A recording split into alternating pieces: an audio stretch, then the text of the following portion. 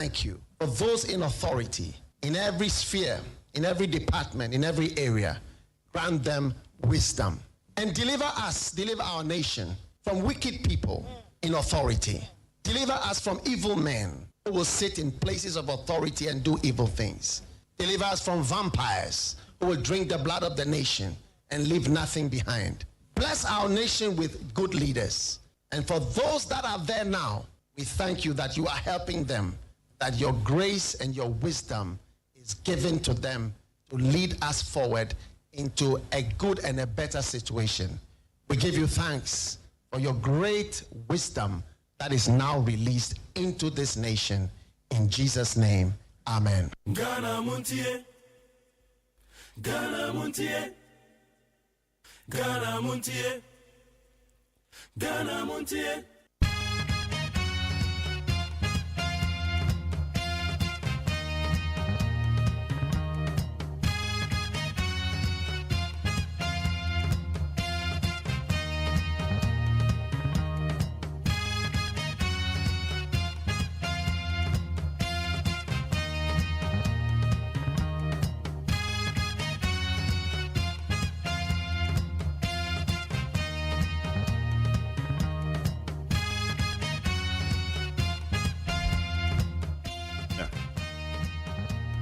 Yamo akwan be de beni 100.9 jumedi e friend Ghana Montie.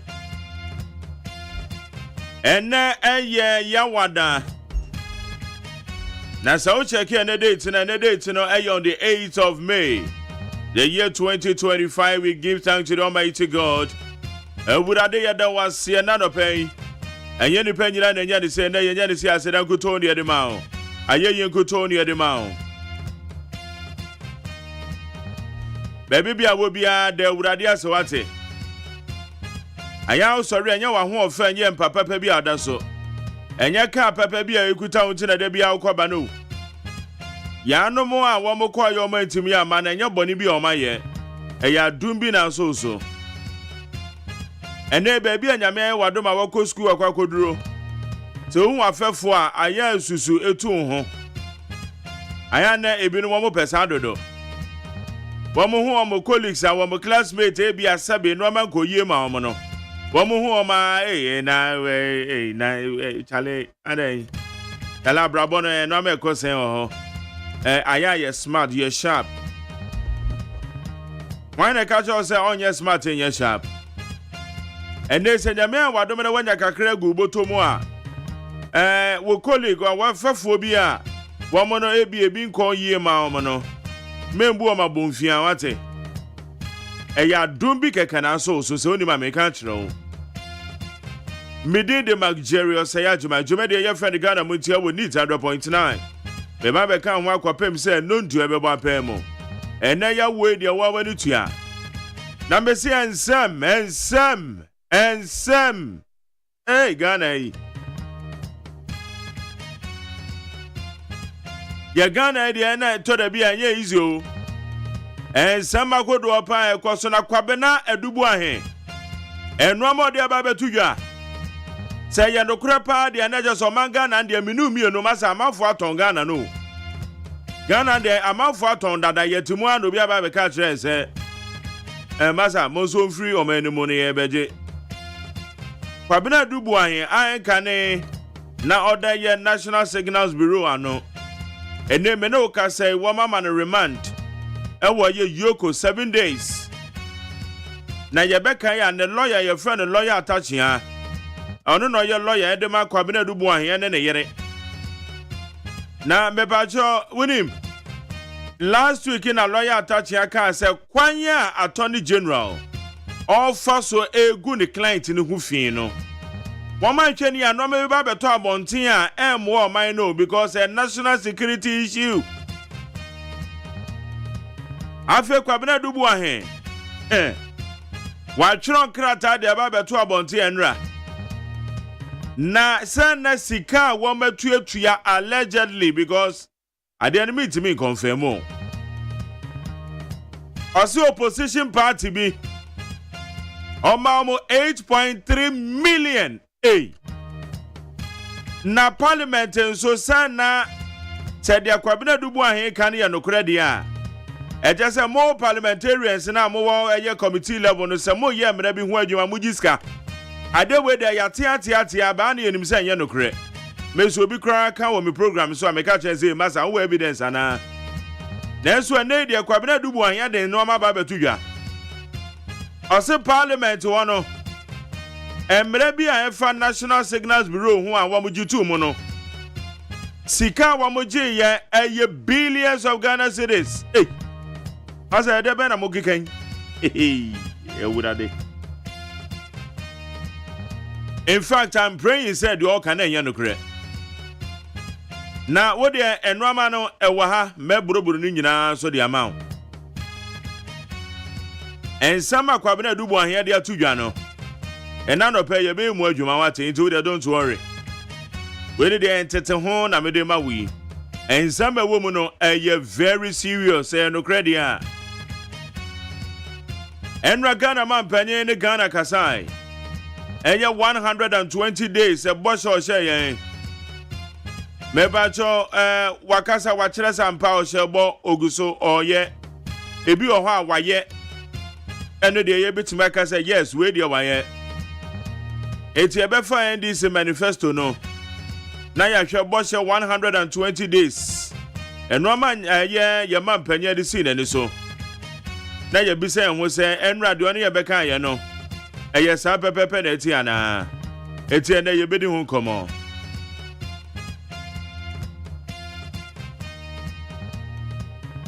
achechirefo so ma ya affected achechirefo a eneyi womanya omu postings na ekwakoba se womutifie adan kwapo womutifie womu kira de na mo womutimi hu se ebetu amukaw tanye ntu amukaw enam said directive say free honorable Julius Debra Hoba chief of staff and I said directive Ghana Education Service one the directives in year adwuma womu kra de womu tre woma hiem womu so bibia wonko payroll so no for adwuma to affect ya church for over 2000 and womu ye picketing Minister of Education and womu shiai Director General of the Ghana Education Service and womu shiai and sembe na koso and I no pay you be the home come and kwadane beko school na sorry nyane womo me pa cho ye nitem and kwadane beko school wo madidi mo ne te sen wo mo breakfast na te sen me pa cho oba no school fees na kwakwa kotua so oba no kwa ban school so a enya do betua school fees na bom ni books ni bi o ha me pa cho toto ana wo twen kakra wo twen de wutimi to data e di go phone so Puto books ama oba na ye ya. Emema no so amoni amanfo awo na mo hwe omo no. Bema benkatachi ono oba wo. Onhwe no. Onhwe no hwe akwada no so innocent o. Ono no otene ba bi na wo kwaye. Hush.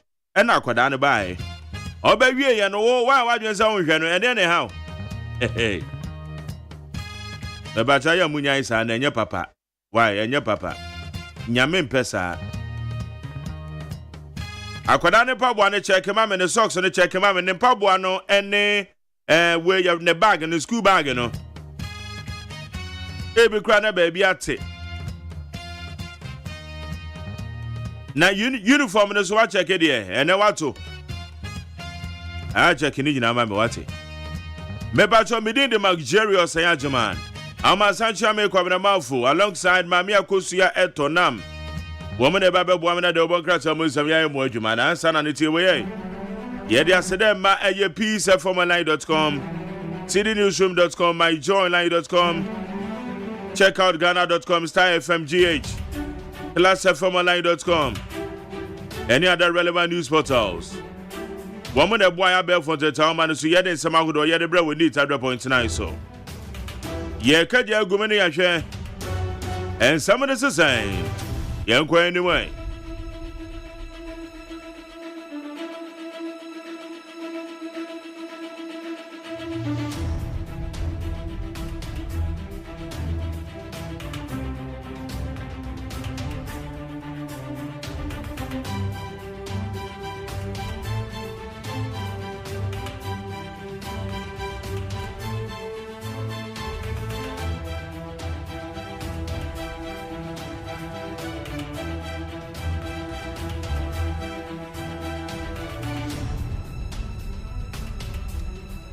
Ebusanya kwa ni many anche samagodu edi ahima wa be fonte town man som. Atuguba accuses MPP of pure hypocrisy over their criticisms in the CJ suspension case.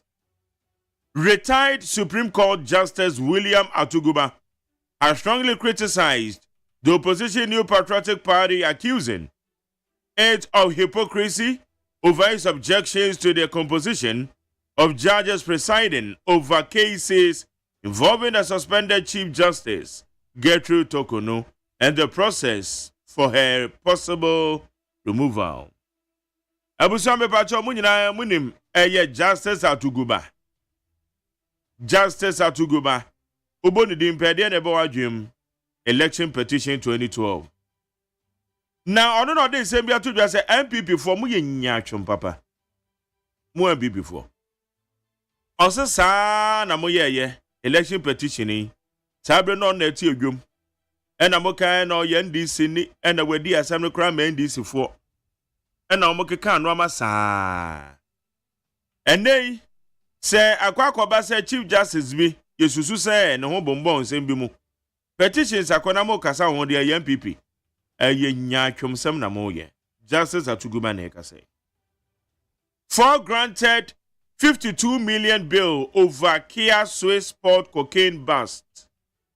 4 individuals standing trial over the recent cocaine bust at the Swiss Sport terminal of the Kotoka International Airport. Kotoka International Airport have each been granted bail to the tune of 13 million Ghana cedis with 4 sureties. Mebacho, when you say you want to say na cocaine be eba be wuram wa Ghana o. Ebe fam wako. Na say bambofuo ye kwache no ewo ye Swiss Sport. Ewo Kotoka wiem shenjina bia. Wiem shenjina bia o. Na no. Na nipa anan. Womdom ko jina eye asemdi bia. Te say ye de tabono de atu omutiri so. Obia betuya eye 13 million. 13 million Ghana cedis. Enye se ombetuya o ye de atu omutiri so omudwane a. Na womo de ho sureties aba. Okwa kwahwe ne edi hu adanse. Education Minister meet graduate teachers over posting salary delays. Education Minister Haruna Idrisu has addressed some university graduate teachers who picketed at the Ministry of Education forecourt on Wednesday, May 7th. Enra Honorable Haruna Idrisu, no Education Minister, Kokoshia, Achirefo ya, Wamaba me program so cry in Prenuso. Ninina and they say, Woman, the woman you posting, woman will be BM. Achirefo, Wama call a year colleges of education a year. Na woman you posting, Wama call me Yako Domotradi.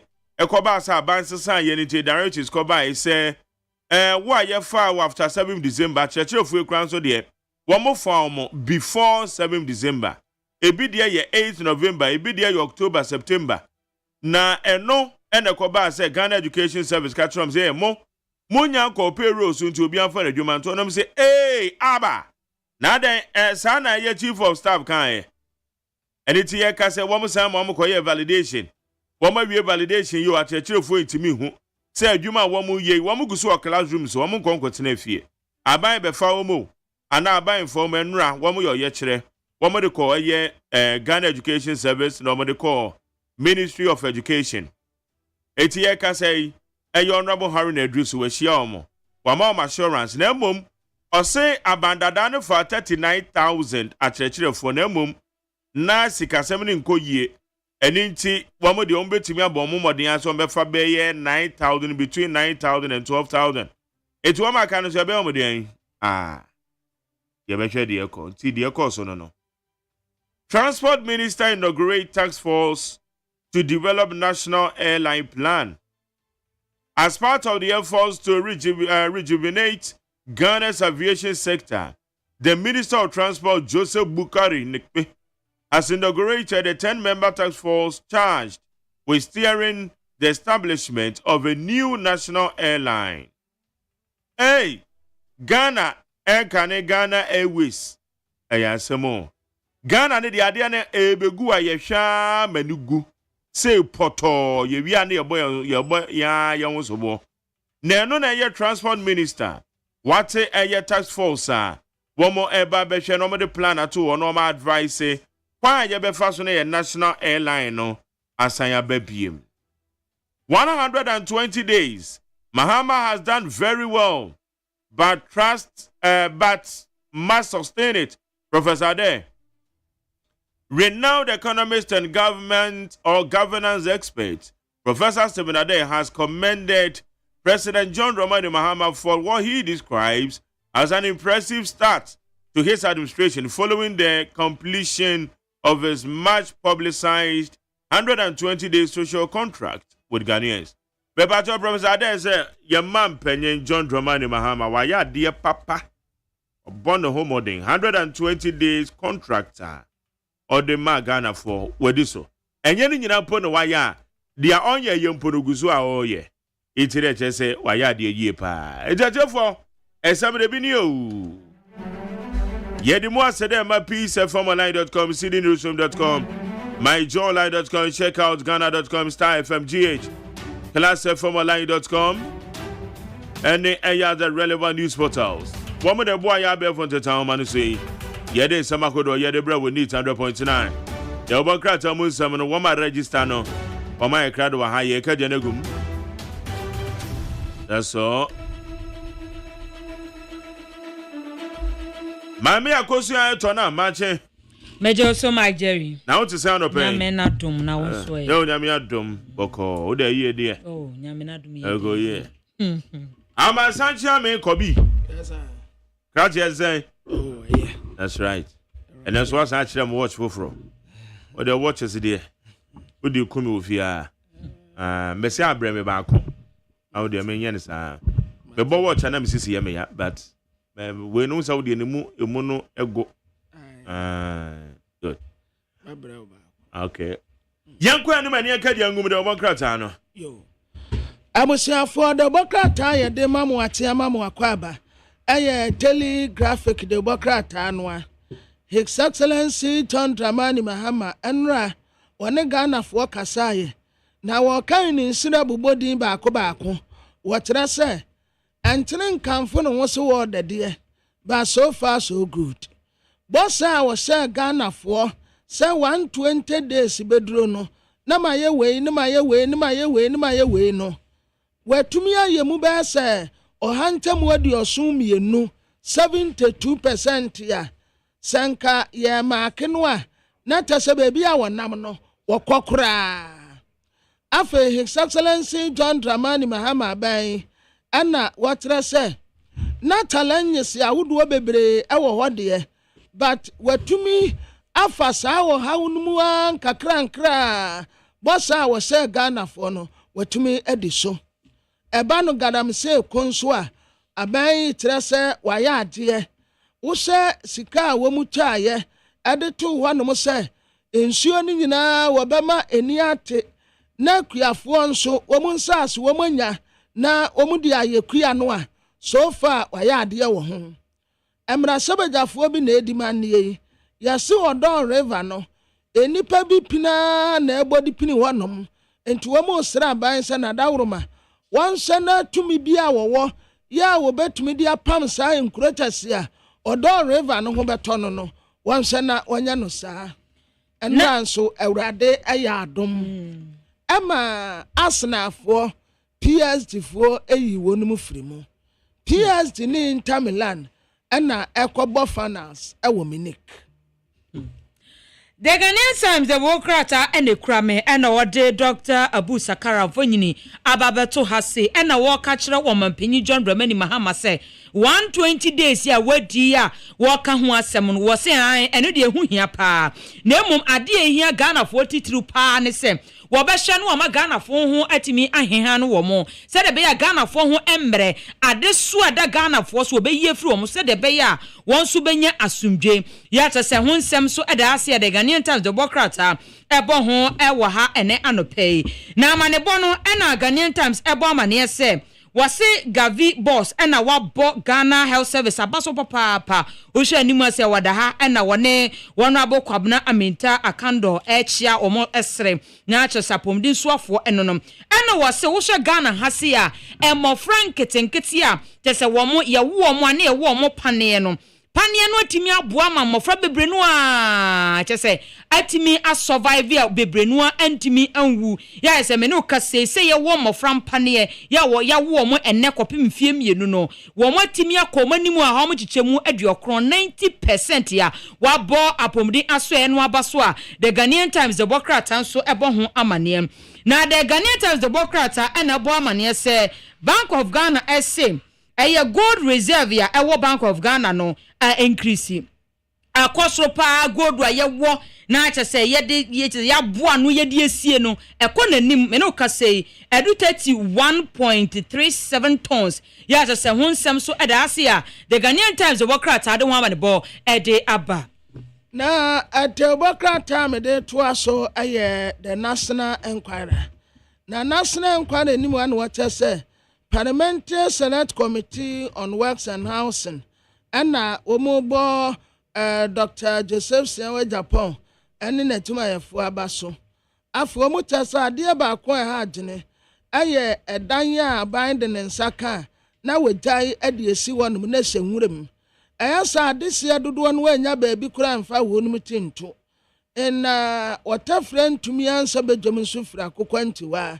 etode bi na yesikasam ana atema mente ebato manfo nso na ebre enti abanhwe na sa adan ni nyina yensisi ne kama na nadesi enya baabi mfa wonum tinto Dr. Clement Park yo en wakase wo Addis Ababa ye Ethiopia woni Ghana watukwan en wotre se wo ba Ghana hanum se ya disua no wo mu asakra mu kra first na akoye book nko a practical bi anim isi ade the practicals account His Excellency John Dramani Mahama 120 days ya wode betena akonya so and what so far so good bossa was say Ghana for no watumi adi bebre so 24-hour economy initiative no omuso omo de baba sase ya adwuma into Woma pound 19 member working committee yes, 19 members and woman ba sha kwan kro be fa so a sa 24-hour economy no e betumi aya duma Ghana Armed Forces asojafo bi sojafo mu no se ye fa junior na so ba bedi wonum so a SSS senior se wonum nyina akọ retirement enti sa pepepe no wo maye na we di omu se ya asojafo mienu enti ba bia ye bo din free yese omeye omu nyina so pani no na saa mienu na aka no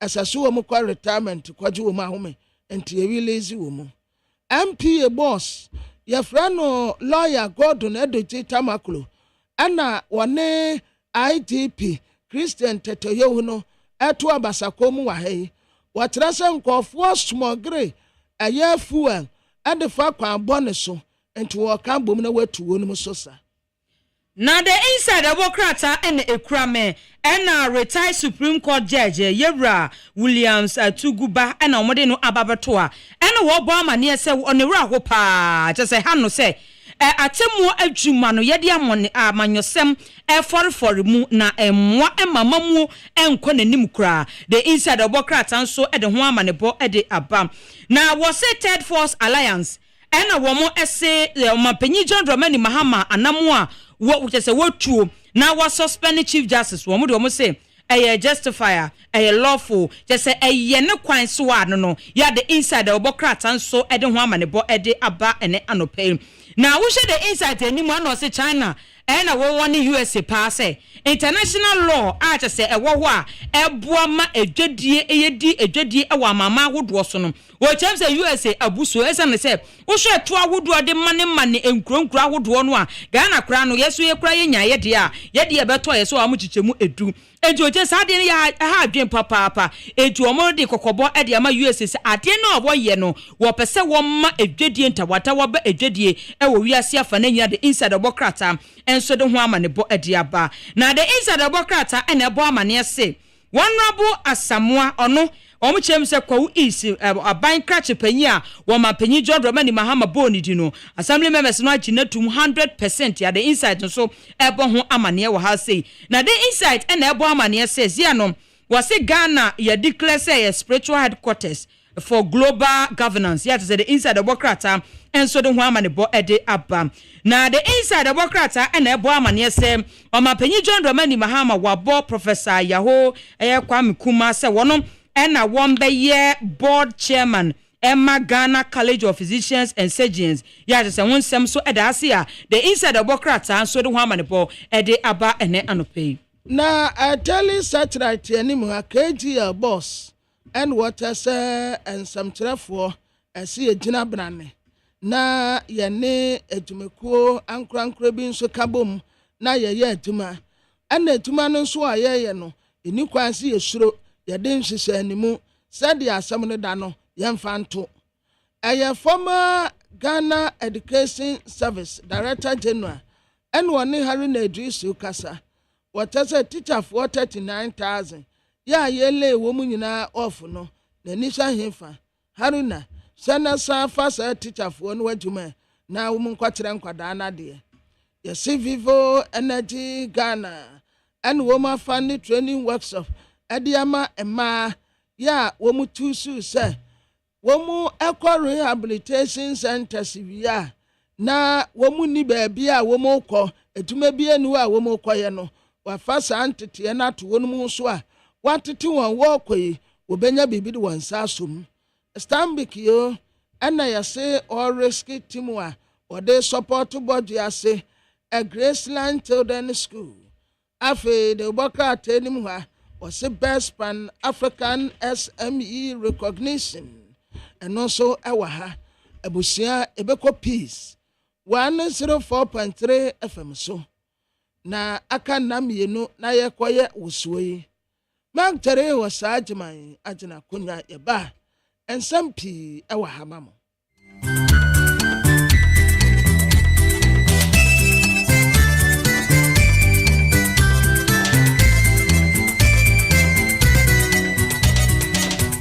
Abono Sia Peace 104.3 FM Suni on my Maya Mamache. Ano pay Cassia Yansa can a bread wire de Bremono. Na Cassia Boyfi Peace FM so one crying. A sign number okay 101.7. Afenit FM a 100.9. Yanina your ship house Abeka Junction and crying. And watching hello 101.5 FM and also Kumasia Doom. Ya man for 8 which radio stations bebrebe Ghana nia brochama so a pity mia bebre ya domo etie bie and some nyina wo peacefmonline.com any GhanaToday.com anopa kasia boy di bremu and samua edi mo akotiri bi and say Ghana mampani ora John Dramani Mahama esi sudua se ebo a wo she Ghana fo no enya de ode eye da na ya mama to enya nada eye na hiasam na eye praprakwa mu a wode hyehye ana wodwiri enyamada na gu ahyehye foforo ama Ghana agina yi what ya to just a Ghana inflation say asan atia ba fom e wo bosume April a etwa mu no mu emu a teacher for ko bi a friend say NDC Teachers Forum ne fa wo Western North Mantemu edin sembia to just mampani Mahama na so emre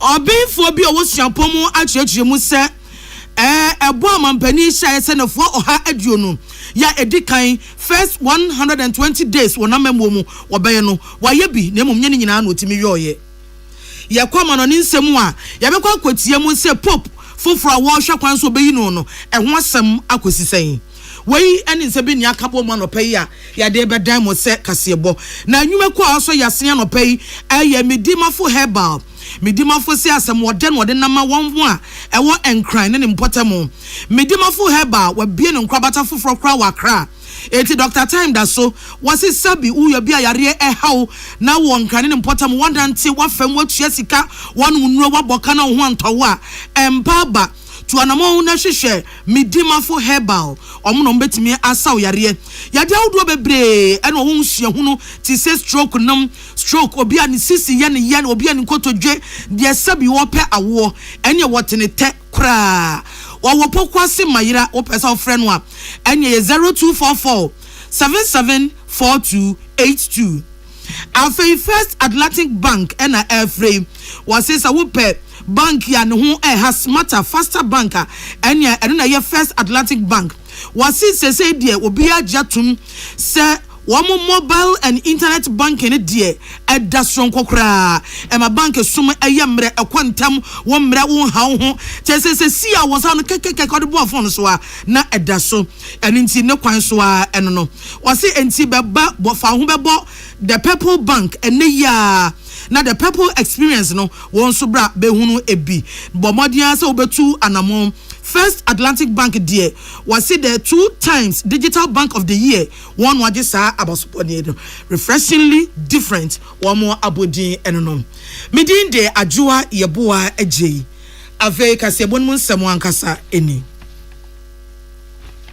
Ghana mampani ora John Dramani Mahama edi atudwa se ne bo asha wo share se nefo oha aduonu ya edikan wona mamuomu first 120 days ya Ghana for the 2 man obeye no wasi enya dia sebi wo ye da na ya mamato enya na da dia wase no obeyo na ne botaye ne ne suade hunu a wo waso obetoto ne mama Ghana maitimi ayeyiye na reform sahodo ensakraya eye papa etimi aba oman no enade nya dia pa na nya sebi enya na da bi no obeta da Ghana for ebisa na no asam sebi eyo no anemra ya chechire no won fa na no nkasam na won san twensan won nko na naso mesabo na be wiase no na aye na da na de hiade kese pa mampani kasa mu no wose ni 120 days edikan anase nefo ohaduo no ya edikan no wodi anamontuo bebre agu akwan mu a dodo na ye akokoduro anamontuo ena otuye no na wacheche bebre mu se resetting agenda no odabi obo ho dawro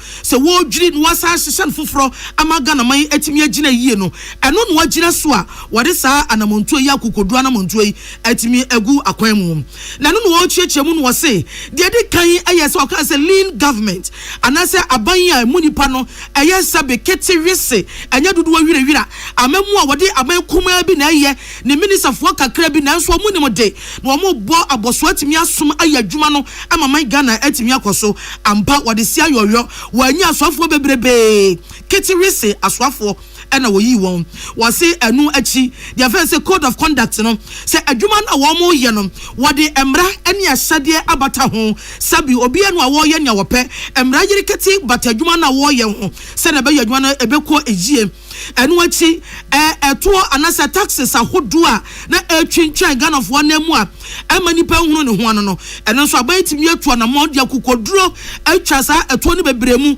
amene wo kan ya ampara wode ose ayoyo wase no edanchen ya emre bi atwa mu niam bi anko yie entotoye bone sabi niam bi antwa ya emwa oman no aban wo bai wonyi nani wanto na sawram onto na jejemu ogusu eye hwehwemu dendenden ena se ne be yamafo benya enwuma ayo no eno so abade hu dwumadie ne hye bebre agu akwan mu mampani Mahama to aso se wo yi dia wabobosu eto nchen ya dia fa ni say illegal mining anase galamsey won wa etu efam agudie enam kwamone so esensuo ense kwaye esensase ama Ghana yensuo nyina eseye no aban ba ye onyi nani ontwi nani wo ho ogusu etu ho anamo wo toto niam ase ne Ghana bobre ene niam onyame de atwa ye ho asia ensuo ye kwaye ewiemu babre ni nyina no aban ehia ne papapa eti ne aseye ni nyina no wo hwe a wo siesie enu achi aban bom dawuro sene be ya won wa eba ensrahwe niam ya wa efe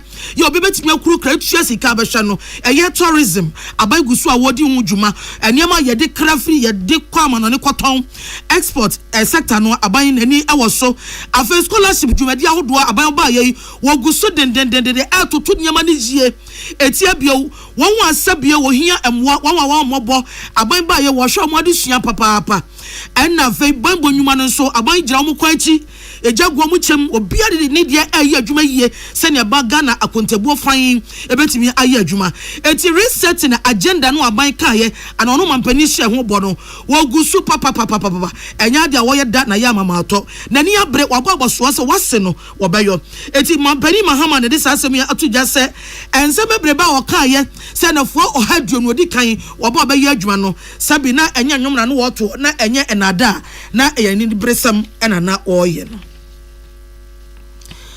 Opani bi a woye chechefo ewo University of Ghana Legon woye development economist no osan ye chechefo ewo suampon mu Dr. George Donfe ono na wo kase Dr. George Donfe e di atudwa se enema bi a abani boarding se obaye ne mu bi wo hono a watimi ayo ebi nso sabi aye nkuguo ebi ahwease ebi anye yie na no ka se national economic dialogue sa adwabo ni nkonwasi ekọ na chi ewo budget ni mu no na ogidi se no achi ni ma beko yie na nso ase kwasiko na ogina ngwandia enema ansada ango yie sani da so a nanka wo hwe kwanse be pia afri national economic dialogue ni mu no enyesa na ekoyoye Dr. George Donfe kasa no enwode atudwa se eniema bi a wo bodin sanka betimi ayeye na anya nsunsanso o man ni sikasam no entimi anya sa eye wode sanse mo nyina atudwa Abra Institute of Economic Research and Policy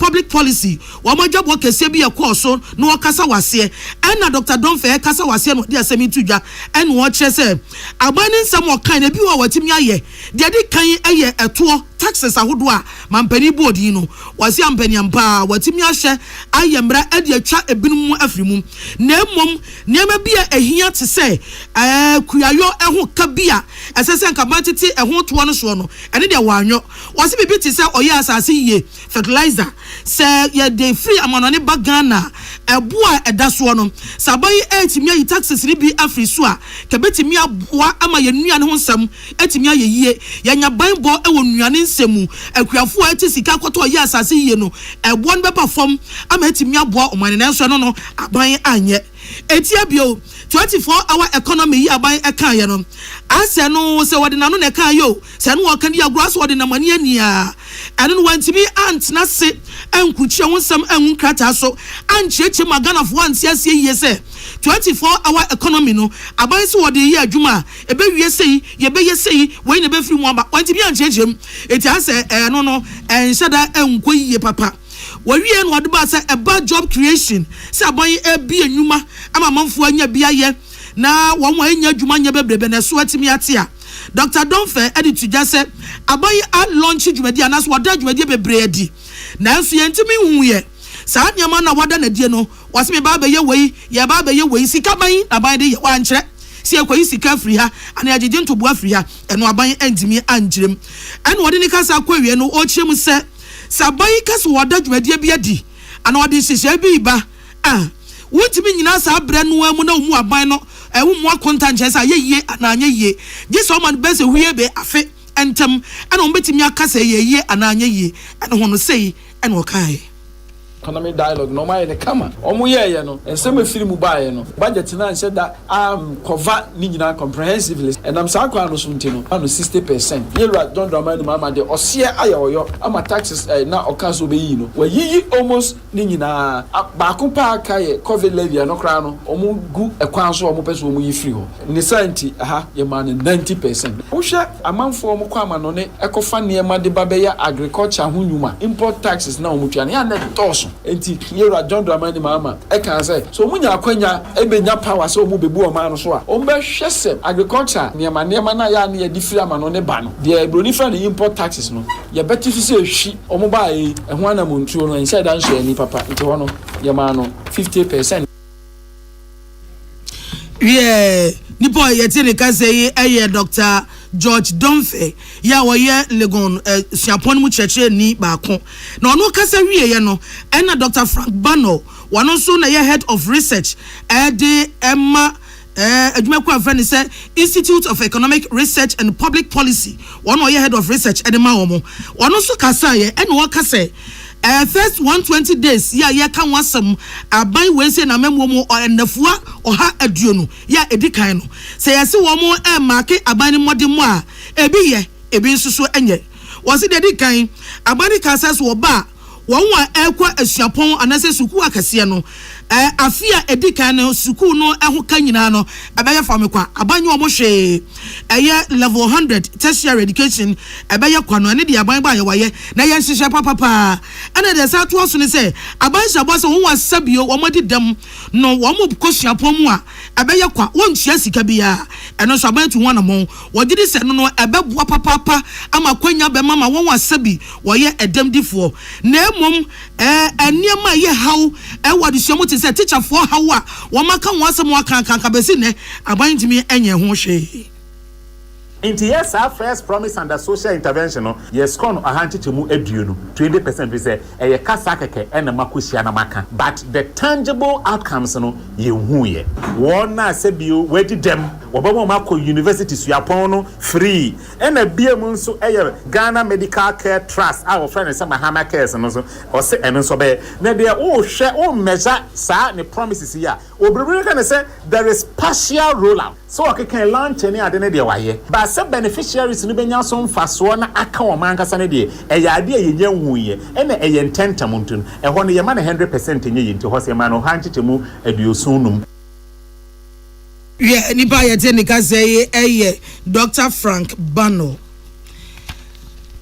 A teacher for Kobi Watoye Mantemu, a NDC Teachers Forum, a Western North Mantam Emu, Wamo December Pedra, account for Mampeni, John Dramani Mahama, so Oyobia or Ye Mampeni, a Sabina Swamre, Oka Samwa Wate, no 2 1 among, or you mate, no yin and in what chin and in Wakwada, and yes, Adam Mampeni. Now I say, and somewhere. One and Machia Juman editu Jano, Mampania Tieni our supem and what dear aye a Juma. Now, open your that's a no a NDC Teachers Forum no or Prince Abubakar or Dano war was in North Mantem. One would dear Mukasan or dear to just say, Mampani at champagne near and she is soup papa. She said, teacher for a drink Chilenus is young the man on what's yenina Omukuche Cratas and what's ye a dear aye a Juma. Was a Mampani Sabi will be an issue the hop papa, Nani the form now what's here some now what's here some as some a Yanukura or the year Juma. The teacher for was to see a baby on the man no custom sending on what TM Paye what 2 animal. Was it a fear chair 2024 a brand Mampani Mahama Elqua Proya campaign or be she a teacher for Kui a year NDC Teachers Forum our Western North Mantam woman and it's Nasi Sabrano Omo Christian some poor who do me and 13 proposals and you go crack so Adima Mampani say Saudina to me bedi Ghana for swa adie we ya ebeboa ama nwasua timi akoso ampa Mampani bedi oni asade brei wode san hye ni nyina ya adwuma wase mu bi ayesa sabi pada wode ema sukufo maayua ya obu wansa wode be siesie ho no won wode san hye no kukrata so Mampani wase watie ade aye adwuma ewise no eboa ma ahonidie papa aye adwuma eboa ma sabi maayua ne bu wansa maayua no tore bia woni pad nti won ma school kra no motifie ene isa de na eboa ayi ni nyina afri ho wase anya no nko omo de nsusua Mampani se wo ba no free senior high school policy no ma yam pensem mu won hye ne yiye na bia bia atosi no onsa ne ma eno so ba no wode ose ayoyo eno achi omo sa ka che Mampani se obi won ma no ye NDC amanyoko ne ba na wote enhyehyeye ne ani swade hunu ane botaye NDC di nam no wote ase enti so okita di bre bi na wodi sa nipa no kwasa won mo a ana wodi sa di bre no sa NDC nipa no a ena me se wonim Mampani na ni swade hunu nti no wote be ye ho adwuma ne yiye ama nsunsanso papa eba na obi kita sa di bre ne nso woni aban no ani adwenkura enhyehyeye ne ntimi nya adwuma enti di bre bi wo no mo a ese fata se wodi NDC ni ba na be hye sa di bre ni mu eno be boa ama ban botaye ene de wo hwehwe no ne nsa atimi aka na sa adwenche yom de Mampani wo se nhye mu na se afi 2024 no wo ba wo de nyina wo de ose ayoyo ya wo de eye atwuma. What's the Sunday ADB call now? I want to keep around 6. So the first one the more sanitary pad the call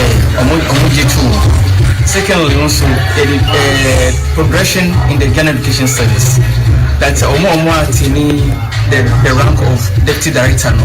There should be the need for them to progress. And so you can the 3 SHS so it needs a booster. Until the current state that was there, now it wasn't in a good shape. Until can one of power one be sure say Buana boost it. As we talk he has done it. Yeah, anuachi Owura Abubakar Prince Esan Ekasaye was the ehye omun kran masa abre no wo mo ne mampani mahama ye san hyiamu no ne se da bia se dan sentwafo no da obofo kan nie and how ani ntwintwane mu ne akwansidi a ewa nguma sua adwuma ne mu no na edros no do eto mo ne tena se sabre se so onyatumi no obini mampani a onye sa nyama nyina ntu ho na mo na emoa ena mpani ba ba ye ode aye adwuma no eto mo do mu hu ne se mampani wo yo mampani a sabi na so omre ya oti asemo a otu Actually, when you look at the various end, you see from the media, the stories outside. Sometimes you say, a man or more other areas, sometimes you more use a whole lot of things when the time comes for these processes. And it touches our hearts. I say no. It says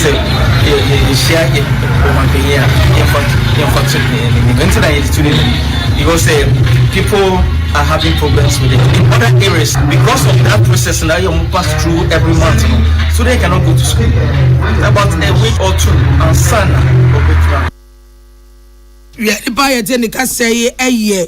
Owura Prince Abubakar ya woye pani ada NDC Teachers Forum ekona no ewo Western North Mantam emu.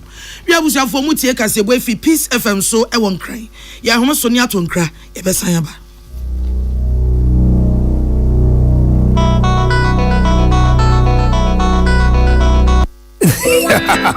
What be some plumber? A damn pipe no the boy dumano. Kaino say DPS pipe nkwan no fa mo aduma bribia o. Esan gidi amenya wo DPS pipe munti. Memfenia grokra o. Entifre 0543 662 727. Pomechina kwan was Spintex Road, Coca-Cola Chiriwa. DPS pipe. Gidi ashenso die. DPS pipe nyina hene. Amanfo the amoka chere Freddy's Corner home appliances hono or the aba Freddy's Corner Home Appliances Center. Home appliances are eye papa bia ebi wo ho brands ben Media, Samsung, Kaiwell, TCL, TV, air conditioner, freezers, fridges, water dispensers and need keke ka ho nia wo benya good warranty dia ko Freddy's Corner Home Appliances wo kokomemle CCTV a eboama monitor of properties and business at anywhere in the world. CCTV ani da ho e wo detector, clear pictures, Wi-Fi connector, ultimate connector ma wo phone na wo monitor baby a wo wiase bia. Freddy's Corner Home Appliances abeka Freddy's Corner edwosu ahodo a oton phones ene ehun accessories no ho. Fresh 0544 959195 ana 0207937323 ana so brokokomemle satellite in chehwa na ye can discount any achadia obetiasie. Freddy's Corner, home of authentic home appliances, phones and its accessories. Herbal and Alternative Medical Hospital Bena Black History and the War America, China, Africa, ne Ghana and Penifua Bonabaso say, or say a real man for Tiapopa. Amin Scientific Hospital. I had a sabia, or one video was so, ya would that's what, and video chiro yadi, na no sounds so sour yadi. Amin, a expert or one croyaria, one run when nam. Now, what Dr. Fonia nurse for so, oh, what's ma? Amin Scientific at the herbal, homeopathy, naturopathy, and reflexology, na, as sayadi. So, one I will pay, and I are really the same pa, Yamia Dumunti, Yaria expert.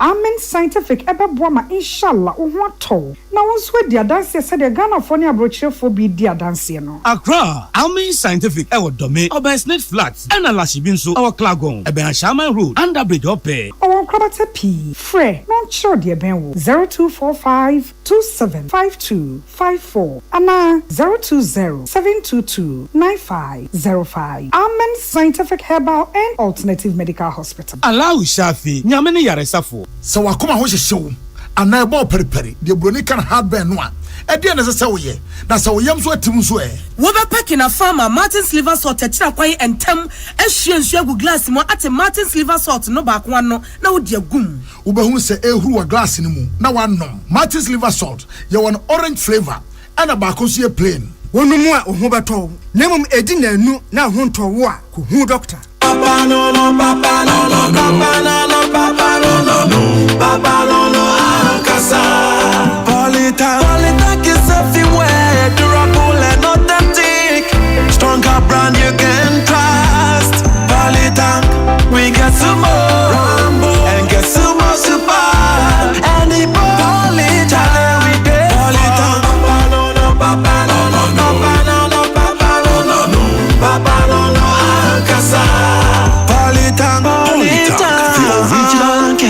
the best.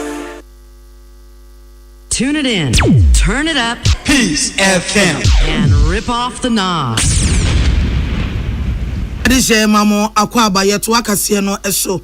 Ghana Statistical Service GSS yomubu nkunta edema oman no aye hwehwemu dia betu dwa se ade afani se inflation bosume April no mu no eti kofom na se no mubu nkunta o se besa bosume nwotwe ntemu ne no wei ene ne akofom pa ya Ghana yesika na ho odin na ana se inflation no abedu o mu nchemu aduonu baako ene akire pop mienu 21.2% ena abedu wo sese a besa bosume nwotwe ntemu ne wei ene dia ewo fom inflation ya ma enkonto mabubu nyina no avei ena abafom wasiri nyina so agina Ghana sika sidia na ho ode no ahu akosoro na ho ode sese de emu apagya ama eniema ya krafri ama no ne de ba Ghana ohaw ana pressure ahodo da so no se ne nyina atemdin GSS ko no akire mu se wosi wu hwemu a bosume April inflation abafom no aboa ede nsesan bebrebe ena aba na wohwa kane no nanka egina 22.4% and Suwate abedu 21.2% na chese kwofom opani oda GSS adwumana no Dr. Alassane Drisu ere nsem we atudwa. The consumer price index for April 2025 was 258.6 and this is coming up from 213.3 recorded in April 2024, which represents a year-on-year inflation rate of 21.2%. This means that in April 2025, the general price level was 21.2% higher than what was recorded in April 2024. This represents a 1.2 percentage points decrease from the March rate of 22.4%. And the good news here is that this is the fifth time we are seeing inflation decline on year basis since December 2024. Yeah, nipa etene kasei ya banko ntabufu GSS adwumane pani Dr. Alassane Drisu yakwa manone nsemu a Roman Catholic asori na tena ekesemu Vatican wo mo se de nyina ye nim nsemu a ekoso no wo kosia no ato aba pope fufuro ye obeda Roman asori na no ewo wiase nyina enura na eda omudi ka kosia ye omoka ne se papal conclave omoko conclave enhyemu no na bia anye enhyemu ye bia mu pete na obi akowura mu bie da bi asofo pon wo mo eto aba na ye from se cardinal wo mo no mo kosia mu wo conclave wo ekoyi pope fufuro anu mo koye ya mo so mo pon no ankwankwasi aga hwetere sam etida bi mo pon a omo de wisie bi egu ade mu na epie ba esise wisie ni pie ba na ye tuntumu a na je se anya ye nya pope no bi wisie ni ba na efita na je se do mo baje so kire se omo nya pope no bi anu omo conclave no mo pon no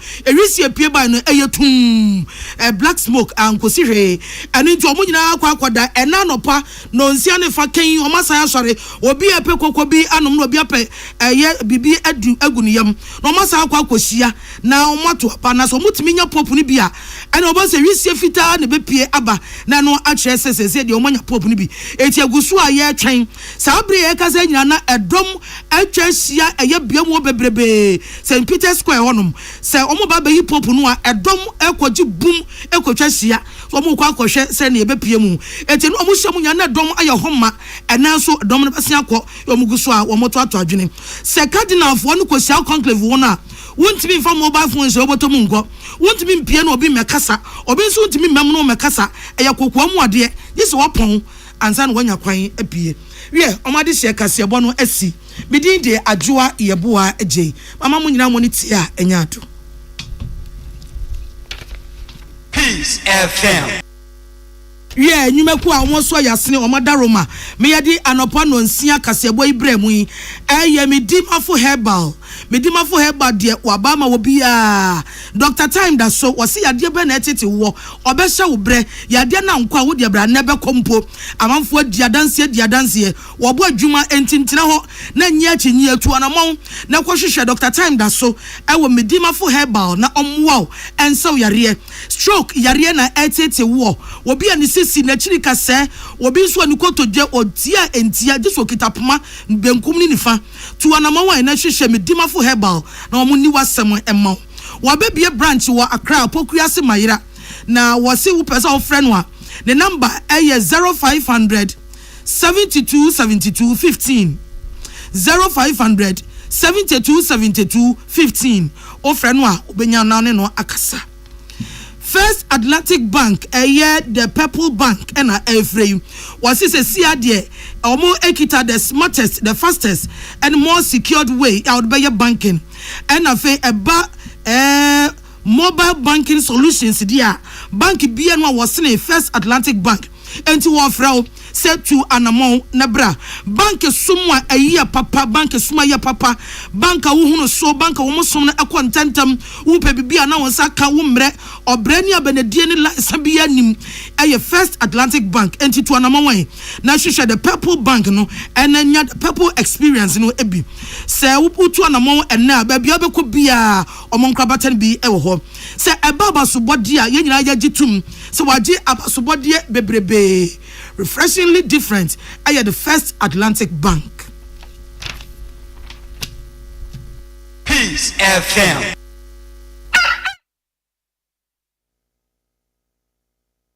Ghana Muntie na mansanya so adawroko fiaman homene so ejiji tonton sansan e wo need 100.9 FM. Ghana Muntie Ghana Muntie Ghana Montier, Ghana Montier.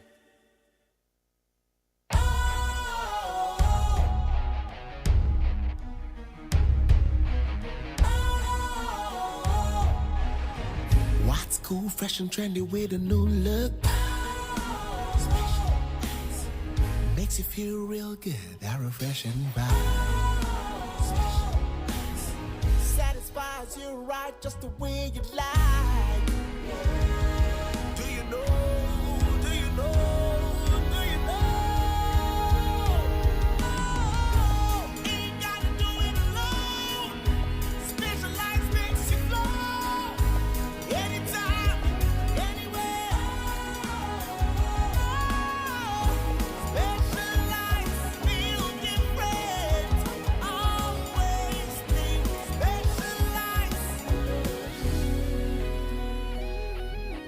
special ice, natural mineral water. Feel different. Think special. This advertisement has been vetted and approved by the FDA. Hey, catch it. Listen in here. And you ma beto to dia me baba no hwade no. Hwem so betumi a. Hey, asew. Hey, now beka. Ya John to mami ensa duku portmanteau. This way chocolate drink. Na kan wo hwe afi bia so beri ni waware ne a. This way chocolate drink. Na kan sia. Oh, asew. Wo den kan no ntumu ho. Me be mo anu nsu hye kura de aka ho. Wo hwade a wapi ho. O ka sa batete e da fom ho. This way chocolate drink. Cratch up a baba worry. Aso, ye fear said this way chocolate drink, yes, or no pan on yenum. Ye bishop free gymnum no snack. Ye nya ho no ye de serve womo. Ye did really a pebibia bob we had yasua. This way chocolate drink in yenum. And at this one, what's yanua? Has such a wom, cocoa wom, brick wom, bibia wom, I don't hear any social.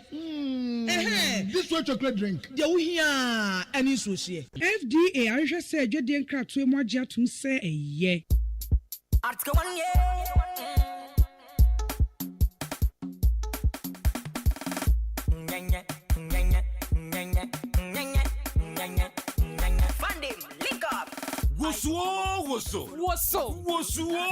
Woso. Despite media, asanso de woso ho ababiemu. Last year de no eye ka behwe na this year de ebeye dutwam. Wabua ho ana. Waya krado. Ya nante apapom de. Beka despite media, MTN and Ecobank ho. Na nyame ya adom a mebo so me de to so edu. Yentu pasa, yeni nkomo, yentinitini yembomu. Se de ebeye a yabomu de nsem ne bekoyi. Ebeye nika keke. O favorite presenters what despite media, UTV, Peace FM, OKFM, Neat FM, Hello FM. Woman yina. Eba woki ebi. Yebeshia ewa yimensa to boots. Anoba nasa homachi no num pepe. A face special ice mineral water and a special drinks. And no man yina. Yebecha bi ohonum. O favorite celebrities wo Ghana yina. Wo yesini anyontofuo na sebedwafuo ministers. Wo yina. Eba health woki ebi. The best medicine in the world to be exercised. Day. After even 1 week. Or 100 years. It's the party song.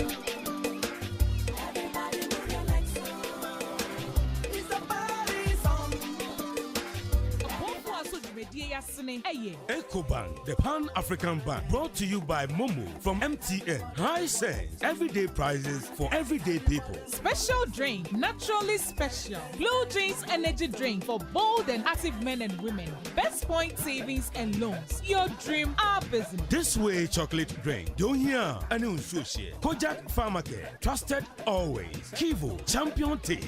Capital O2, home of natural remedy. Lizori food, good food you can eat. Yummy yogurt and nourishing choice. Angel Bakery, feel the taste. Grace Phytoclinic, we diagnose to treat. Yeshua Unipediemu, Ansana, Yasawyadie. Games on Wheels, your best option in games rental. Endpoint Homeopathic Clinic, the end to all chronic diseases. Sister Spices, the Dipeche. Content events and equipment. Vital Wellness. Experience the ultimate massage. Soothing chill spa and grooming. Nurture your body. Soothe your mind. Joy Industries Limited. Good health brings joy. Jim Ike Workout. Million Skills. Hi, Lady Virgin. Oba Wokotsi. Aya Wuso.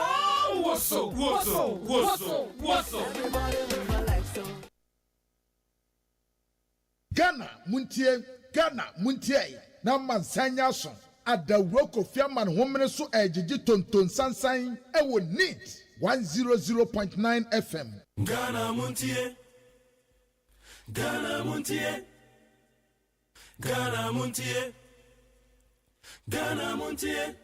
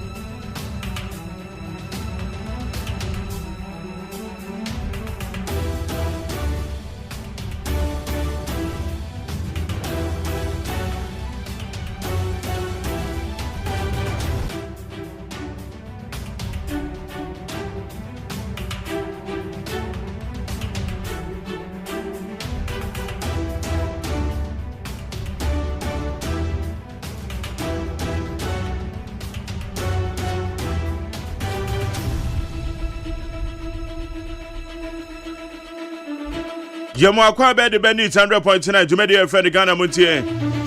Ene ya wada na se widi wa wada me my happy birthday. Ene on the 8th day of May, the year 2025. Ye da twede oponyakopon se wabo ye ho body na che yen. Yensu anya aya hoden moja di ofrusani o. ana da bia meka sɛ nya adum adum bi nti enye aduane papa bi aye di nti na da bia ye sori ye adwe sɛ ho oden na obi timi bisa me sɛ ana magjara ana no maduro bi ana me eduro ben a na me miti pai me no sɛ meda wa na me num suo sa na ekɔ eti aya na ya adum bi keke wai enkwada na wie wo mo kwa no se wo free fie ntama wa free fie bisa se enkwada no omukọ school ana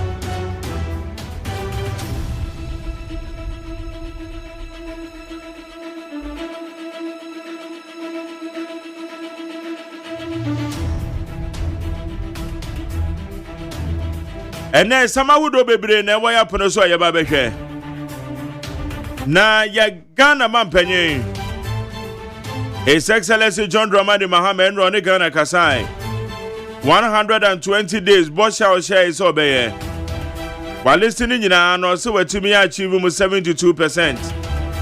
It's an pay bebo chirake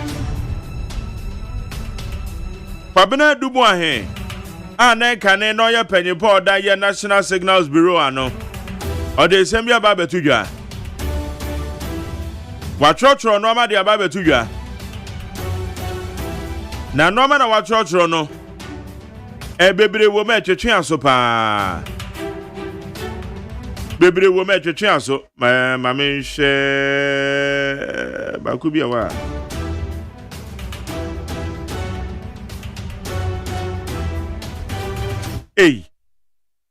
ose ohwe we ya 960,000 say 960,000 we no between 2020 and 2021 eko he ba mo me ka kwabena dubu ahe ensama wa kan say no krapa dia then a dangerous so ensama wa kan wa han say no kre dangerous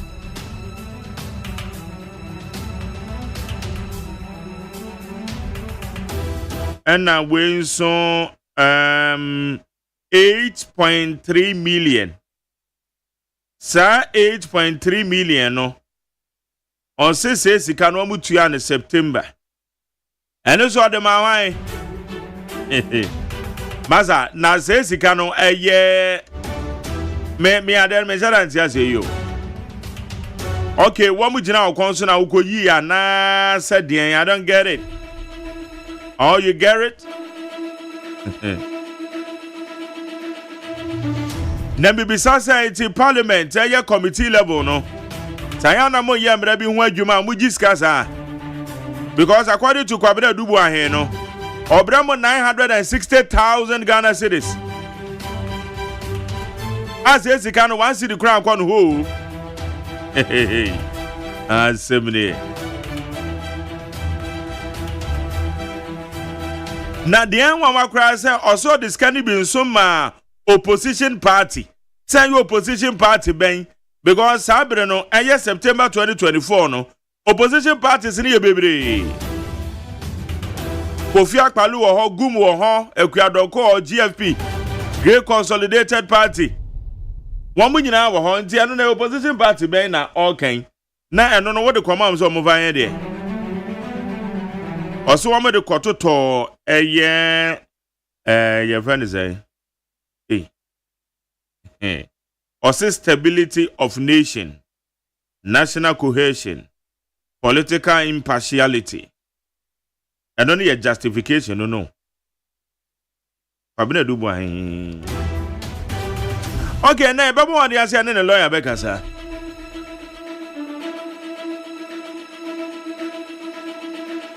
Besikani nyina baby o se bia ko ebia ye ba oboso nyina one by one.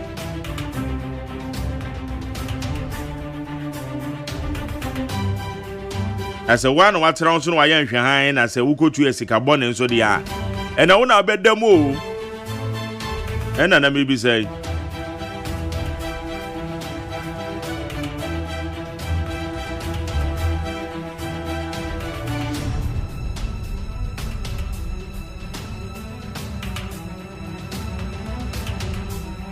Okay, when is some who do an Indian and Yababa and no pair with needs 100 points in an area war.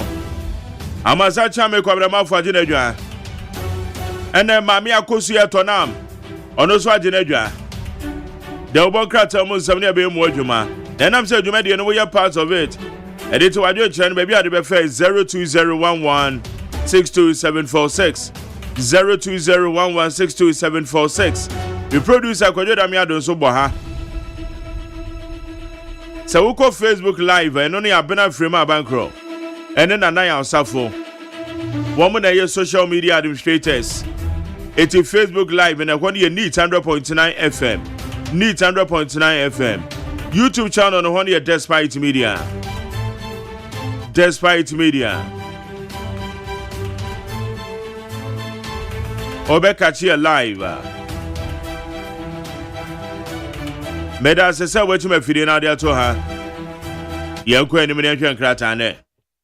Kwabi, me mo akwa ba biem o. Right. Nyame ado yegu a. Na ai na me tini. Why no? Wase ni sika no wode bi ye dai. Why na ka so wamfanye? Eno na me nim se me nim. Ande me nim. Be hu ba bi a anra ye di ehim na. Also, was that the memo or the memo and what copy na ebinum aye caption bi. Say so to kama ubi. Also to kama or to cast edema your friend is saying and only and this bayana. Also to card the my president elect. Tina me ya na me say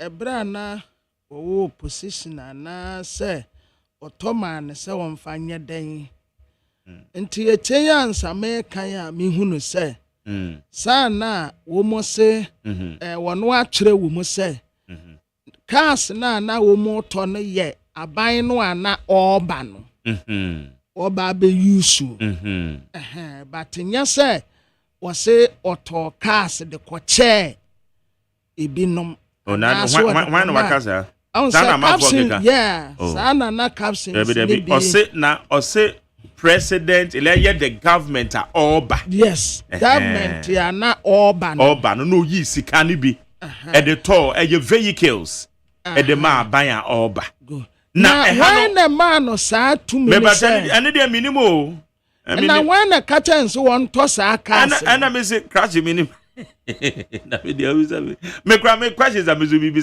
no say who say ya dia ba adwuma hye wonsa na wona woda no na sa wotena ho yes na wo mesika bone fa wonsa se ya wona be che watum wona obebu akonta eno ne yefe no willfully causing financial loss to the state yes e just say watena wa yenhwe han ama oman na boka because kwabena say wo hwemu a for the Yensha de wa or say even parliament okay me Yensha say number one no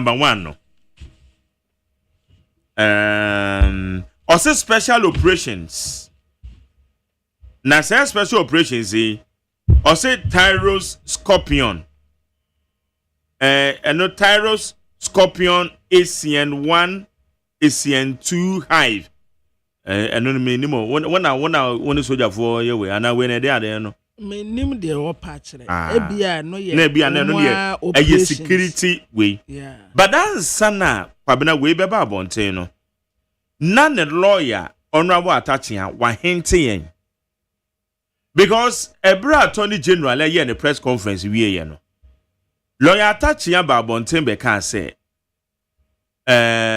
and when sang man is remand to Yoko 7 working days. Lawyer attach ya babe can say, and no me koso no say omande ya nhwe ya nsem bi beba bontia ebe ha national security yo. And na host ni bi say nsem ben ya oso yo ono de all canon no. Ya nhwe ya no me bi beba bontia say the attorney general press conference I said they are all can some the good client and then yere no hu fin no. Say ya nhwe ni ya no ma beba bontin o sa na lawyer attach ya ka yo nti wa hinte dada. Well Majadi, yeah, lawyer attaching a debetu jano. And then as someone a coson. Yeah.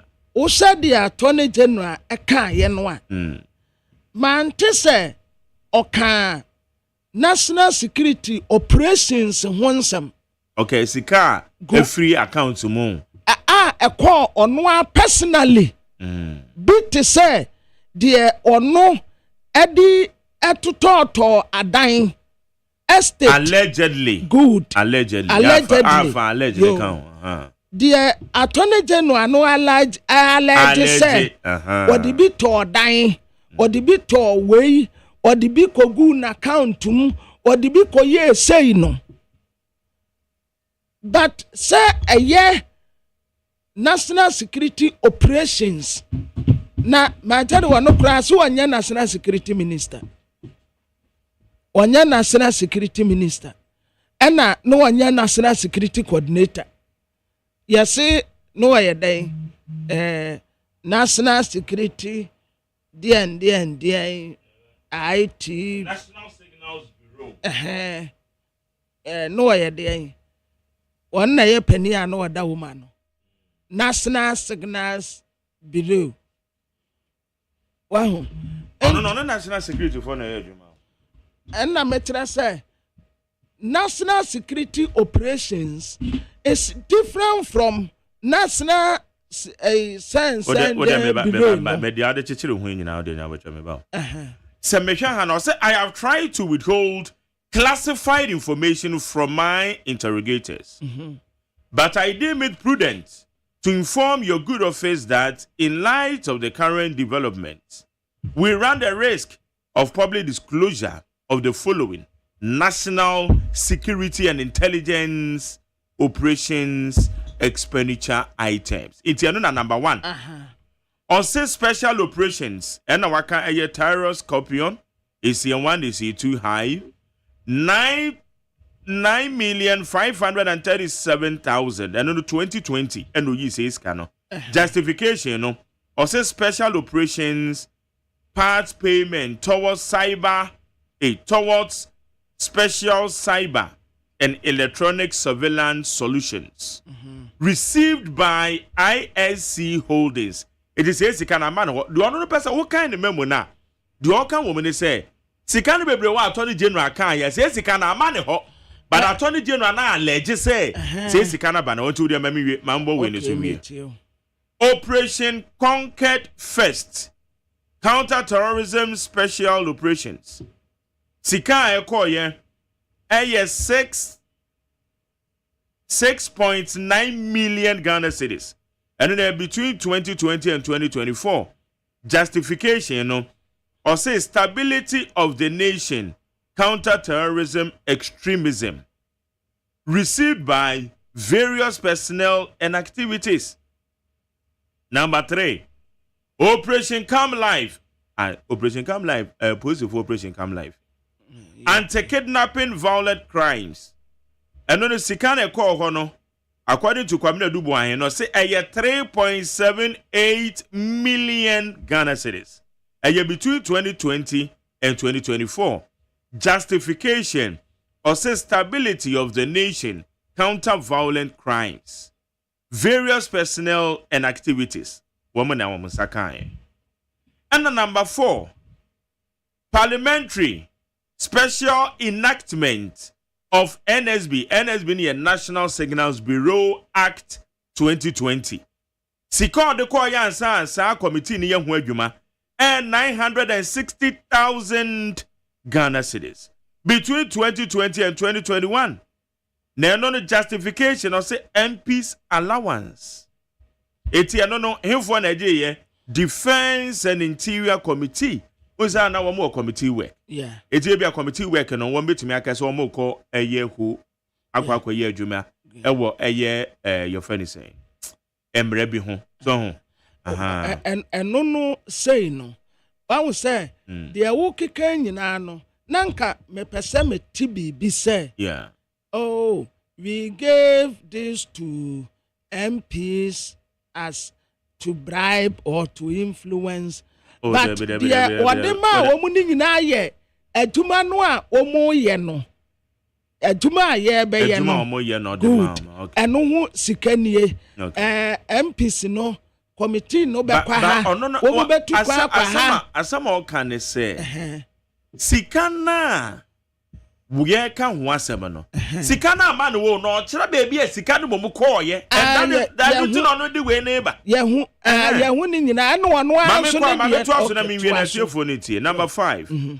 parliamentary special enactment of NSB LI 309,000 and in 2024 say MP's allowance and no the ma subsidiary legislation committee. It's not just say no kwamna no say etias you say committee for no wo kwa ye adwuma and no et say institution in the bomb ho kan na and I say your budget ye twama parliament no and wo yi bi no mo de akwa say committee work because parliament our budget ma jare ya bia mo nso a mo ye yi no nso mutumi de biba ebeboa said dey mutumi de biba beboa ebia fuel de mu bedi we mo nso mo nfa support wo institution na wo mo ye we no ho your friend adwuma no ebia say so di biba yes babna de eji your friend e bisa mo ye okay yanko say election operations Debbie and also your damn brother na mekeke election special operations allowance and logistics and no say siko you free no ho no and siko free na so ye e call ye aye 7,285,000 and in December 2020 in the December 2020 elections no justification is stability of the nation peaceful polling at various personnel and activities and e call ye so we no dey adwuma nom de koye o but no what the man hwanom ensasanko o state I know what I say o say various personnel na me various personnel example dey ni o various personnel no what specify Ghana Police Service 2,000 military service 3,000 because who bet me aka no wa na akwa bibi na sika no so amane afa nkwanta all right okay Yensha number 7 for discussion for that yes and the credit and I know election special operations allowance and logistics 6,764,000 and in December 2024 stability of the nation peaceful polling various personnel and activities and now number 8 elections special operations support for opposition party communications equipment for I can't ask you on say econo 8.3 million equivalent to $500,000 as at that time September 2024 and justification stability of nation national cohesion political impartiality the economy also received by classified in the one ye ni Muhammad Jesus because one what was classified or person or chasing the odia betu dani nyina ntasum and when twice and the odia betu dani nyina ntasum ye bogus oh okay another now pro ebuasa o me bizem kakran wo se me na me nsa ade we so na aba release this fund to Asmese and Co. Number 2, release this fund for stability and development to the nation. And we release it to who? To who? Yakasa bebu akonta. What the man wine? Okay, no one say yes you call and now you the call yana mo. Yes, you call no way you call no way you call no way you call. And that lawyer touching so Obama they are not to me Kasa wa ho na mbisa questions no. Obekasa. Yes, Okasa. Odamemra no be trying to me enje. Na Honorable Peter Lanchini Tobu. Ono nso e de write up aba. Na de okenie. Oye wa central. Babasa wa central. Wa central Rashe Bejedi. No cry. Maintain the post to be out. On my friend, Also, Kwabena Dubois' logic is a master class in creative accounting. Yes. Okay. Let's break it down. Nice and easy. Kwabena Dubois allegedly stole money in 2020, spent it all, and then magically claims in 2024 that he used it for national security activities. But wait, his account was closed in 2023. So did he use a time machine to make payments in 2024? How did Kwabena Dubois pay allowances to MPs in 2024 for an act passed in 2020? Did Kwabena Dubois have a crystal ball to predict future parliamentary needs? It's clear Kwabena's story doesn't add up. But they say your friend Honorable Peter Lanchini Tobu. Yeah. I say your friend. Now one okay. A more plausible explanation is that Kwabena Dubois invested the stolen funds in his own business. A savvy move. The subject of his arrest, detention, and charges. Only a master of fictional storytelling or a truly creative individual could spin this tale. Perhaps Kwabena Dubois should consider a career in fiction writing instead. We patiently await his many more creative accounting tales. Where yeah, Honorable Peter Lanchini Tobu. On the class defense and interior no account be. Sa committee say no account. Until say your friend. The MBSan is say no more committee work. Yeah, on country, on my money. So they say. Good. Na my daddy one kasa. So we NSS the one NSB, National Signals Bureau. Bureau no. Or you see you are now no accountant. Oh no, your way boss or down boss. Some in say boss or but I am an accountant or. Okay, so person will be sa obi no science can na say. And I say no why won ya national security coordinator.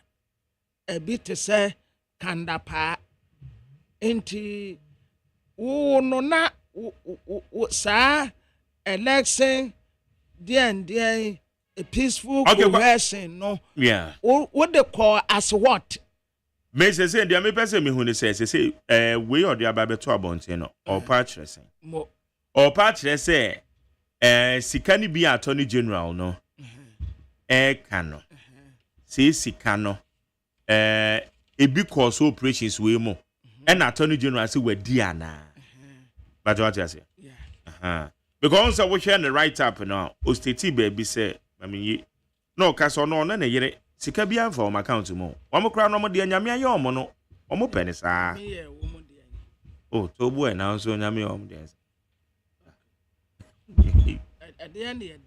o se de nyame aye omo kakra na omo won dia onyi nyame mfrim oh onyi anyu anu na no ogina asori dem wa no wo preach ni ma jari na nsem sura Christopher ata abosomsom fo Debbie na den they say what's your problem now sura Christopher ata nyame som fo onyi nyame mfrim one na we ya wa dia fine when na nyame na it's God's blessing that makes one rich and then the sorrow want to why also they are content with what they have. Also the nyame ayom kakra nyame de adom no so woman is yo woman kwaso anyu su no enti when the be say enti when my yenya no lawyer wo de yenya no lawyer my God is handsome and I started God is and my God has made me a God has blessed me and the way I started and the God no more bokro no mo sechere no mo ti bone and the God na nse kro mo nkwa asore no kra ya no wo mo hu nya hu mo nkwa asore no wo mo hu nya hu ya ni ayate asore dem no ye hu te bibia ye hu te bib sa fe ni me hu se so on pese wudi bɔne a yɛnkyɛwo a wode yɛkasa woyɛ kristoni da bia fa Christ katakata w'ani yɛnkyɛwo da yɛbɛte nipa papafoɔ nyinaa na wo nipa bɔne ni wode Christ ayɛ cover up nti yɛnkyɛwo da sɛ wohyɛ ni preaching baako na no wo preaching no preacher was already there and wo preach was already there wono ka bebi ewurade di na free ani bebi ewurade di na beduro na say ne de sana kenken kwa aya na wote wonom a na wo babubuo sɛ wo ba wiase be ye de nie na ewurade amom ye ya na enso bi ana wa wo de wo nkakra wa na wo di asomdie wo no kura na ya better na ewurade na me de me nkwa de me ba asenie ekwaya nkofo nam so a wo munyu mu sika no se yesi ebie so akyere wa ka de wo tie no wo beda nyame ase ese no so no why crowd say because ha baby ana oka election with logistics no and we are number 9 no or say election special operations logistics vehicles 2024 Nissan Patrol Platinum 2024 Nissan Patrol Titanium and we crumple ya dempo we no so the Land Cruiser IXR there no nti okotobe ye den and no so dem or say special aid to president elect or no so this no man to president elect yeah and one caristos when is special aid and so ne tre for ye caristos on your secretary on your secretary nti aid ni ya hwan what the sign nti as at that time no to na ye nya unsa ne nya for president insi ade so and when na car so won kotoma no je bisa president na woda say won koto sa cars no ma wonumu ana no wo mu behia when na woda ye when na car say won koto and won kan wa ho na sa platinum ne hwan and odema special aid ban special aid kro woni din or say special aid to president elect hwan ya I don't know so that time na when the special aid to president elect anya kwati ofosu sa no okasama na no any e ni edifo na eduji ka ho na kwati ofosu na ninu aba president na Joyce Bawa Joyce na ono ye dey Joyce Bawa nso the same thing no ya na bo afọ ya kan nyina no ya assumptions wa modin fancy ho na wa mo na me se minimu a na me na tre se wo ma ya kwa me ya kase de lantini tombu kase ya fiction ono an watena se atretre bibi no aya ye no kure okay aya hwan me mama Jerry 1002 me ma tonam 200 me ma kwabena mafo 600 be specific because ma Jerry no kure ya ba ko okay sisi ade wo ka ye wa si ya hwehwe no kure ye hu wa ya hwan no de man internet san ko obiebie mo ye de man yes sa wo si wa si wo bo kire nsam wa ba no wa ma no kure wo mu nyina daadi na national security na hwan na besim na dia na besi wa national security omu operations be ye dai obi asoma okay abra adwuma foforo esan wo no so o mampanyin the promises of 120 days social contract with Ghanaians and also je obo son kakra nti ansa na no mama mo den krata no ebi atwam kakra agosia my Jerry ameni ko bi toatoa ho oh eyi na aka adwuma no na moye toatoa zabro na gbo be da toatoa zei ya toatoa o ne ya de dada o anse kura de mu aju o ze de bese ze sofu bi de tu me fu ya de mu aju So we be say I will have kwabena dodo. I'm see you waka enwa eye. Me hen bi. So no hu say wo ha me. And now kwabena na ha me ananse me na me ha. No hu say wo ha me. Me ba so me say wo na wo ha me ananse me na. Wo na wo ha me. Tell me I'm a man of peace. Eye wo kwabena mafo. Yes. Okay. Yes, I'm a man of peace. And I'm say no problem. Na minim say my daddy. Yes. Is it na yire no na wo ye aduma wo ho as what? Me pa so. Kwabena wo dey say nsem no ana no one na wo ye accountant ana. David. Na yire ne de according to allegations no. Ono ne ko bi adwuma. Na no wo mo atwi sika fam e de ye no according to allegations. Entina na yire ni nya adwuma wo bele wo bi. David. But no one any your business. Ebom. That down me catch us say, oh yeah, Juma, you will hear from Asamba na we face it. A ya now one knows who will fear Ramquadano.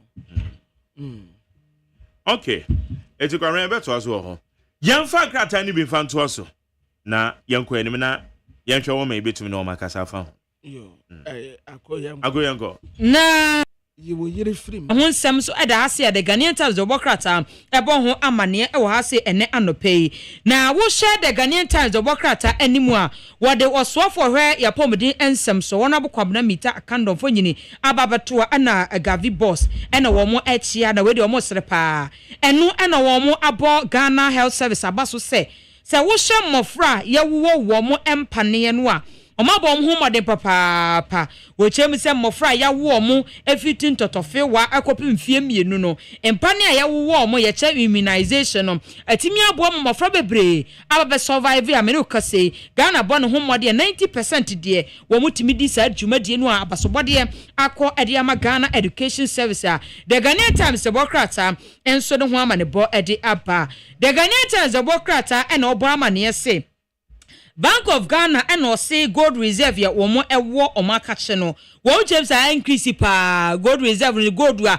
ya boaboa no edisie no akonanim ama me no kase apagya mu adu 31.37 tons 31.37 tons a eno so nsem eda hase a Bank of Ghana so de ho amanebo ede aba ya to se Ghanaian Times so ka ho asem na telegraphic the Obokrata na damanim His Excellency John Dramani Mahama and what I say 120 days here what it na akonya so no bossa o say Ghana for say 120 days no obeye no wetumi ayemu wo hantem wadu osumi no 72% ma cobra mame komrai yankwa amane so ne ne eye wa west mrahye bedwani ye fe no honorable Peter Lanchene Tobu ye no eni nkomo ne right up a making kan ye no yembisa no de entu a ono so kanisa honorable yamwachi on mini ama jere mpato me joso mumbom design nyankopa do bako na bacho so e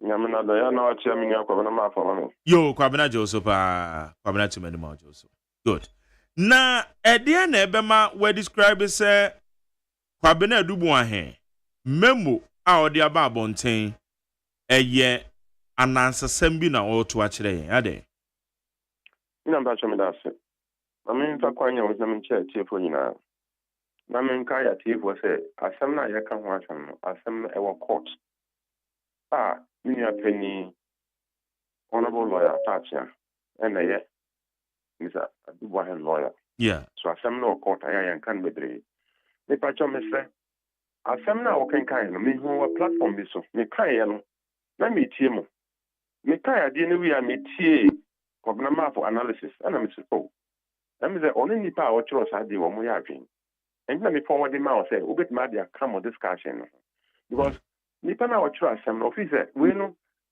who ye National Signal Bureau boss unya National Security Coordinator onu Peter budget so mesro ni o keka nyina no asiana sen and na nipa na say no kan say it like fiction no nti ade na ya ye say fiction bisa but asem o quarter enye ye na be determine say ne o kan no kre say enye no kre say misappropriation say stealing charges bi a de abɔ bi ya court and obakwa jina na sisi a onokwa otua allowance ma MPs 2020 na mini parliament but me call parliament 2021 be sinna parliament committee system no budget no parliament budget na kan so yeah budget here na aban discan ba committee allowance in the parliament tutua after the national security for no mutua MPs allowances so usha de na unse da hu da bia isiko but mestre discussion na moye no mestre minia no da bia orders sia no ho kire no and sometimes I want to mu no utimi tro ni mabebre and sometimes ebia ba bia na kwato no na adwia da boko a wadwia hu ba bia de na sipa e na o tro ba untimi hu se we na enokre ana se nye nokre eno e wo court and say prosecution beti ma kire ni enti amo charge no na minia peni honorable attachia no abekire ni enti amo charge na enti menjina so to me create doubt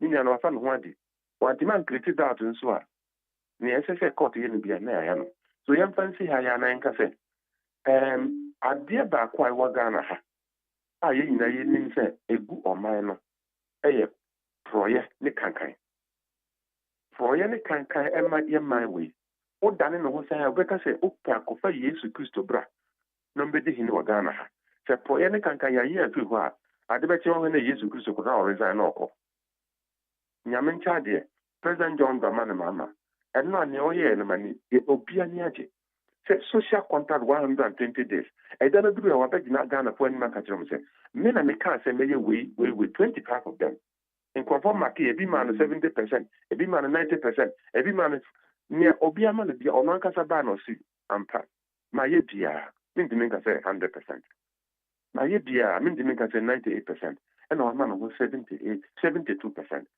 Impressive near on timenya no wa kire ni ntia on wiye anya say onyo wa sha se niema nti na on wiye ba obewie ni na pepepe and if you say abrantia otisano oka na wayo you walk your talk, you build integrity back into the system obi show no sua wa na make say code of conduct e kon launch ni nyina se ministry me Paul the can say be to Christopher o say Bible no ho de but mo hwe me no sua me say me sua Christo no se nyame aduma ye be hwe president ma me ya sua no se me ya Ghana be economy. Okay. Me do beba a John Dramani Mahama 120 days but mamimbisa bibi wa how. Ebra womo remande no eko yoko. Ena lawyer attaching about Tebeka say yanhwe ni ya information bi a national security issue classified information beba bonten. Ena eni gina abranti atwro we de free baby ohye. E de aba beto dwei. Iti dia ebeto dwen ankasa no ye bebisa se mo na mo bambo mu nsem na mo wo nimde opeso oka den ankasa na ode kire yen se den se ye de sobuo bi bonu no ni sika no enti watwero we de akọ abeto abonti amaye hu se sika no ba bi ko ye nie se ye legitimate or illegitimate understand the be no wa wo hwemu a opeso nki yenya Patamedasi Niamini penny honorable attachia. No. Except that or draw attention say a bad national security near my yen in the EU. A brand here Modena Kosio a banku. One very no the can send ya and when I assembly with a brain. Waka but no cry what say. National security a boy of home buying say ya yebenya sunji or Ghana. But national security in corruption home buying. Corruption is good mine. Emma, national security corruption. So a better national security in some more young Biabontino. And a ball can see for any can Ghana. Young can name P. Nay, yes, I a bit revenue. It be a national security man can say it has a boy home buying or home and a book of mine. Okay. Na ye can say or the way Ediaba say ye be hunumono. Na we want to find out where the problem be. A bit to me the problem be there or the abetu dwa say ye no kra ebetimi de ohaw bi e de adente ye national security operatives ana ye bambo munsem nya mpacha me dase parliament a pass budget ama national security ni opinion honorable kandapa ona na minister ena ni madam for bako ona na national security coordinator budget ni yomodia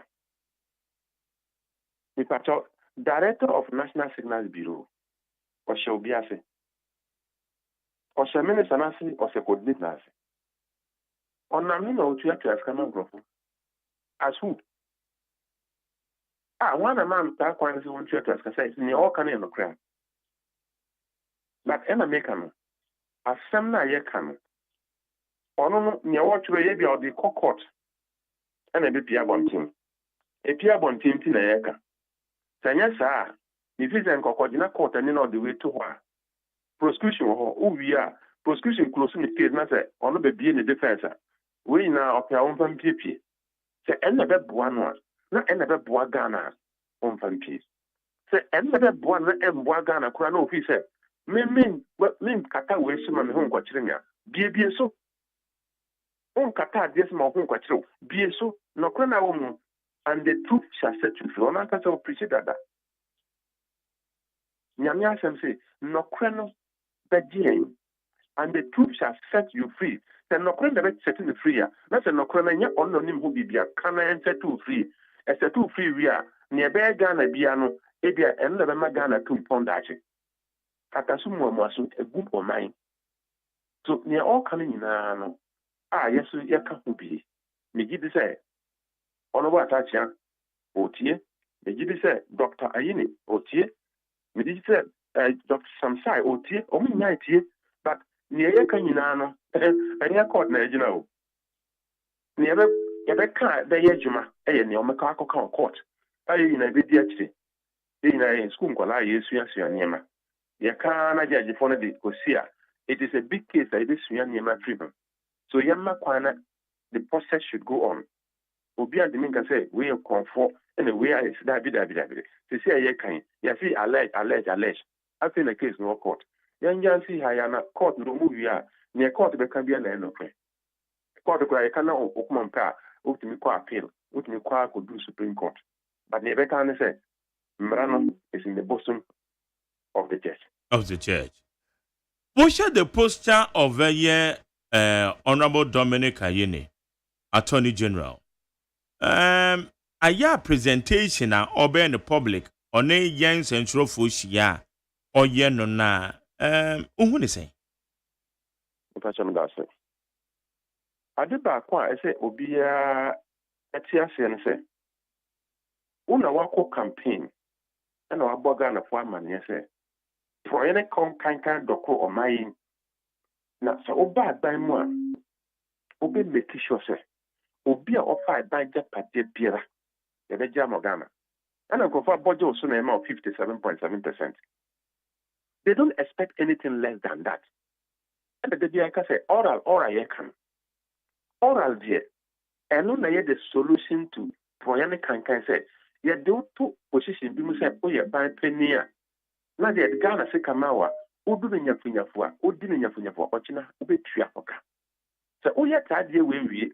The people are agitated. They want to hear. Ghana for person muti. Then I go. In Crawford, I say, "Oh, slow crowd." I was in Crawford. This guy, but I didn't know where that day. No, so mpacho. And yes, so yeah, by Munewo. We are not in the Kangaroo Republic. Yo, Ghana, democracy na ejma. Cameroon ke bo membo ejma. Emra ejma. Obi anya bo tre. Ya de fat mra kwamu. E de akokot. Nye court beka. Ena enakwe. So at any point in time, Ghana for person would see near oh yeah. And no na 10 million a year, a drew the number can say Ghana for a botre. Ya can't say a bayana to Abamamo. Yeah, yo. Ya shall see you.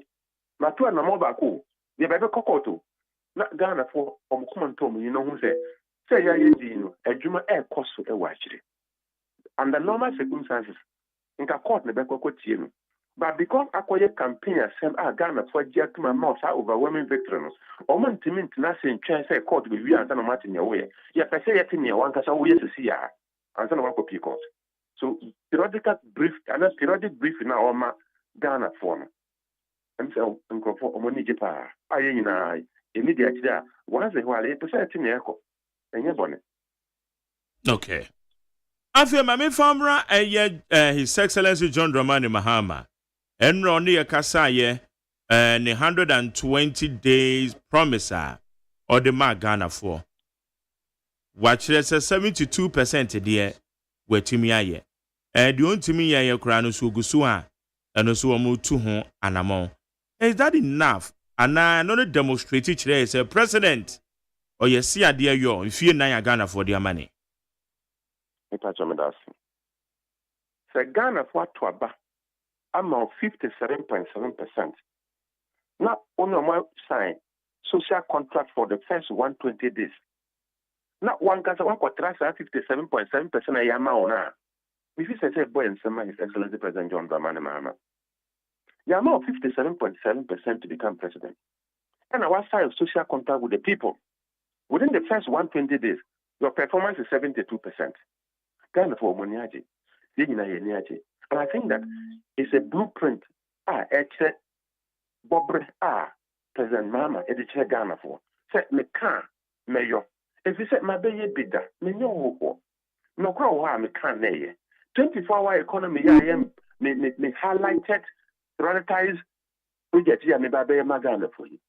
And Mrabi Bidwa says, a drafting the Bidwa policy the Bidwa said, I said the cop parliament no more pass it. A Juma cost on the market. And then I said, damn, it is in process. But I'm very sure that Parliament, or move back from recess, I think one of the first things I did is something about 24-hour economy. This is in Crawford. Niagisa policy no woman. And His Excellency President Mama, what kind of crash them? What kind of crash Ghana for? Niamatima Yeni. Niamasha say I am intimate within 120 days any near. Nienti am intimate but Enchebia Yewe. I think that sir integrity as an kind. What kind of crash? Oh, Niama Miasan, I do boo my money you. Niama Miasan. Bread from 1957, Bessie, and Niama Miasan, I ain't fire and drink. Number one, I say Mulida no oya intelligence. Or be a bad president, the president should be intelligent. Number two, I say leader no owa holding, yam test storekeeper. Storekeeper, you'll be a drink and soon to me movie. There be a not Otifaco. The president must be energetic or Konoaba. President Mama from 7 January 2025 didn't see at this basin there. But I am rancher. Sometimes we say, what kind of extra energy does he have? And the nature talk very important. They say, every leader must have integrity. Every leader must have integrity. Oh, can't know your kind of cry. And yeah, and I say, oh, Obi Audi and him candidate, not or our green power very intelligent, or our holding power very energetic. That's only integrity. You see, and we're pointing to society. Integrity is all that we are looking for in any leader.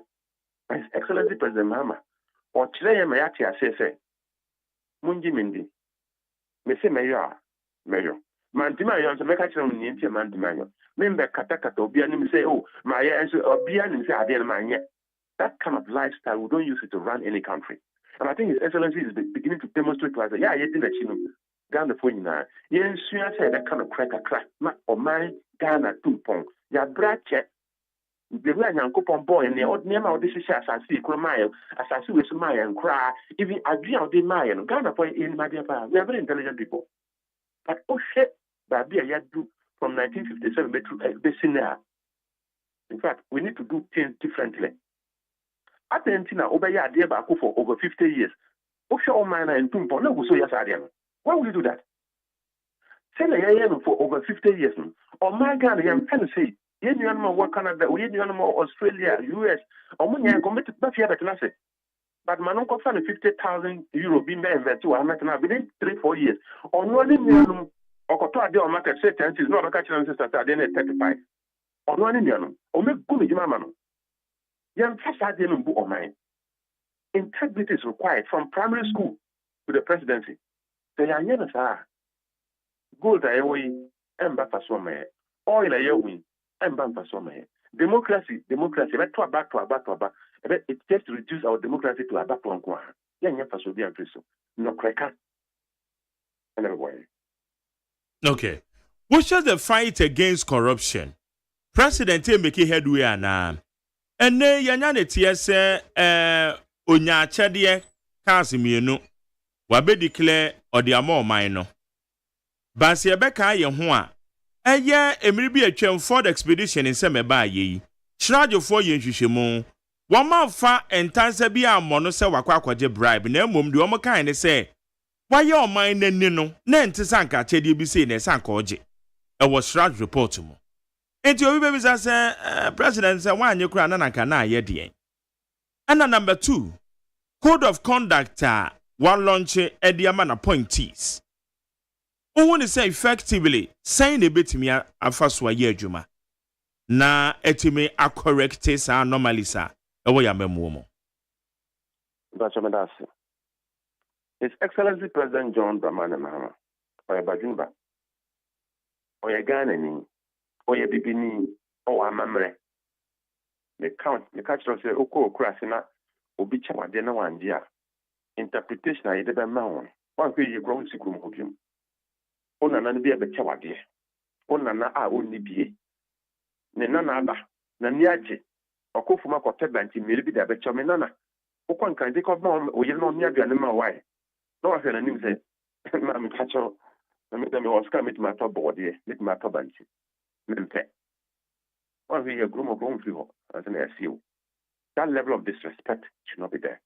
I think President Mama near oye ni no me chemo mo amodi matini say I check there yawa Africa for before you check the ba but I check there ba ma woninda ho say I check the way emba mama nya there and sempata emba information I check there I show appreciation and I check there that influence me future decision ma woninda ho anything I say I check there about 20,000 young patch declare to state I didn't know they show if you minister and the Babacho office meeting at the Babacho so you there I check there for the office declared for the state. Let me show example saying me ankasa me didn't watch the home I used amamo obi abeta me ka mi no nka me nyao excuse Ghana na FM me de ka eden former president for Ghana na FM president Nana Akufo-Addo o chekura undi ntakwa nkwache no because Ghana na FM ana obi a oya current president o tia akonya so Ghana na FM no o de ka eden one na more than Ghana ba beta tache no but oji woni onyam chem oji respect no but oji wi no o che o mo a ya ye di na kini se bibi say no say odi kan ta che nya wodi a office meeting na dey chow me president na dey chow me say me fam boy adwuma so me dey na Ghana mo fan kan presidential cap no na mo fan nya adwuma I'm not even sure that the man over to Nasa can move that out the back of that year and the normal people are going to say in touch of our cars coming yeah but I'm not me catch you say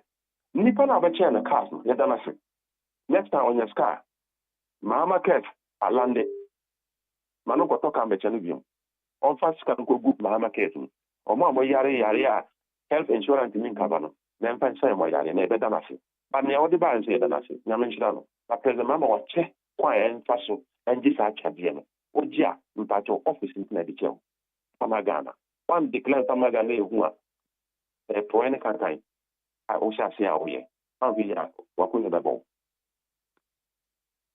internet say dia oye no a demonstration na or chere na point is say o lead by exemplary life right exactly I check the ba na se obeka se wonji a let it be clear manipa no tia se wonji but I check there and influential no fit say appreciation a meta church but I would so aka who say office anything na dey na chow declare transparency and I did integrity eba na make no kweka that you declare it and you say obi aba chow ade o ya minister na obi aba chow fine one now they are hide baby ade say aban free so na okotu oba office no bi chow car Even after 10 years, the who's idea you will still be held questionable. You will still question you on that gift. Because any gift that what you might declare, one can say, oh, dear, see, they know themselves born in a woody. One can say, oh, dear, see, they know themselves, such a dear, maybe my influence or decision. Maybe I'm not influencing decision even against the state. So what saying, not in writing, practical demonstration say, will be a chame catch me, me patch your catch me. And the normal citizens are me present, mamma, me peka, me peka, nye, I buy Ghana buying, me na me the head, Ghana na examine. The Ghana didn't talk about money, I will be never talk about me. And you are saying, oh my Ghana. But me chamo say, oh dear, ma Ghana for who say, will be a chame car because me a president ninti. Ninti na mukra, me the presidential fleet no. Yam fanya di mamboa Ghana, nenda ni panase. So me ya chira wa we minister o hemi. Me ya chira wa we CEO o hemi. Me ya chira wa we government appointee o hemi say, what na be obe chawa there. These are two questions. Will this get influence me negatively against the state? If the answer is yes, please don't take it. Will this get show an appreciation? Is it a gift that is showing appreciation for what I've done? If that is correct, Pacho, take it. Who take it, Pacho? It is not for you as a person. It's for you as the holder of that office. The Abasa declared. Who declare we are Ghana? Say, Suma Nyeme de Brebeno, I say on my for over many years. And the president has demonstrated that by showing us a very good example. And I'm the president here understand Pacho. Paul example now publish there. Paul say, Mon Sham, Namon Siam, send me soon a year soon. President Mama said, one manifesto, your campaign manifesto, Bia Niaji, Yawina, Yakajmo. Yabasha say, Yajuma, Mon Sham, Namon Siame. My code of conduct at 2 off, and need a paper, but Mon Sham, Namon Siame. Bible da ho ya hu, but Paul said, "Mon shame na mun siame." Mr. President, code of conduct na da ho. But ne wo kire ye be show me asuo. Ye niage say ono ye man penis habre ye we. Nyame shenedin. Nyame bi na dwim. Nyame ma ono ankasa ne anointing na odi bu o man no encosto kopim ze Ghana be ye. Now, how do we ensure the implementation process of the code of conduct? Ebesi den ye hu say ye de ye adwuma because so obi a minister and obi appointee na McJerry be kukuru 30,000 akwa koma no a kukuwa ma asem wan na ebi hu me pacho me dase me pacho Ghana nyina ma me fan say secondary school Mr. President ya headmaster ya mami Professor Jenna no Pukwa Jima excellency on assistant headmistress me pacho say on senior house master Only a chief of staff. So when senior house of master now, not say we a teacher ni our Ghana ha in terms of structure media maui, we are appointee our Ghana ha, not chief of staff, Honorable Julius Debra, and a senior house master. Pacho, I out to one what last year. O Jina house now at ye. On answer say Bina no kind, or say, media, men president maybe some say, na akwana ya point no why, no, so my unit did that. Chief of staff, I don't know. Oh, Papa, so don't bomb my maniac. No, excellence, oh, that coming a long time. Also, in person, man's idea. So, me catch them in our appointees.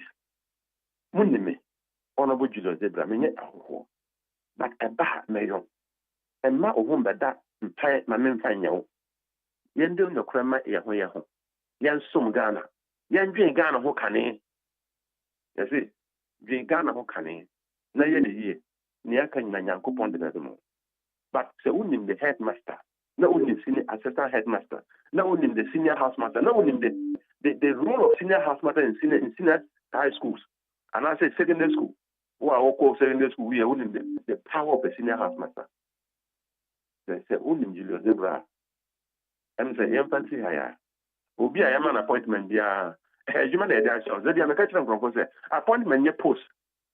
Appointment in your post. Yeah, Maujima say, Besum Ghana. Ye near my yellow Ghana and Tumpon. O the Concon, who not why say why you post in Tino. You are coming to lord it over people. Imagine this as about Crabbe drew on them. Because yeah, reset again in Yabro, Minia.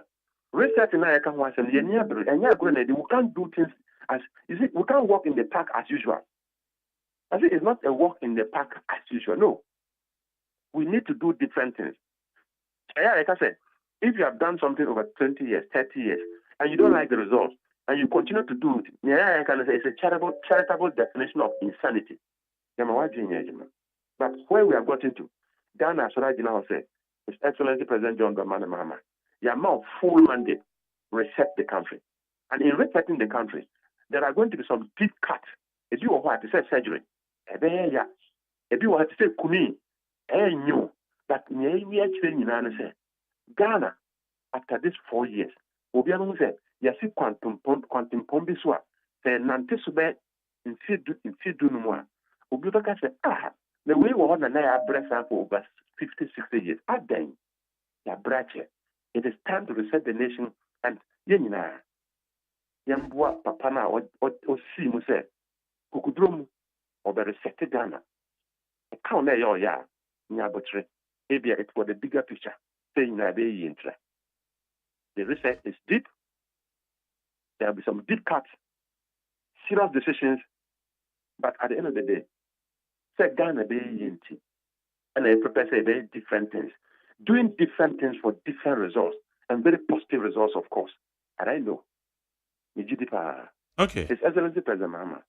So what's what I'm for now? So on Tia Oceana, catching and sending say, on Ophelia, you by the Kobium. Obia Peter experience. I was a register. One man quite rather than an Kofano. You would give you only. You have one. Yes, nada. It is a Ghana for Obia. So Ghana how? Only Ghana how? The leader of the country is His Excellency President John Dramani Mahama. Yin na yamfa kumapa and fantanachi. There's some taibo and tanachi. If it's a Ghana here, party a woman a home here. Ghana is a school here, or Babe copy. The hospitals here, or Babe copy. One can over copy. Say, Quani here, over support the father faso. One takan faso, over car, passenger car. At Namako, Obus and Befa. So, the here, it is for Ghana. Party. And then the elections. But you really like a memoir. I say a kabum. Then make sure that Ghana and I can say better resettlement.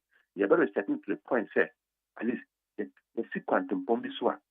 Obi able say ye kɔ 14 Ghana na pagya ne mu e wo wiase e mo obi ahun say nyankopɔ kyɛ adwen wa kyɛ japate bebree yɛn tena to so e ma ɛnsɛ.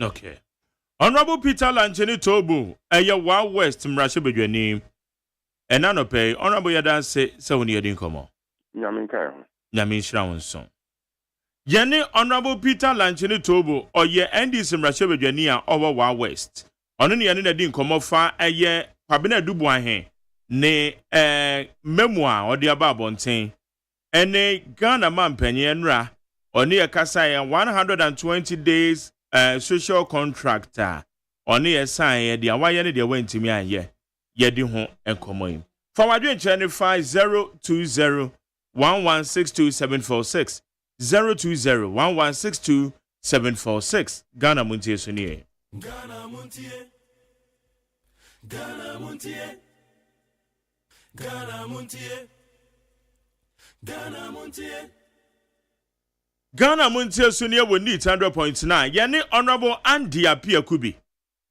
oye lawyer ni enkane na oye Mrashe Bedwani wa Asante Achim North yene no eni nkomofa ni aba beto dwan ho Honorable Yamoachi o ya meba tona pomiti say nyame adumo ye de nyankopon ase na mo na mra no de mabim mu esama ewo court na enam so mayaremande ayo wura Kwabena Adubu ahe na enseme ye hwe ni mo nhwehwemu se de ba betodwa no de memo memo no de classified information about betodwa mepa cho eno no emremu no eba ne saa na ase kire ne sen judicial what you for the touch no adwuma bi a be bia who say and this case bia of any bia supported by law and adwuma musu your regulation nipa ye adwuma no no ye de ebo mo ba no musu so e ka su ye adwuma And within the national security architecture, the rules and regulations and the statutes now over and mafu crime and ma operating and ma body and mayor near ecoso and genocide. And first and foremost, about a breach of regulations now. Judicial Agyeman. Number two, the combatant prosecution because of crime there. The court to do evidence be on man. We take evidence in camera. And yet evidence particularly the border on national security and the my sensitive information and yet ordinary and yet available to the public. Sebastian evidence to Ghana is done in camera. And she said they only memorandum you have a trouble say a very unprofessional. And I feel super in the scheme of things as an operative of such institution, it is not allowed. I don't know why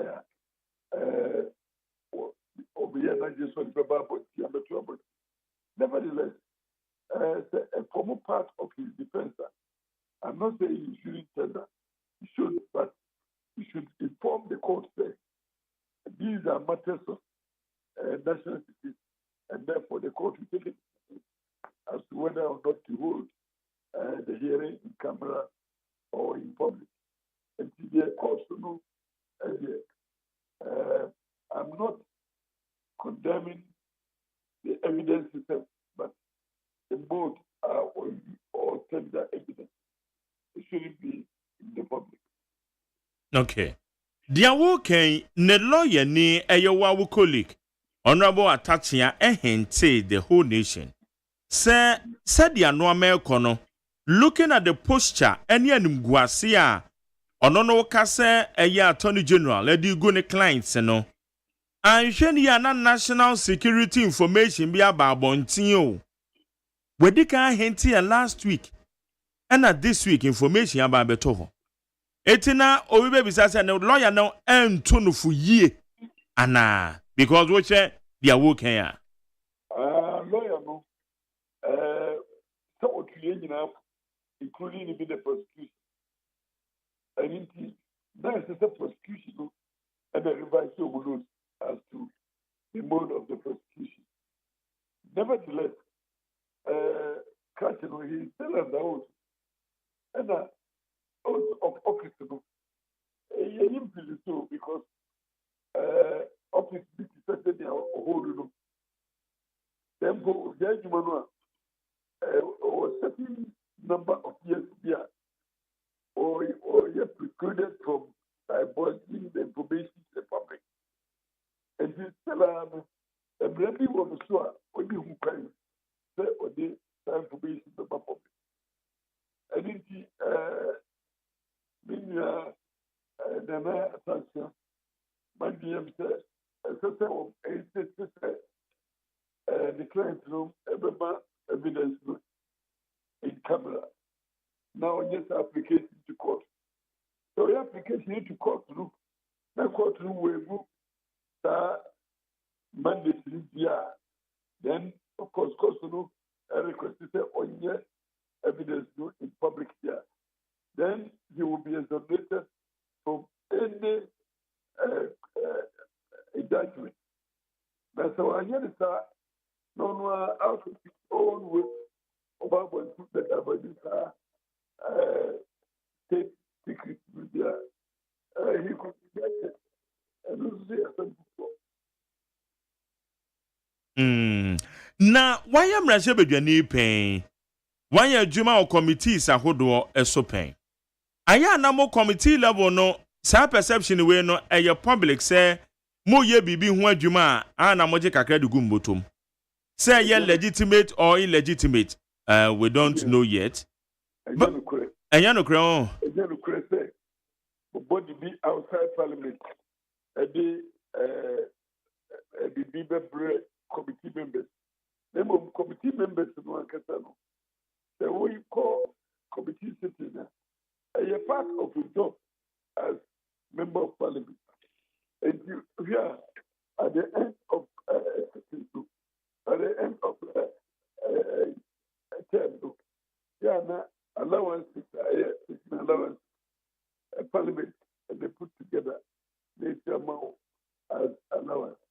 Sa allowance no efrihin a parliament budgetary allocation efri mo anase de. A parliament budgetary allocation. Anything. And you'll be on the club on tea. And the Biabi say, we are okay, to Wadaroma say, and no te sa, yente koni free way. Ebesi den na dia kwabena dubuan ye dia babetu dwe say ye nokra dia. Obeka say parliamentary special enactment of NSB Act 2020. Okoyi sika 960,000 at the Combat Defense and Interior Committee. I've never served on that committee, but the minimum say, and combat Obifi Apontini and the DCK Parliament, you say, Parliament, Juma, a year with Juma, anyway, as a committee member. And he, I don't know what 1 million allegations will not constitute evidence. It was kind of so Coco box one. Na Sudanua. Na Yawakano. It's also proven by way of evidence. It will be a media. And then credit will be the secretary of police and the Baba parliamentarian. I said, America.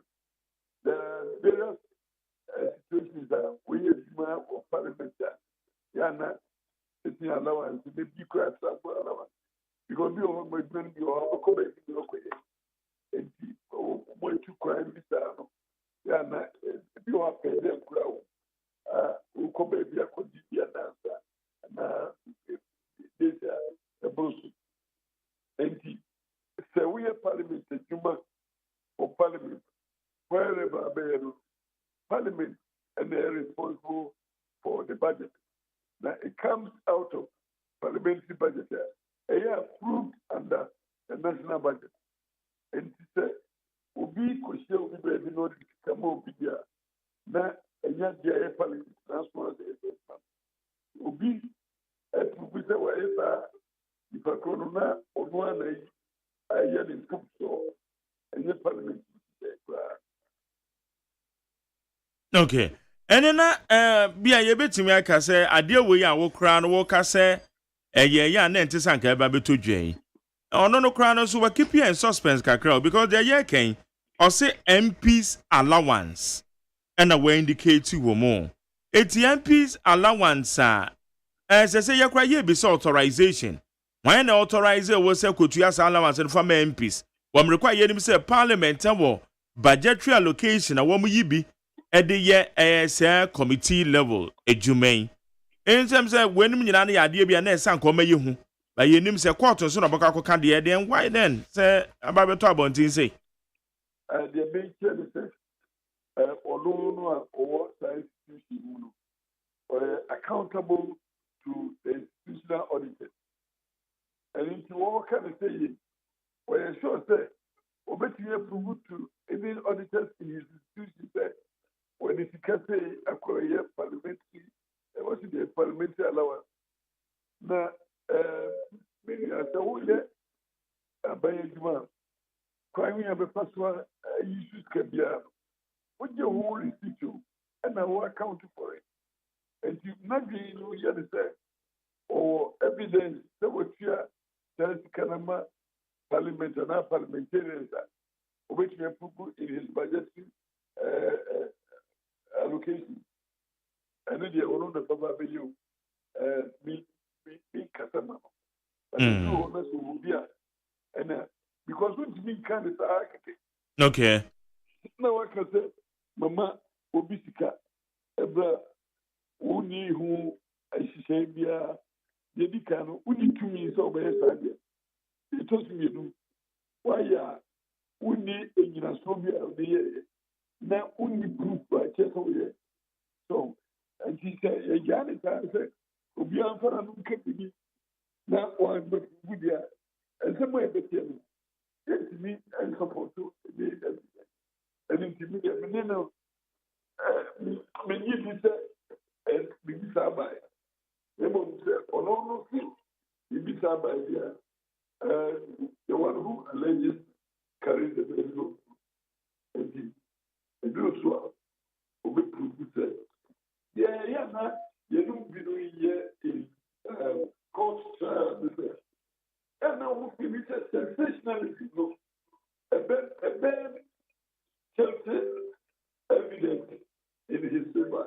And yes, sir, court will be seized with evidence before the court. And yet, evidence here, I won't public. The court will not be mindful. Evidence to public. If you want to hear or evidence here, court will go. And it's a who can that's the evidence. And yet, public opinion court. And you want to hear, at best, on the best consider unproven allegations. And you okay, do hormone, that's all evidence to support it. No, I think that. Meaning, say, a very big problem. Okay, it is a son of what Canada. Now, what is South for now, woman so, and your my Jane say, Attorney General. Kwaya on also fast so a presenter matters. Evidence always saw the court now, what be the same, not the man and fans or the court. And no grand and I'm so I Kwabina Dubuan, West State on the crater and say, oh, who is say, Attorney General, good on any year who fee. It's on information be a as I call the Shaku, and also the Ababo and Tion. The posture of Attorney General, or some of the matters he went to say. Media said two wrongs don't make it right. And there will be the oath of office and then the mandate. And it is simple. Attorney General, no, as you said, obey advertising. The case is and no, she said, sister was so breaking oath of office. Now, so many. The need to counter nobody. Maybe or right to defend himself at all times. And I make us say, a man who may carry who orientation any whole regulation and son of a it is a Obipo, Yama Waboti, if you are on mandate. And not just if you with two parties of support. It's the meaning like this. Name of going forward. This man said, Attorney General, the human BDS state, and we have a human court. I will not brief for him, say, yeah, can about come public in a young court. And the matter, our matters are not subjudicated. She said, India was court already. But if you can't when you're fancy for court, what does it do? Medium. And you're proper, and you're ethical. You are seeking to prejudice the court, which is also very obvious. The learned Attorney General, I have so much respect and regard because he's my professor. And you know, many say, because yes, I understand. Put the person before court as an innocent person and provide evidence to support whatever charges are or they are to court. But seeking to prosecute a person in the media, meanwhile, even in the media, he doesn't have the right of reply. So you breach the natural justice rule that you don't prosecute somebody without that person having the right of defense. And you ready at the bracket, you were Attorney General, or revise it, and you're proper, and you're ethical, and you're procedurally wrong. Okay, all right. Yen said the whole Sembaka could see because as some of the crown so our court.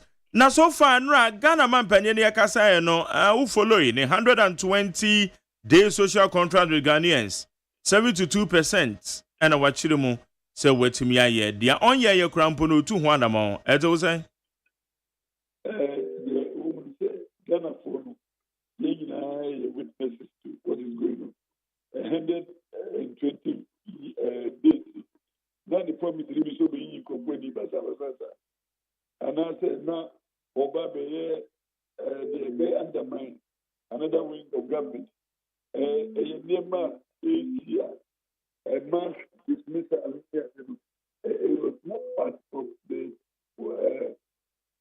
social contract anything immediately before they said Oman trial the security of the state immediately because it's a challenge I say confidential information in another body and only 120 days of good governance.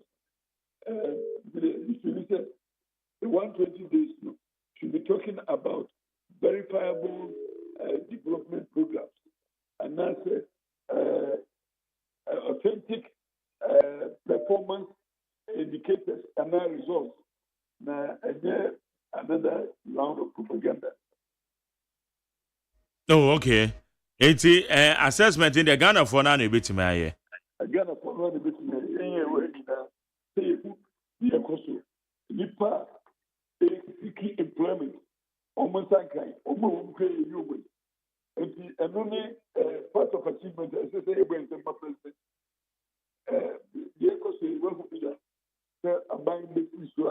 Obase beyond termination no and normally we also can ya waye economic dialogue waye which are normal baby wa kan ya no so waye na economic dialogue no waye enye dialogue no ne deliverable na you do they improved situation improved circumstances improved economy resulting from a dialogue.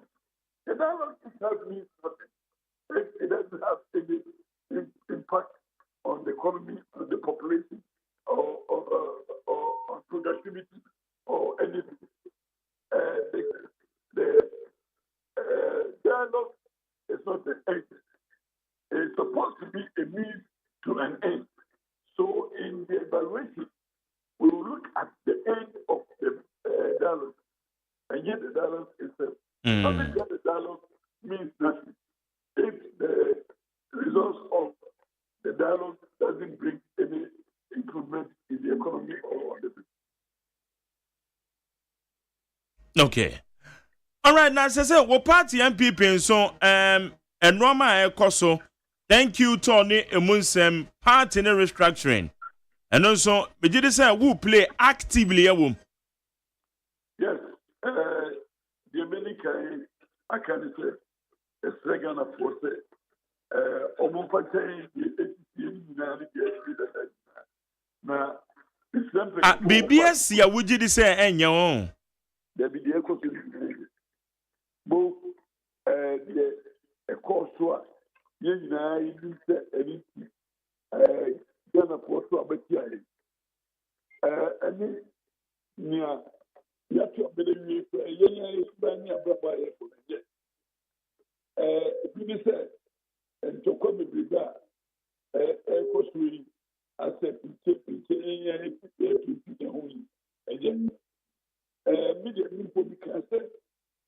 and thank you to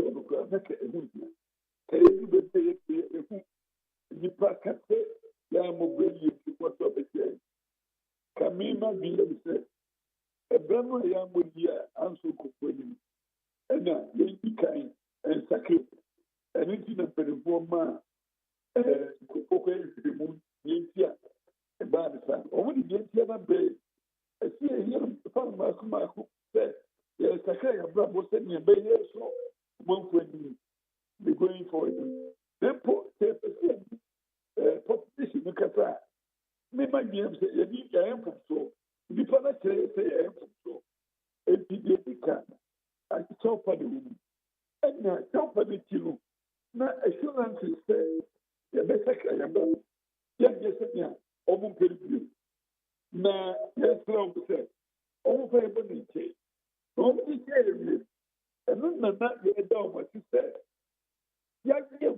tumu na secretary agreement na ya sele for the party na mo dia say the damos na employer ya I come again to say a party to say and you said individuals be selected they were candidates or they were aspirants party of our constitution between the national conference party the executive committee and the leading party. It is simple. The federation to do with the public not. I believe that the national executive committee and yet selected individual. And then at all times that party for the home.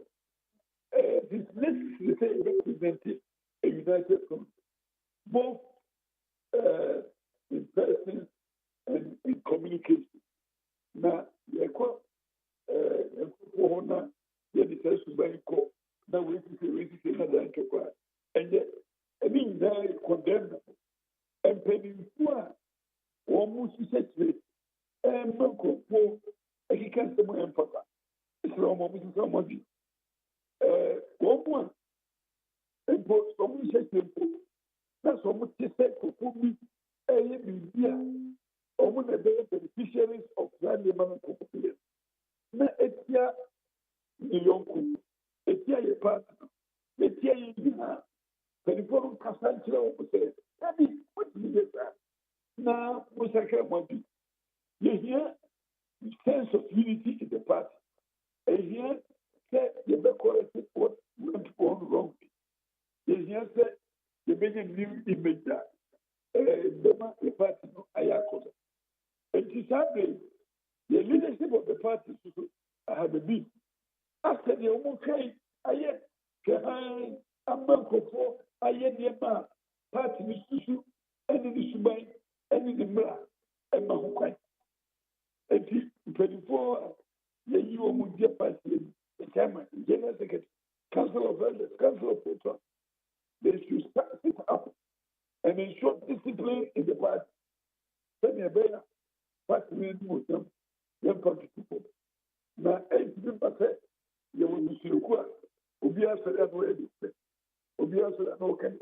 Maybe, you see a better one. I am sure with you. A second, a dinner, a make with you. Not yet a Busiano, any more younger as members of the family. Now, so, and you see, a few mensa will be and the home. The mensa for the sorry, only any tear and penny for and sorry, now, Omujo, Omujo. Member a Busiano, any more younger. And course of that, and make us say, then the invitation to the leadership of the party. Let there be peace, tranquility. I think so. Yama who said, Yay, and yay, a profit from it. A opposition, a woman, a profit from Yay, DBC, and they're inviting anything. Obia, be a hour. There is always grievance. No, our pastor, nobody got it.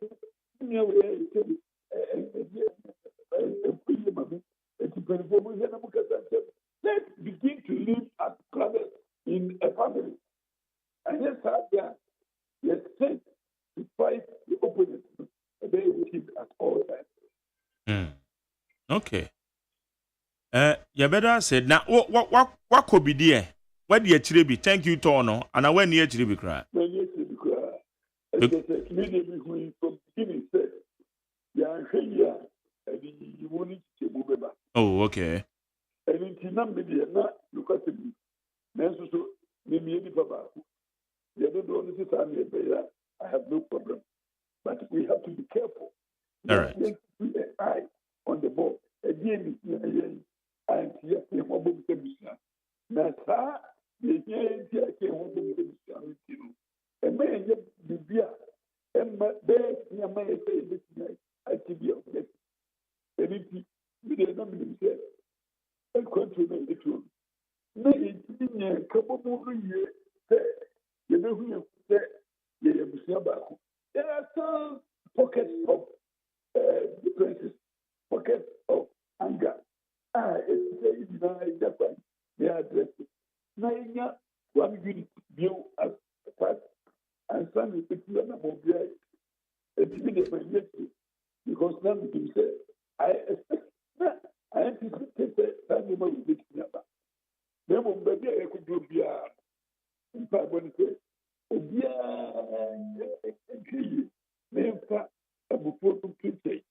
before will not take us anywhere. You see, baby, you book and you should overcome that. Not you who said, say a question may before. Yes, I can hear it. And young Sama or don't ever train them. My effort so that the best thing has to be the expectation of Ghanaians. Ghanaians now disappointed in us because they have so much hope in us. I hope not the man and let's go back to the point where Ghanaians restored hope in us. Now, because we didn't say Ghana for every a better position to bring development to the nation than the opponent. And we should not continue to disappoint Kenyans. You know, you only as I was going to say, Niamini, a best of Ghana for me, a moment, and you pass at him, a man of Kuyana. And that is most important. Okay. Honorable Andy Apia Kubi, former member of Parliament at Asante Agyemang North, OSEI lawyer ni, and I don't pay your that's so near in common. Yaminka home. Yanni Honorable Andy Apia Kubi, or ye, and Kani MPP Mrashebe Jenny was Asante Agyemang North. On any in common far issues a good table so. And your man penny 120 days, Kwabena Dubuain, Krata, or try to come National Security Coordinator, APA Babeto Abontain. Any on one MPP. And no ma air question and no say on it. Thank you to no one fan who I knew because who said in Chichimo Ebeba. Ghana Montie, Ghana Montie, Ghana Montie, Ghana Montie. For our new channel 02011627746 02011627746 na yendi enkomo. Mame akosuya etonam. Mike Jerry. Yes, ma. Ami agwanim. Ye kwa enim dia na chose daily guide obokrata ene ekura me na no ada ebnada na ye 60 May no na wotumfo osetutu otoso emienu edi ni birthday na wo hye enim ha se ya wode otumfo osetutu fonyin ababeto a na wode Nigeria Lady Julian so fonyin ababeto a na afenso Asante Hema so fonyin edaha na daily guide obokrata ebo amane se Asante Hema na ebo empaye ede ama birthday boy otumfo ya chese daily guide obokrata nso do ho amanebo ede aba ewo ha seye na wo hye enim ha se ya na wobo amane na wo se yewra adubuahe na expose no o chemse national security ene OSPs bi mu na efe MPs bi mu ho ebo mu ya daily guide obokrata enso ede ho amanebo ede aba wo ha se ya ene anope na wo hye daily guide enim ha se ya ena wo chemse o mampanyi John Dramani Mahama wo ba ye 120 days enie nenu ena the Institute of Economic Research and Public Year Policy wo mu ade etudwa se o mampanyi John Dramani Mahama aye no 120 days no wo Philip papa wo chemse ne promises no a wo ka se obie no watimi anyeto wo mu de o masco no the Institute of Economic Research and Public Policy and almost so on my penny a fairly. Wamo amano 36.2%. Amuchichemu ediasa ensia a chiripo eminu and a womodia amano. Na which executive director prior Professor Isaac ye Buedi wono and na or that woman no kasa. Na usha nim hasea wɔse wɔfeli ɔmanpanyi John Dramani Mahama afeli kra ya te sɛ Daily Guide obokra tanso de ho amanebɔ enso ede aba na ahwɛ Daily Guide anim ha ɛna wɔde akatachie so manfo ɛfo nyini ababeto na hwɛ ase a mmɔfra wɔn ɛwɔ akatachie so DA basic school ɛna wɔn ɛyɛ kyerɛ na wɔn kyerɛ so ɔmanfo ɛwɔ hɔ na wɔn yɛ kyerɛ paa ɛfa mine bi a wɔn edi dwuma wɔ hɔ a wɔn kyerɛ sɛ wɔn a take over no ɛho nsɛm so ɛda ha se Daily Guide bɔkrata enso ɛbɔ ho amane ɛwɔ ha se na Daily Guide bɔkrata ɛna ɔbɔ amane sɛ Swiss sport wɔn kyerɛ sɛ cocaine bia yɛkye kɔfo bi sɛ wɔn ho ɛbɔ cocaine sensɛm mu no wɔn kyerɛ sɛ kɔfo a yɛkye wɔn no wɔn anya bill a sika de ato wɔn ti so no ɛyɛ 52,000 million Ghana cedis ya Daily Guide obokrata nso de ho amanebɔ ɛde aba ene anpay na Daily Post de obokrata ene ekrame na wo hwɛ nim ha se ya wɔde ɔmapanyi John Dramani Mahama mfonyini aba beto ɛha se ya te sɛ nra ɔkasa ye ɛde fa ne 120 days ya wɔbɛbɛdie ne promise ya te sɛ wayɛ Ghana fo ama wayɛ ama Ghana fo ene de wantimi anye no enu na Daily Post ebo amane ewa ha se ɔmapanyi John Dramani Mahama se ne 120 days ye wo bedi ye no wo reset Ghana papa na watimi aye Ghana ye nyina ye pe wo se Ghana no de ye nyina ye pe no enu na ohwe aye ede ama ye nyina ya Daily Post de obokrata nso ebo ho amane ewo ha se ye na wo se Daily Post de obokrata no ene ebo amane se justice eye atuguba ene wo chem se MPP amanyoko no se de wo mu si ekasa ede afa CJ ne suspension ho no nyame enu kwani eduba bia na eha adwempa wo mu ani moral right bia se ombe criticize CJ suspension no a Daily Post de obokrata nso ebo ho amane ewo ha sei na Daily Post kroya ana obo amane se eye justice atuguba ena wo se ene ya to se NDC amanyoko no aba abetena benwa kese no so asa o maba power no Ghana Bar Association for anya ano kasa pa ya to se Daily Post de obokrata enso de ho amane na Daily Post de obokrata na ebo amane se yewra eduboa he ne memo no a wode ababonte no ede afa National Signal Bureau no ho ensam no ochem se wo mo aspend sika 8.3 million Ghana cedis wo chem so opposition party ya na mo ko 2024 general election no ho nsem a Daily Post de obokrata nso ede ho amanebo ede aba na Daily Graphic de obokrata na me de to ase but majari on se beye ena kakreni se wudu Kotoka International Airport wa won baby a o park o ka wi a o kwaji we nu a na wodi asemu ansa no wapie no good aye car park wonom no yeah walk Kotoka International Airport no ma jani traffic pa na ewo honom no anya traffic ketwa na complaints bebre ekoso ewo ho terminal 3 car park pay point ho ma jari wo ma a resolve CEO Madam Yvonne Nana Efriye opare and then cause traffic so we ni sha na cars no so ye bebre enti wo ma tretre mu di bia ka ho esi ade wo mo expand e di bi aka ho wo mo ne Kotoka International Airport management no na Pro Park management ya wo mo na hye saa car park ya Kotoka International Airport no o ma increase number no aye pay point no e de ko 6 wo mo de ko ba ko 6 na wo mo asama empenimfo bi gyina nyina ho officers ya se wo pese uye momo transfer ya wo mo na assist wo e ma wo ya sa transfer no wo mo do officers me nsan so asa aka ho ewo a point of sale machine no wo mo asa de wo mo aka ho a wo mo ya aduma enti problem ana ewo Kotoka International Airport no Madaruma Yvonne Nana Efriye opare CEO Madam Yvonne Majari wo ma solve sisi ade wuduru hɔ no mo a ɛyɛ contembrantem sa tima kudos one onkɔfo ma ya ade na telegraphic ya nim ha His Excellency John Dramani Mahama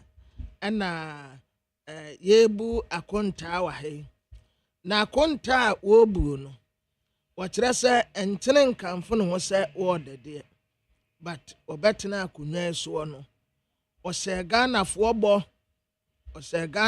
bɔ na ba ɔsɛ Ghanafoɔ no kakra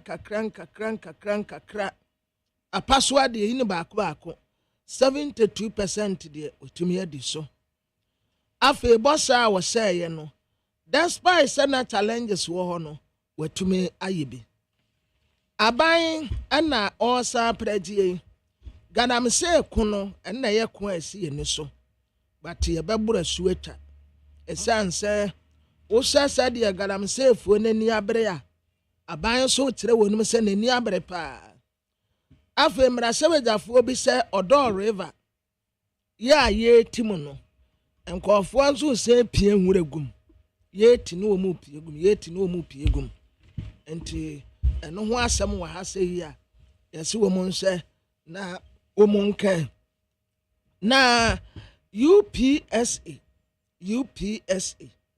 ɛyɛ university kɛseɛ baako a ɛwɔ nkran ha na saa university no agidin pa very popular na majari eto da bi a na sɛ akorɔmfoɔ bɛ school hɔ ne ade a abɔnefosɛm bi a na sɛ hurukasɛm bi a ana ne teɛ na ɛden pa enti sisi adeɛ UPSA inaugurate new police station ya ɛbɛboa campus hɔ na wɔn community security no etumi aboma enti wɔde inspector general of police Christian Tete Yoho no ɛna wɔyi inspect ogyina hanom sɛ ne ho ayɛ fɛ paa ɛna minister of interior Muntaka Mubarak ɔno nso gyina ha na taade no ɛfɛ sɛ ɛna wɔn nyinaa inspect yɛ na IGP ka kyerɛ ne mmeranteɛ ne sɛ esi ano wɔman no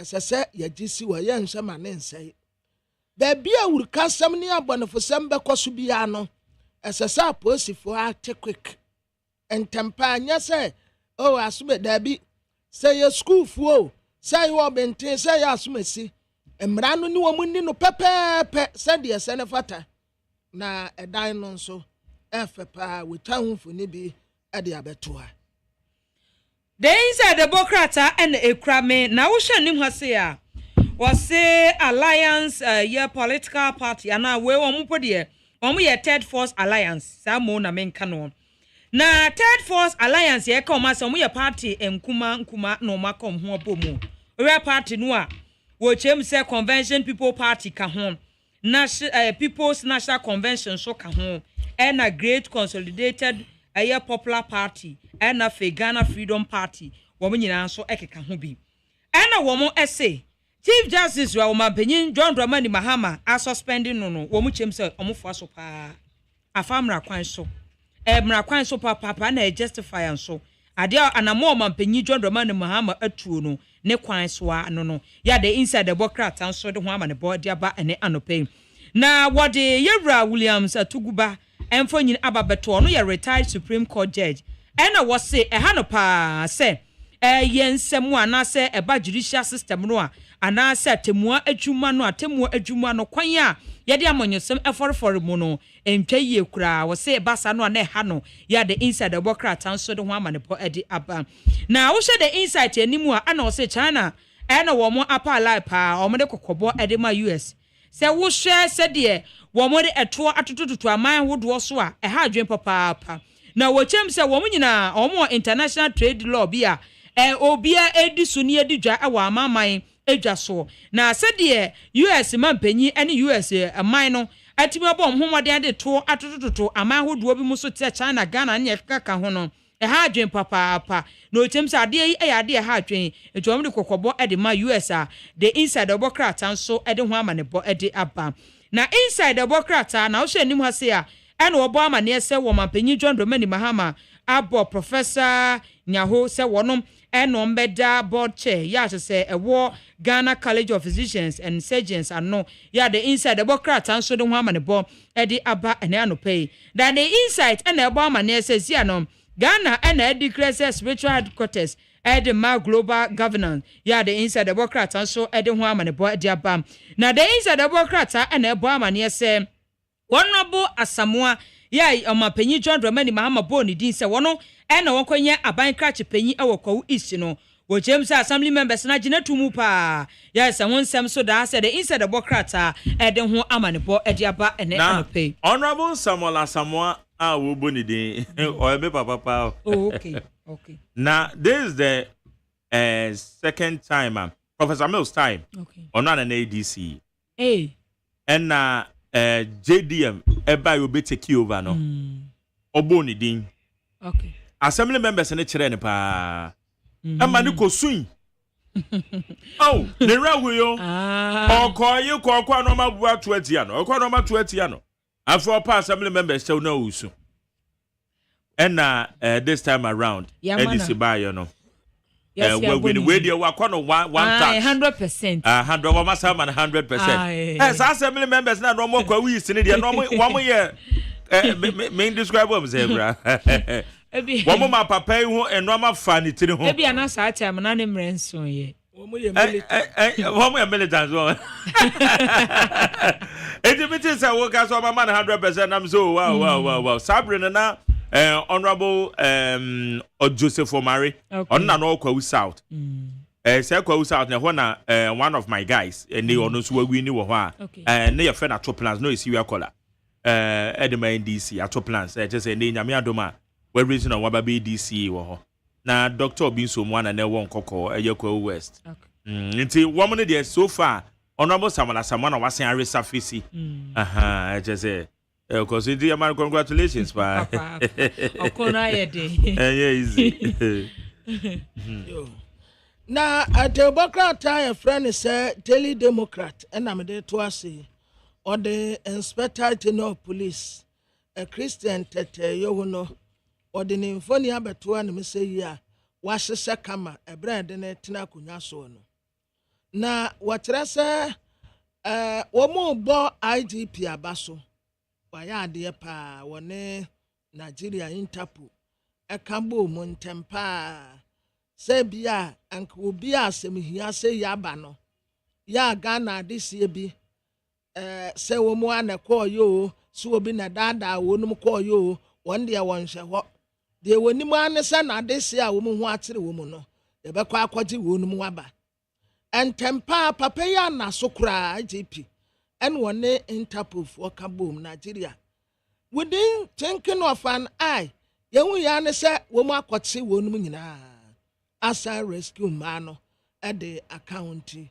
Womo Bonabaso said, why, yeah, dear, a year, a border kidnap syndicate here, a course one. IGP at Trent Bobrepa. Moan so Mayano, Madawurma. Someone will be charged to Facebook, say Instagram. No more casa mumbra Nigeria, bay. Inti my baby ye ha. Na mama walk from Akram where ye. No, Kwabena Nigeria, dear, okay. Me Facebook will be cratching more. And now, I invite him, say, or Bessa member and the crew. Oh, Nigeria, the number in our mammy. Hey. The number, mammy. I'm a friend and a castle. Sabra. Or some member Nigeria. Now, only more baby, sir.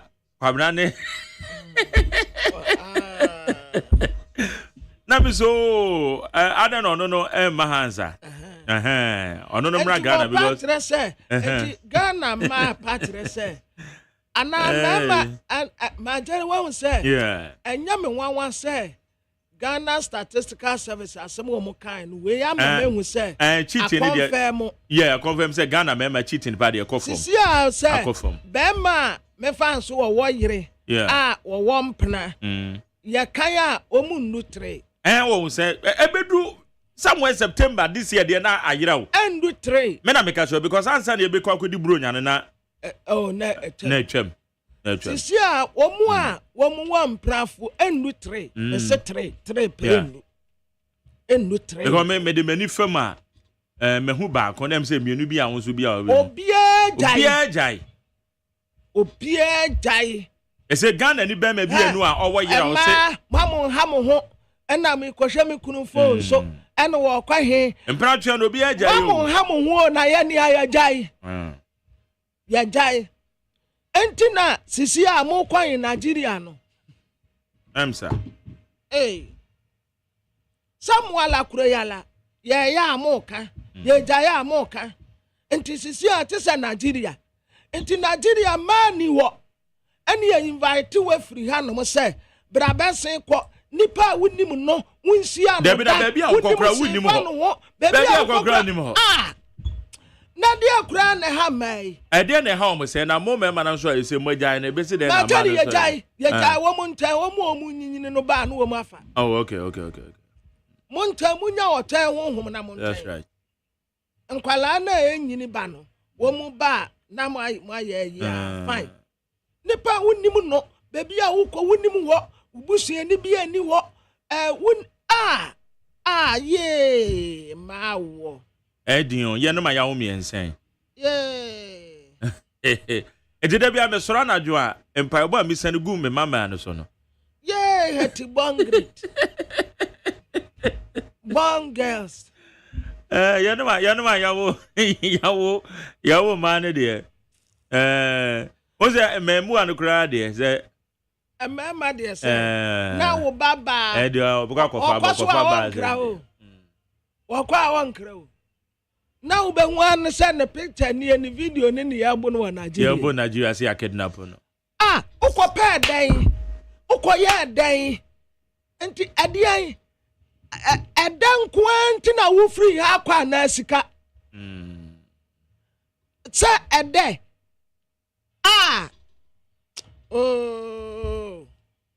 Say be open variety. Ade ayedan. Ewa ase ho. Matani, na wo pe variety apia ka so a woni wo. Ono woni no. Hey! Apia. Oiburuta on. Wuduru ka so a to butu a. Yeah. Bisasa he na apia te. Okay. Apia be bom mu ateta ho. Oza. Obuwa. Apia.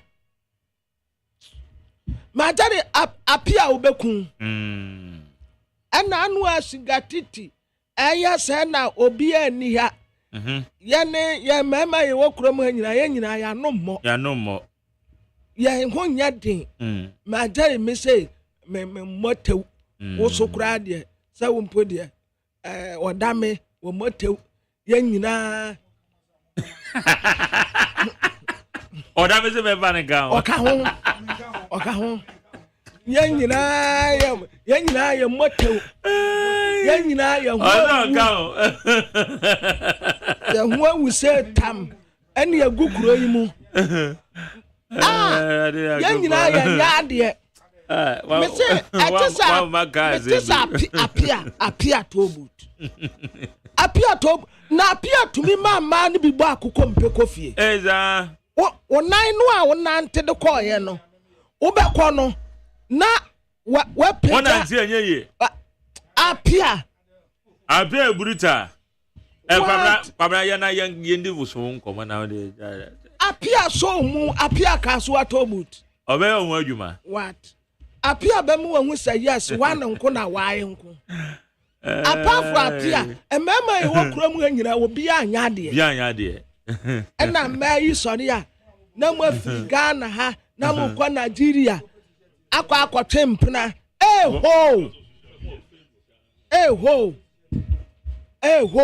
mo twempna Afrigana ha e de akwa alata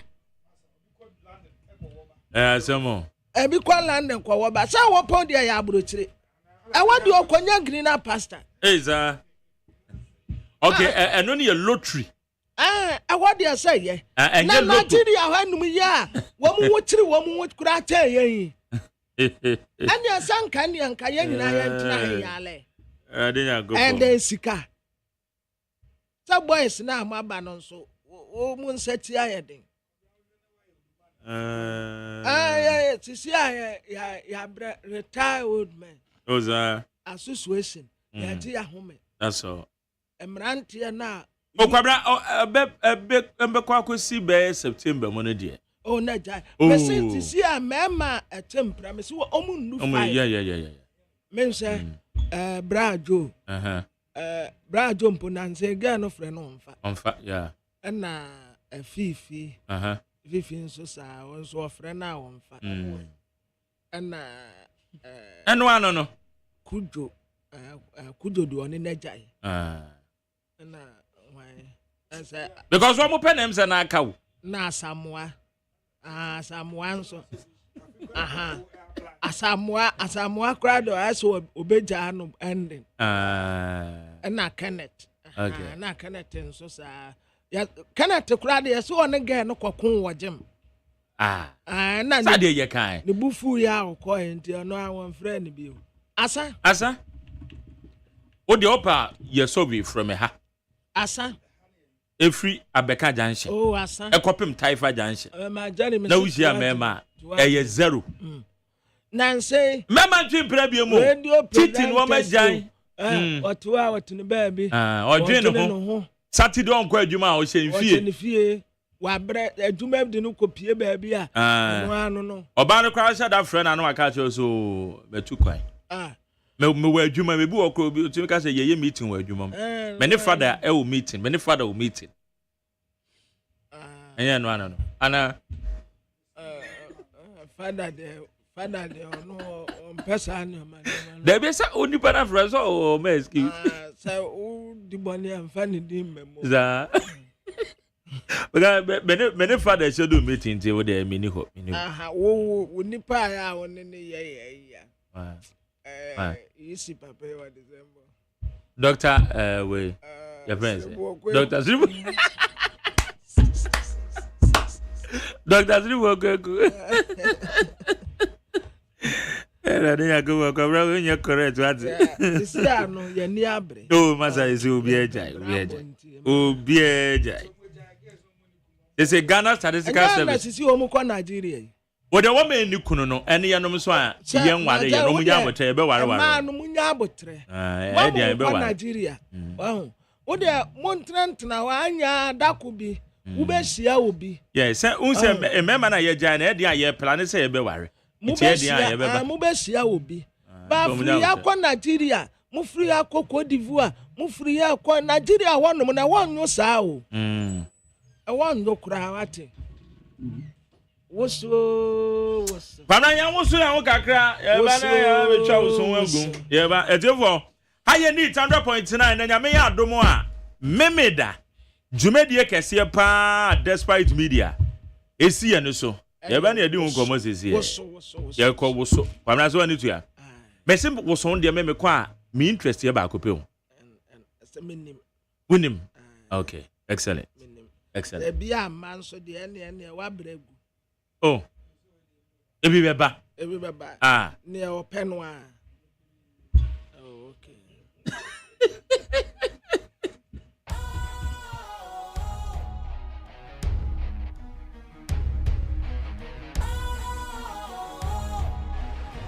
What's cool, fresh and trendy with a new look?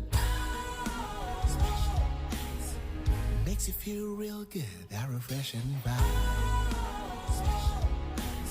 Satisfies you right just the way you like. Do you know?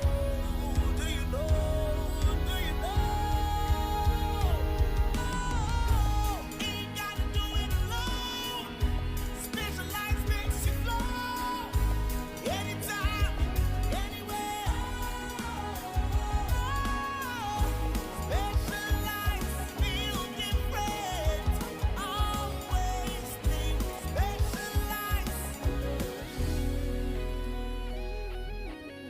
Special Ice Natural Mineral Water feel different, think special. This advertisement has been vetted and approved by the FDA. Hey, catch it. Listen in here. And you ma beto to dia me baba no hwade no. Hwem so betumi a. Hey, asew. Hey, now beka. Ya John to mami ensa duku portmanteau. This way chocolate drink. Na kan wo hwe afibia so beri ni waware ne a. This way chocolate drink. Na kan sia. Oh, asew. We den kan no tumu ho. Me be mo anu nsu wo hye kura dia ka ho. Wo hwade a wapi ho. O ka sa batete e da fom won. This way chocolate drink. Cratch up a baba worry. Aso. Ye fear said this way chocolate drink, yes, sorry, no pan on yenum. Ye bishop free gymnum no snack. Ye nya ho ho anu ye de serve wo mo. Ye did really a pebibia bogu ya de so a. This way chocolate drink in yenum. And this one what ya no a. He se kire wom, koko wom, prick wom, bibia wom. Ade wo hia ni so se. This way chocolate drink. De wo hia ani so se. FDA ahwehwe se adwede nkratoe mo agye atum se eye. Article 1 yeah.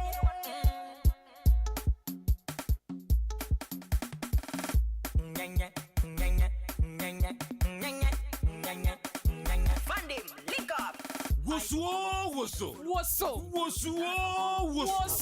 Despite media, asanso de woso ho ababiemu. Last year de no eye ka behwe na this year de ebeye dutwam. Wabua ho ana. Waya krado. Ya nante apapom de. Beka despite media, MTN and Ecobank ho. Na nyame ya adom a mebo so me de to so edu. Yentu pasa, yeni nkomo, yentinitini yempomu. Said ye beya, ya bomoden sem ne bekoyi. Ebeye nika keke. Your favorite presenters what despite media, UTV, Peace FM, OK FM, Meet FM, Hello FM, woman you know. Eba walkie epi. Yebeshia ewa yimensa to boots. Anoba nasa homachi no numpepe. A face special ice mineral water and a special drinks. And no more dealing you know. Yebecha bi honum. Your favorite celebrities what Ghana you know. Woman yesini anyontofuo, mrashebeduafuo, ministers, woman you know. Eba health walkie epi. The best medicine in the world to be exercised.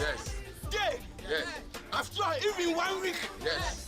Or 100 years. It's the body song. Everybody move your legs. It's the body song. Ecobank, the Pan-African Bank, brought to you by Momo from MTN. High sense, everyday prices for everyday people. Special drink, naturally special. Blue Jeans energy drink for bold and active men and women. Best point savings and loans. Your dream, our business. This way chocolate drink. Don't hear any sushi. Kojak Pharmacare, trusted always. Kivo, champion taste. Capital O2, home of natural remedy. Lizori food, good food you can eat. Yummy yogurt and nourishing choice. Angel Bakery, feel the taste. Grace Phytoclinic, we diagnose to treat. Yesha unipeduemu. Ansana yasawyadie. Games on Wheels, your best option in games rental. Endpoint Homeopathic Clinic, the end to all chronic diseases. Sister Spices, the Dipeche. Content events and equipment, vital wellness. Experience the ultimate massage, soothing chill spa and grooming. Nurture your body, soothe your mind. Joy Industries Limited. Good health brings joy. Jim Ike Workout, million skills. Hi, Lady Virgin. Oba Wohotsi. Aya Wuso, Woso, Woso, Woso, Woso. Everybody move your legs so. Ghana Montie. Ghana Montie. Ghana Montie. Ghana Montie. Jamu akwaba de ba Ghana Montie so we need 100.9. I said the media can bo amane no. One when it ya we share platforms ni nyina na wutietie platforms na. Nyame ya adoma ye kwo so ye ho wenye de edika ya ye bi ni o. Ya afi we de ne de e dance so kra. Eti me no ka say organizers eye wo so ho despite media ye de si ye no so afi we no. Me wo Charles and Charles e wa ha Charles Boache e wa ha ye Charles Tando e so wa ha Florence Asare omo de ombe miamia ye ye peni bi ombe bie ye ntini mo ye say womo ba be tenetene ye mpom na che say bibia ko yie daze ma che ye say boko magere Charles bia so nim skaka o omo keka omo so mo no mo kan skan tentem dodo That is say. Boko okay, good. Chase phone you too. That was what to say. Nyamiadumo. Yeah, they go pass. The name boss on the head of marketing. So on the head into and then one about more talking. Now, Mr. Charles, so far, I now was on hono, but I had this year no so bad and say. Okay, basically, was only a health worker in Kayen yearly. But the last one, 2023. Yeah, was Mubia, you per se, you did things in Yempum. Now, stress and never be a share, it's me a few. It's basically that is for our health. Yeah, Yapomudin Intina ye or so. Because you are now your poem didn't know. And check into me in Yempum year. Because they be our own yet it's air condition. That's right. Yet to come, if you out to come now, their bedroom. If you out to come now, their coffee. Any form of exercise. Yeah. Despite media, I drink say every year bia ya bear was so now it's me ama ya exercise. Now it's my bo ya apomodin on by. Yeah, it's basically. Okay, that's good. Now Charles Bosu, I feel we no a normal ben a woman Bruni Becker say differentials. A normal ben I just say you say a bed dance. I feel we was on a month with on my chair. Okay, my Jeremy that's it. Yeah. I feel way the dance so kesiye ne say you dwumakuo mienu a omosopa omde omontoma be pata idea. Oh, okay. MTN and Ecobank. Ecobank, okay, good. Any money edis adwumadie we. Previously na MTN dey any money edis house also na but. Okay. You be soccer table, you be electronic basketball, you be pool table. Okay. You be soccer table, you be electronic basketball, you be pool table. And I grown kitchen bit to say flip a bottle on this animal. That group dey nyina surprises edaso. Oh, sir. Let just say obi obey part bia no, just say obey participate bia no. Obey prizes, yes. Best point be cash prizes and Ecobank nso be my souvenirs. Oh, really? Yes. And I feel move the power. Why not just all your part? Obia wo Ghana bia, bebia wo bia obetumi abeka ho. Say you aboafo mo boy dey ba unkan aboafo no kra ho na say we dwumaku a opese oba. You are welcome. Okay. Maybe person obeba. Church associations, all student associations. Okay, sad groups in one bit to me aba. The woman a special registration be order. There be here special registration. Okay. Omunjo mu t-shirts no. No. The answer measure omu group no. Identify. Ombra join here. Publicity be o ha na kakra just group no. Let's just say bibia ekoyie. Na ye kan obi o ha bia no wanante kakra ye nim what maybe we need be said that the Paul says yeah, Juma found me at the NT arrangements ben ena ya ebeboa say bia mpo bi na ma na ekoba say e su break akra wo ho no me the arrangements ben no ma ye. Okay, with the arrangement no your ambulance e be di achi. Okay, that is number 1.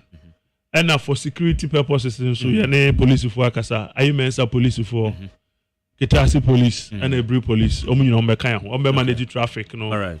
But you do slow crowns so a health screening. It will be our problem. No, just come and. It's just a free health screening. Free health screening. Free health screening. Yes.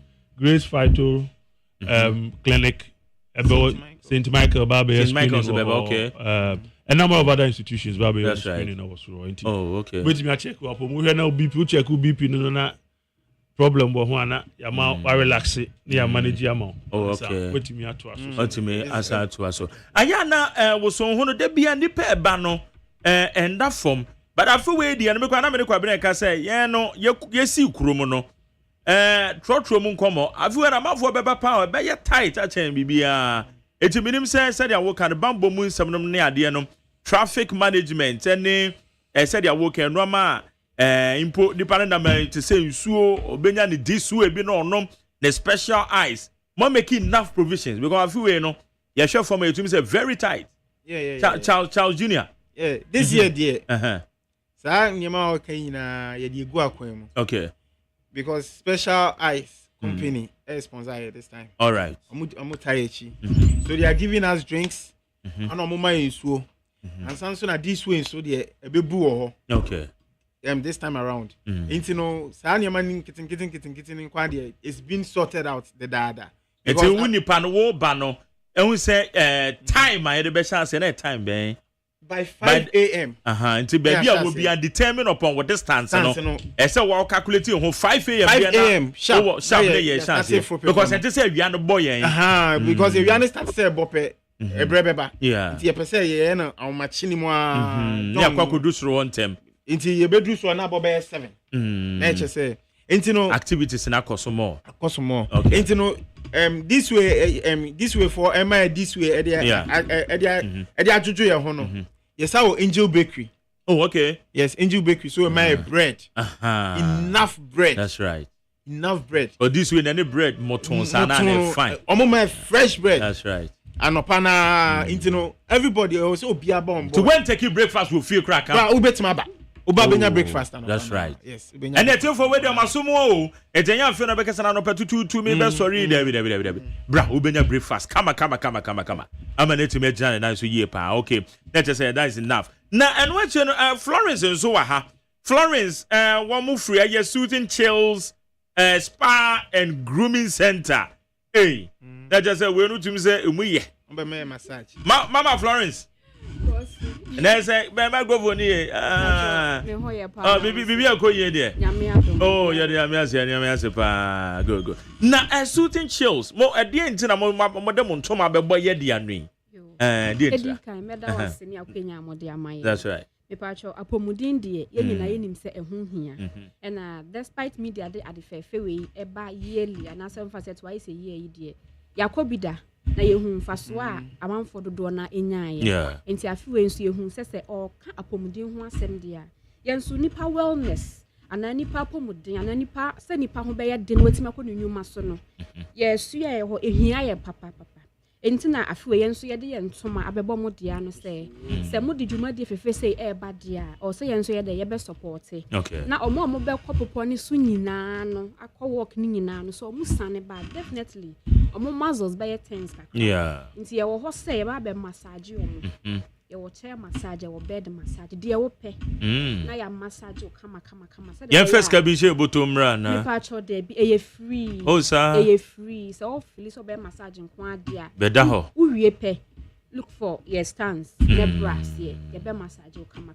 pa cho ye free and just ke bia soothing chill spa and grooming center. That's right. Now moya dem ankasa apote apart from massage apart from massage ye facials ye pedicure ye manicure mepacho ye wo salon na ye wo barbering shop na ye wo playground e man kwala nti ye ho de oba asa ebusua ni nyina salon nti wo massage ho na wo ma no di agro wo baby ebi bomuti na ye wo emayo a yatete o mfan a o be hwe wo mana ma nti bibi e fa pomudin hu bi ade ana esiese ni padua bia se ya ho fe se ya pomudin wo ba ye ho a ye betumi ahwa mohono we he me pa cha ye Achimota Petroleum the Temple Social Center building ni mu the Temple Social Center and all social media platforms so obo bedin pe behu Soothing Chill Spa and Grooming Center.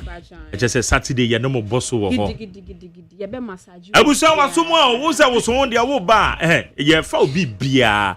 Wo dia na se wa hye watade na waba. No. Akwa say this way no. Wanya on so hye. Wawie. Na wo beduru a de aka ni nyina de despite media de be kan ho. Na fu otum say no amam so ekoi from numbers no to dwa bia no obi hia mo number from contact no to dwa. Yeah, number office line is 030 39 60 570 030 39 60 570. And your WhatsApp line 020 43 39 562 020 43 39 562. I'm your home service. Me pass your home service. My home service. Okay, so be obi hia mo say mo mra fie. Oh, okay. Na my kama. Manumbo anya den there. Eda from Boko. Wow, Soothing Chills Spa and Grooming Center.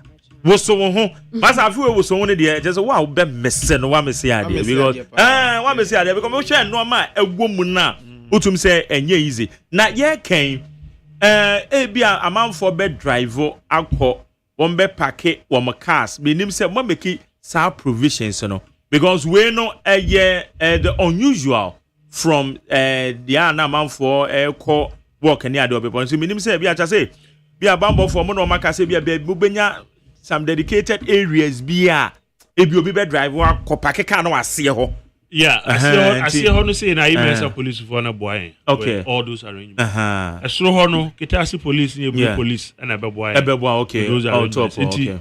Yeah, parking in the BBA no. Yeah, frost no. Yeah, ni even police for na before. Okay. Yeah, ni omu through ya na ebri and kita for na take. Na be ya meet me back. I be make sure say down ho no BBA intact. It's I am shishie bia because you say na ebe obi adwen say na me koi me kra bia me kuta moto bi me kuta bike bia say munya baby dey see I am shishie bia ni and police for na assurance so mbe manage traffic situation very well so okay traffic dey there kakra be baba mbe manage ni here say na be ya ebe flow okay so nam kwan so at least betimi akọ ama bibia timi akoso kama and that say park no so dey meji say arrangements akoso wo no enkonko ye said ye bia dada ye hu no bia ya mount stage no me about this time no said ya work games ni ade be cost unity e be what separate areas eti emboso okoso wa ha na games okoso wa ha na shooting chills for so ebo joint na just ni nyina na na mu sa MTN for so ho with omomo no nto problem bia na Eco Bank so ho eti nipa ne timi fa ni ID card bi gra na ID card wakwaye we bibia problem bia wo pese o solve ma eti na just no kra boa wo for Ghana cash obotom na Eco Bank for so ho account so bia oh okay hey and afu ade na mu yo etefu mu ye meka se bia bia wote we Eco Bank di bia wa no boso ho no ye de Eco Bank no ye de abrew wabobo no transactions bia wo kwa won be hwe na che se bibia atumi akoyie okay na aya na mo wo projected number say bia we yesusu say bia number say and now you be receive. We are not much projected figure, because that's media. Most times, to me, say nipa 1,000 and 500 and nipa 200. It will be because right. As of now, from these groups are omudi abre omo join here. All right. In sorry groups. Are you late na? They be late. Oh. Enye late. If you na go be me. Contact numbers be a nipa no betimi afre. We don't usually have contact numbers. And nipa no bra front desk. Okay. And I say on betimi afre your normal call your internet your normal lines na omo fra. Landlines. Okay. And na so be so person e bi on one product be person o de ba be join mo say mo de marketing for no. Na we on so betimi aba. Betimi aba. Okay. Betimi aba because sponsors here because as of now we have so many sponsors on board apart from MTN, any Vodafone. Sponsors be sign count. Apart from MTN, any Vodafone, MTN, any Eco Bank, your main headline sponsors. We have so many sponsors. You say in case I don't want so as of now. Okay. Because yes, there were special drinks. Okay. Support here. Angel Bakery, content events and equipments. Okay. Lizori Foods, Bebre Adriane. And Lizori, yes. Lizori Foods, Bebre Adriane. Best Point Savings and Loans. Kojak Pharma. Yeah, Kojak Pharma. Yes, I'm the pro code. Yeah, the Beba. Into no wow, Beba Crampa wo code near that. The crabbe tomato. I'm products ni be wo. Good. And this way chocolate drinks is sold Etaechi. All right. Blue Jeans energy drink. High Sense. Yomi yogurt. Kivo Gari. Yeah. Sada and Kivo Gari bread Gari. Apart from say you be exercise now you be this way chocolate drink you know you be nya Gari so 80 sada no sada be yeah before go do through and we na just say now be cool into Kivo Gari so support here and sana Capital O2 of the living bitters Vital Wellness Grace Phyto Clinic and Diagnostic Solutions Games on Wheels no more bread games now. So many games. Luca. My boss kind more bread friends saying PlayStation. Yeah. More bread so many games. Okay. And sana shooting chills and spa so ebe support here. Yeah. Sister Spices. Endpoint Homeopathic Clinic is so support here. High Lady Virgin Mix. Jim Ike. And St. Michael Specialist Hospital. Until this sponsors that day on board sada into wa wo sponsors here omo on board they say enye small thing yeah because sponsors in the door so pa na obia so the BB ba obia the BB ba obia the BB ba on board BB ba and ana yan kan check general public no say police for no mo ba no a mo ba be boy ho ban no ebi mu enhye uniform that's right ebi mu nhye uniform oba be di boni a waso be hye papa say ye ka tell nipa boni for ne say massa no try men try tina ufie what they tina ufie because at the end you be trying live now watching on YouTube na you wadwen say nipa bent what they adwen boni ba dia waso be hye but that's why no very important pa okay that's good. That's it. What be our best or the can yes groups ni bia omo ye sutie se omo abejo yeah your GH Radio Colors okay omo fi kwashiman your Achievers Club omo fi kwa Palongo Group omo fi damfa oh fine no Isaac Mensa edi omo nim GH Professional Carpenters Association Evans Otu edi omo nim omo fi Kaswa oh good edi Kanfo Association omo fi Achempem eno Ernest Bredu edi omo nim OSEI Krodua Youth Palace okay bright di omo nim by Donko di omo nim fo bedu ase tema Joint Church Fitness okay chief di omo nim so mo ba omo tema Jana Villas Apartment on the manager ni nebusuafo eba yeah La de Kuku Association omo fiteshi and Police Wives Association omo fi Atomic is yes omo so ma be kan ho and Amfoega Marshal Association Police Wives no omo mumienu Margaret Osedi baku ani management man so di baku ani is that day enya gro those are some of the groups on join here okay all right so Susan Chills at the end of Moka General Public Committee o me hwe okay the be ka show obi an say ka show obi an fa ne ho hye wo so dwumadie ni mu na ya pomudin hia pomudin ni mu a yentumi nkomba enti yenyina yemfa yani nkyere wo so dwumadie na se eyememene nda ebe na emom kai say after there was na de chen so so a Mother's Day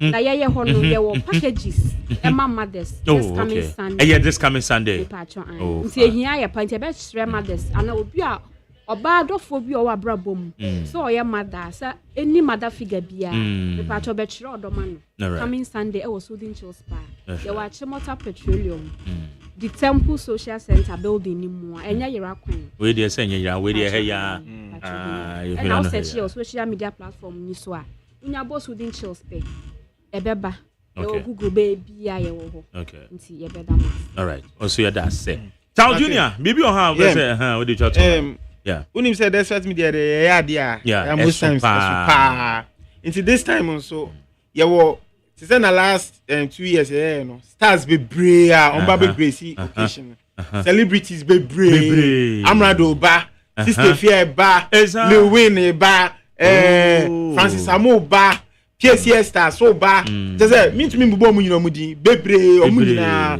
apart from that so despite media big celebrities are stars now more ye jumedi o mo ofia so the likes of Chairman General Abeku Santana that's right Majeri Wankaza ujinem Odian Kai Yakunama all the mean to me bubo mu nyina one ban so e no make am for nti wa pese oni your stars ni nyansu twanfoni na mumbra because your stars you're very very receptive that's right your name will be pictures ni bibia so we are inviting everybody on board say on the 10th by 5 a.m.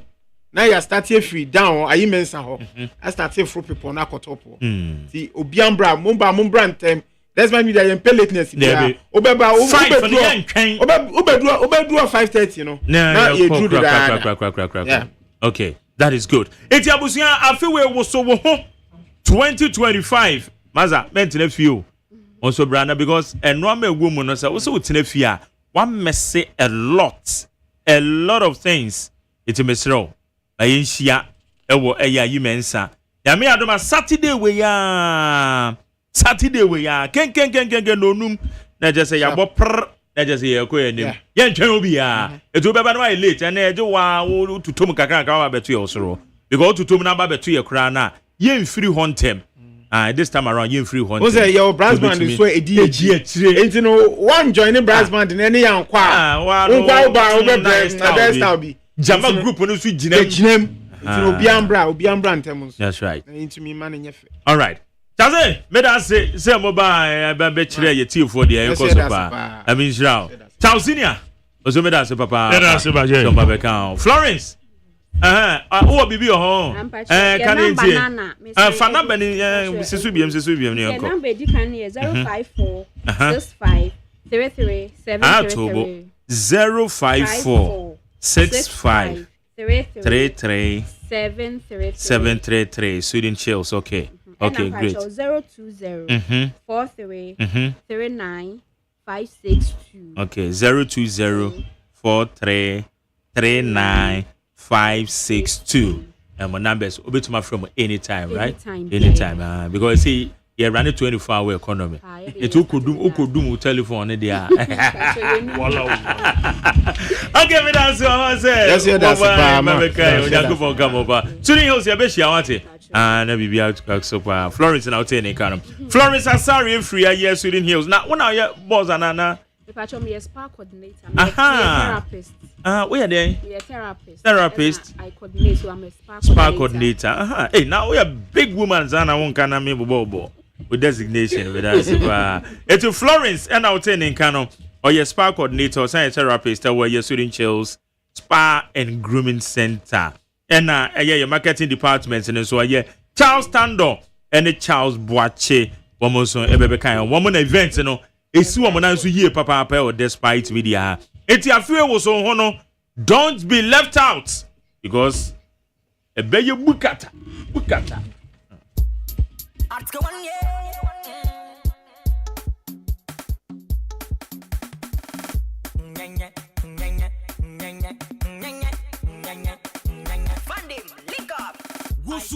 Woso. Despite media, asanso de woso ho ababiemu. Last year de no eye ka behwe na this year de ebe ye dutwam. Wabo ho ana. Why krado? Ya nante apapom de. Beka despite media, MTN and Ecobank ho. Na nyame ya adom a me boso me de etoso edu. Yentu pasa, yeni nkomo, yentinitini yempomu. Se de ebe ya, ya bomo de nsem ne bekoyi. Ebe ye nika keke. O favorite presenters what despite media, UTV, Peace FM, OKFM, Meet FM, Hello FM. Woman yina. Eba woki ebi. Yebeshia ewa yi mensa to boots. Anoba na sa homachi no num pepe. A face special ice mineral water and special drinks. Anonuma di nyina. Yebecha bi ho no. O favorite celebrities wo Ghana nyina. Wo yesini anyontofuo, mrahebedwafuo, ministers. Wo nyina. Eba health work ebi. The best medicine in the world to be exercised. Day. After even 1 week. Or 100 years. It's the party song. It's the party song. Ecobank, the Pan-African Bank, brought to you by Momo from MTN. High sense, everyday prices for everyday people. Special drink, naturally special. Blue Jeans energy drink for bold and active men and women. Best point savings and loans. Your dream, our business. This way chocolate drink. Don't hear any unsushi. Kojak Pharmacare, trusted always. Kivo, champion taste. Capital O2, home of natural remedy. Lizori food, good food you can eat. Yummy yogurt and nourishing choice. Angel Bakery, feel the taste. Grace Phytoclinic, we diagnose to treat. Yeshua Unipediemu, Ansana Yasaoyadie. Games on Wheels, the best option in games rental. Endpoint Homeopathic Clinic, the end to all chronic diseases. Sister Spices, the Dipeche. Content events and equipment, vital wellness. Experience the ultimate massage, soothing chill spa and grooming. Nurture your body, soothe your mind. Joy Industries Limited. Good health brings joy. Jim Ike Workout, million skills. Hi, Lady Virgin. Oba Wokotsi. Eye wuso. Everybody move your legs so. Ghana Montie. Ghana Montie. Ghana Montie. Ghana Montie. Ghana muntie na mansanya so adawro kofiaman homene so ejiji tonton sansan ewo neat 100.9 FM. Okay, abedafo na tena say 80 and stories egu ya pono so.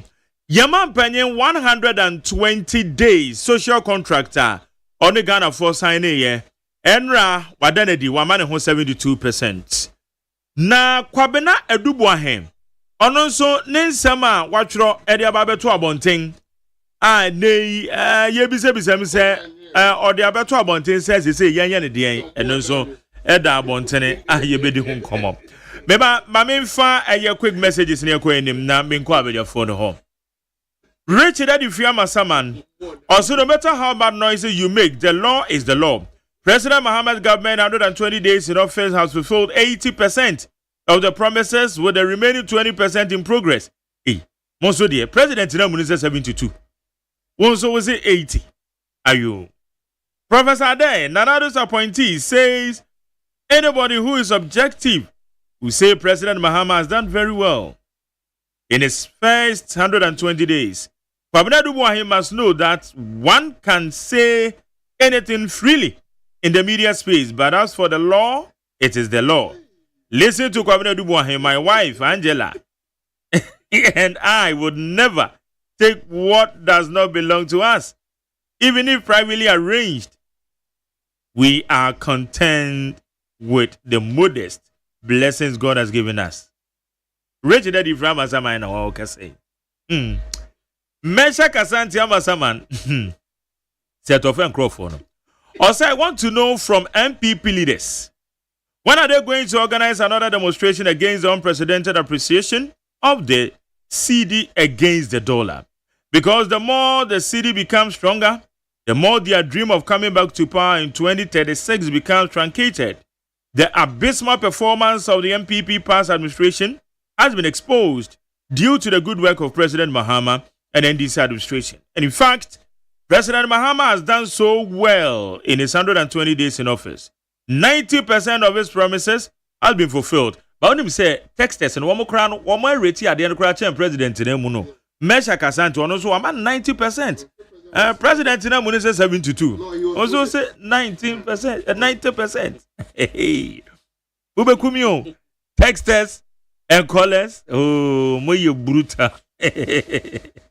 We say happy birthday to Nana Sewa Techua of China and Kobia Hema of Dinyame Doma Traditional Council. Today is your birthday and also exactly 2 years of your installment as Ankobia Hene AW Ankobia Hema of Dinyame. God bless your new age and happy second anniversary. Where you free at your kwesi crying KK of the MPP. And then me papa bi or your police officer. And also neba dini birthday. Let me quickly do this. Ansana. Me referee here. I think a chief inspector. Oh, where is it? Where is it? Okay. Oh, I did cry me. I find here. Okay, they measure. Chief, may I want it? Don't worry. I'll do it for you. Mommy, and go straight to these messages. I'll do it for you. Well, say good morning to you, McJerry. Mahama 120 days in office, I will give him 85%. Again, what Kwabena Dubois is saying, I will disagree with him. First, isn't true that he has opened a private account and he has transferred monies into it. Secondly, is it not true that he withdrawn from his private account? Is he responding to a payment to MPs? Eric was that at the protocol. Lamtekin Rashid said, now in the north, no, so not. I say, good morning, Mark Jerry. Don't. Hey. Lamtekin Rashid, and I didn't watch Rabbi. Don't know the Dr. Mahmoud Baumia. And I said, Dr. Mahmoud Baumia extend his greetings, and I didn't now person worker. King David Adifrika so Otament. Also, Afanya Markin is not above the law. He should be arrested. And greetings to Phyllis Nakoyo Okuno. Alai Babadi from Madina, I say God bless His Excellency John Dramani Mahama for his good heart and commitment to safeguard our democracy through due process and honoring most of his campaign promises within the first 120 days, Ghanaians can judge the president. Where's and not MPP words and expectations because they are bitter and wishing the president's failure in their hearts. Akufo-Addo uses his discretional powers to appoint CJ Tokunu over Justice Bafo Boni, and MPP accepted it. His Excellency John Mahama is acting in accordance with the advice of the Council of State. When you say McJerry, Kwabnamafu and Akosia, good morning to you all. Ebo Apia, NDC, Malabet branch organizer Agbawi. I say God bless John Mahama for his 120 days achievement. Greetings to Finance Minister, Honorable to Folsen. Mukala Jonas, when you comments out on me peletum. Kwabenya, also 120 days for JDM doing some 24 hour kania no edum. Preso kwa so Chiadia Safia Mohammed. Mukala Jonas said, it is our duty as opposition party to hold John Mahama's administration to proper scrutiny, as they rightly did when they were in opposition. So why did we have to sweep the issue of the education minister denying the first-year university students of their refund? Mahama claiming to have reduced the size of the government, yet he created political portfolios for his boys, which is equal to being a minister. But we are quite trying to claim the dollar has stabilized, forgetting that government hasn't commenced gargantuan spending. I said that is correct because dollar need form. Positive change. Say I like the way the MPP clowns are making unnecessary noises all the time to seek attention from this government and Ghanaians. But President Mahama and the NDC moves in silence, and are doing their work and performing wonders in just few months in government. By December, only ex-President Kufuor of MPP will be working free because all other former appointees they will be in jail. Hey, Mokaso. Where's the McJerry? 120 days. NDC have increased our burdens by 19% for utilities and dubious moves. Where are the gold, dollars, and money found in the 9 containers? Uncle, where are you free? Okay. Building the Ghana we all want with selective justice will not do us any good. The post-winning election lootings, burning of the EC officers, attacking, vandalizing police stations, broad daylight, mostly the NDC supporters, cannot be swept under the carpet. Ejabata Akotisi hum. Osi JDM 120 days, so far so good. Any objective-minded person, without being mischievous and intrinsically obsessed with partisan politics, would attest to the fact that we are in the right direction as a country under the JDM leadership. A lot has been done even within this 120 days period. He has really provided leadership, and that is what Ghanaians are looking for, although we are not there yet. If we had seen a quarter of this prudence under the Eswal regime, Ghana would have been in much better place. Are you? Okay, I'm sure they are. Okay, when I met to Amoso. I'll be like Sacred saying, Bibi Awoko, my Jerry. Yeah, me answer. NDC Mokoye. Oh, you see, NDC Koye, Nana Ghana Koye. Inti Bibi Awoko, Ubia near NDC home. Mefa with video chair, His Excellency John Dramani Mahama. Okay. And the Vice President. Right. Now, the Omoye Ejuma na Omoye ne die Krabasho bi ni age so far so good. Je obia sebi unieni uniaso. But in all things, everybody talks about it and everybody is happy. Inti so far so good. Obi ni age. Set of eh. Mark Jerry. That's what I say. Ona mu die. Moses see how many so asesa. Online mu na yede. Hey. How many months now? Ona mu die anka nyame aya. Say how many months? December, January, February, March, April. Jerry, also maybe 2 mra no match. 6 months. Mama Mao, just about 2 examples in Tiamikasa. I didn't know Gaza. Say ye betting tax 10% every ho. Ni e levy 1.5%. I mean say be do 1% po you 1% free ho. Now the can why say 10 plus 1 is 11. Until the 11 at show. Ni ato utility prices move 14%. Na when see the 4% abeka ho amawa 18%. I say 18. Until at show 11 ni aju 18 now. Are you worse off or you are better off? So what does it mean? So if I should tell you say hunamudia ankeye nemu my condition is worsening now. This is the simplest explanation I can give for every man to understand me. In say propaganda ma America. I've given you evidence as to why I'm making a say hunamudia. Na one fa your friend is saying wage bill on so account. Wage bill no here. Me as a bad juma ni I have to make it 10%. 10%, yeah. Tobo ni atutu ni emem I could do 18%. Am I better off? Previous regime at 25% or say nye. The why juma for over about 6 months. Bra no akwaje bosia.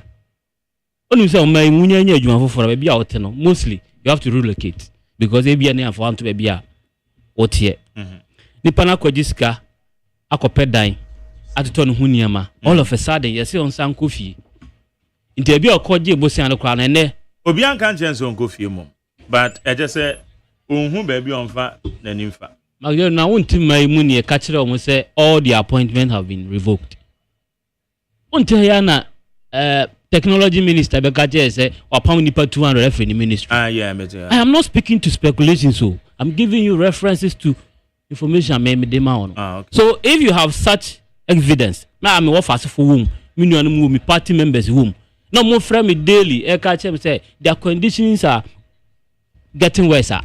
How should I be happy here and sit and say BBI okay? Everything cannot be okay. So in your opening remarks, you are trying to even water down some of these effects on the public now.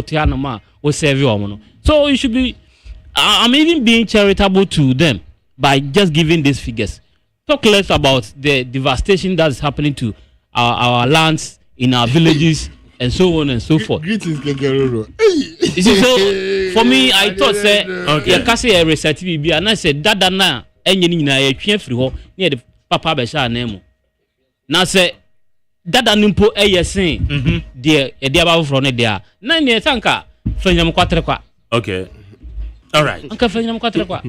Meda say Sakra. Yeah. Mona mo wa ben mu nti mona no ho apaso. Yeah, my Jerry. Yes. Asema me ka che me bra ni say okọ Bible na okọ he membusem 6 Kremoni a to Bible mo nsem bra. Eni ha ho kokobo. Na o say 6 no say okwadwofo ko ntatia nchen kosua nyansa. Hwe na kwan kosua na kwan. Na hunu nyansa. Nyansa ono na oni otitiri openi ada ni titiri ti ari se twi na dey but say bara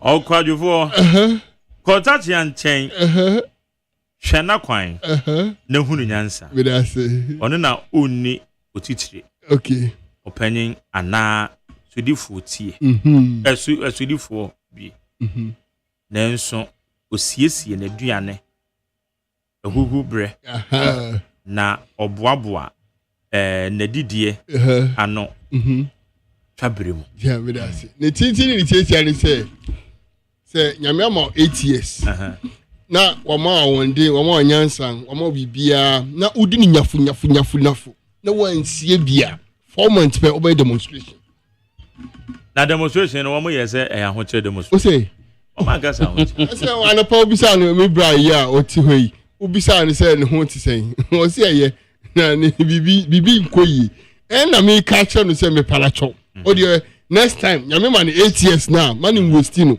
o utilize 8 years no na eno so say kokobo Emma Yesu Nkofo Omo President John Dramani Mahama. I'm code of ethics. Now, so code of ethics no. Wait me and idea make catch on say ne. Who say about Elubu Ahidin near about ghost name near about we say the we are boy no sign and subeto. Nti echi mu no sign name we ebesi. Na question I be say say time awo aban mu no. Udi boni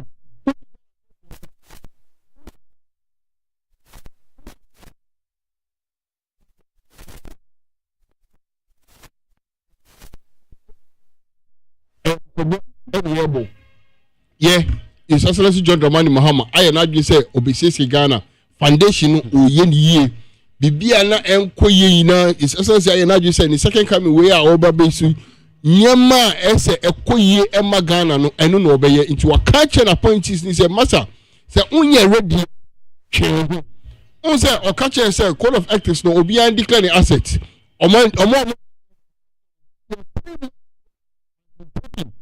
to Muhammad Care Health Care. I be share Ghana for omo yare opa sere opa su adia on the so on na wama command no eduru ho na 3 months ya antia eno ene be wo ho asem eka but for now no dear we know what we are talking about and His Excellency has stated it clearly that if you were part and parcel of his government our ye na appointee sa code of ethics way and I be ejuma one man say only friend say kanchima wadanfo unua contract mu sensem odibamo Ghana ni a efata say onya no onu na say odimano member yes because NDC aba power anti madam for me nua my sister odibemano there be we are not going to tolerate that and no na His Excellency John Dramani Mahama nyema all ye ina say nyema what is a Ghana for eka say enye as a politicians ejai and no oba no say no me de me sabe si me bu aka say nyema we ina yentwam na yemfa reforms emma your politics no mu nti His Excellency John Dramani Mahama yedana say and I think say nyema oyi in the 120 days no krabeshe ediana Mahama eka say obeye oba no okan nyema bi a obeye and osha most of them why osha nominate within the 14 days and complete list of cabinet ministers for parliamentary approval why constitute the leanest and most efficient government under the Fourth Republic in my first 90 days. Why? Now, sir, I hold them no crowd and say me born about because so share over 60 ministers or so you saw move from 130 now. Share nature say, Mama, I save every single minister no. Share sika yes the man the man a 6-bedroom or flash apartment an area or Accra. Share baby yes the man obeda ni sika. Yes, you Emmanuel one. Now, yes, I'm on the car. The first V8, and the man no. Osha a mubia and yet less than 1 million Ghana cedis. The Asamano, the first a saloon car. Saloon car no is not less than 600,000 Ghana cedis. Okawe in Alboma. His Excellency John Dramani Mahama, as several Ghana need 5 million Ghana cedis a year. And now she has 5 million Ghana cedis a year. No, by number of ministers, what is so 40 now. Nature say yes. Where you be all protecting the peace of Ghana. Inti sa ohwe sa nema nyina His Excellency eye free ho a eno che say oye obi a waba say obe protect your peace and that is who we can trust. Or say obe hold national economic dialogue and apart me say ofre ex MPB minister MPB oye former MPB friend no. Or say it's not the na me pacho say why should be biase and hwehwemu a obeda hu the real thing you have to institute those programs for you to know say committees no setting it up no my hwehwemu and making sure say yes bibia yejumo pepe why institute that commissioner how will you do it a foundation to the issue. So without a foundation, you will not get the results. So you shouldn't tell us the results, but you need foundation for the results.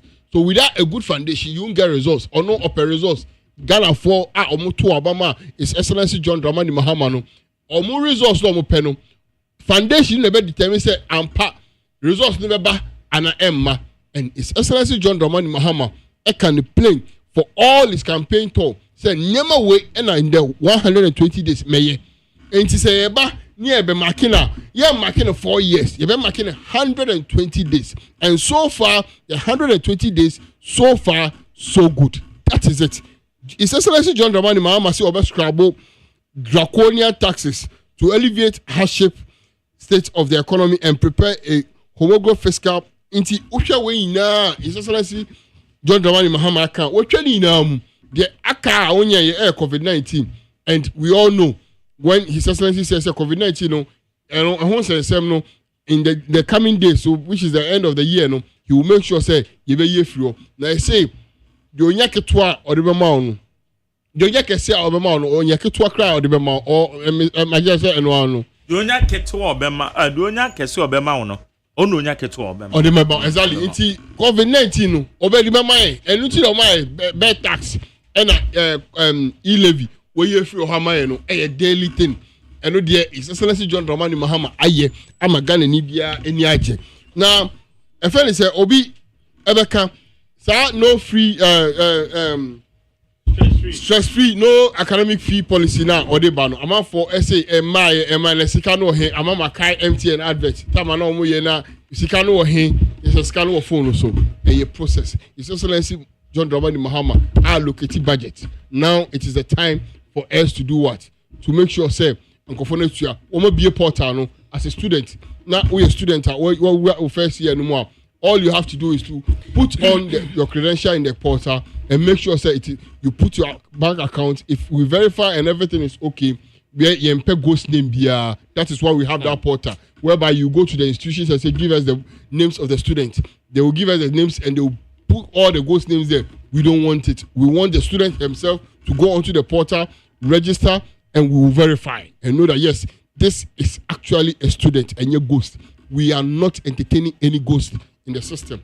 We are coming to protect the public purse, and we continue to protect the public purse.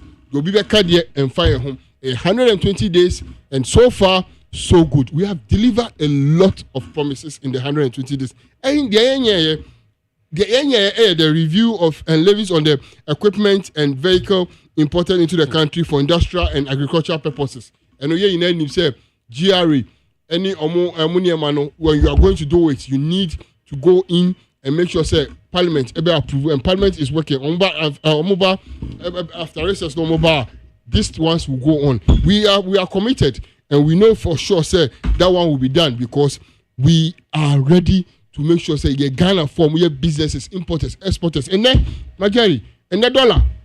It was 13 cedis.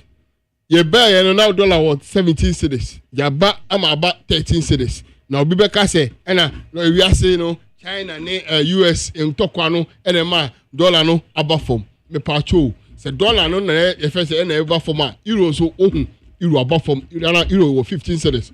Pounds, it was 21 cedis. Right now about 18 cedis. That shows you say we are not even talking about dollar. We are talking about all the currencies. They are all coming because Ghana cedi is gaining the strength.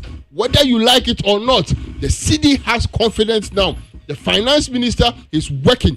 Bank of Ghana is working. We are determined to make sure say exporters and then Obia Otua if there's a duty, Otua $100,000 duty or port. We here 1.7 million Ghana cedis to clear no, and then Otua 1.4 million Ghana cedis, which means Ghana His Excellency John Dramani Mahama aban papa system na ya hihye ato no asevu import and Ghana ni no 300,000 Ghana cedis and no NHS say enye ade area agro eye something important. And the iron rod 1 ton from 6,000 and 9,600 it is now 8,700. Go and call anybody who deals in the iron rod industry. This is what we talk about aban papa, because Ghanaian businesses are happy. Don't be surprised. Car bo ebeba form.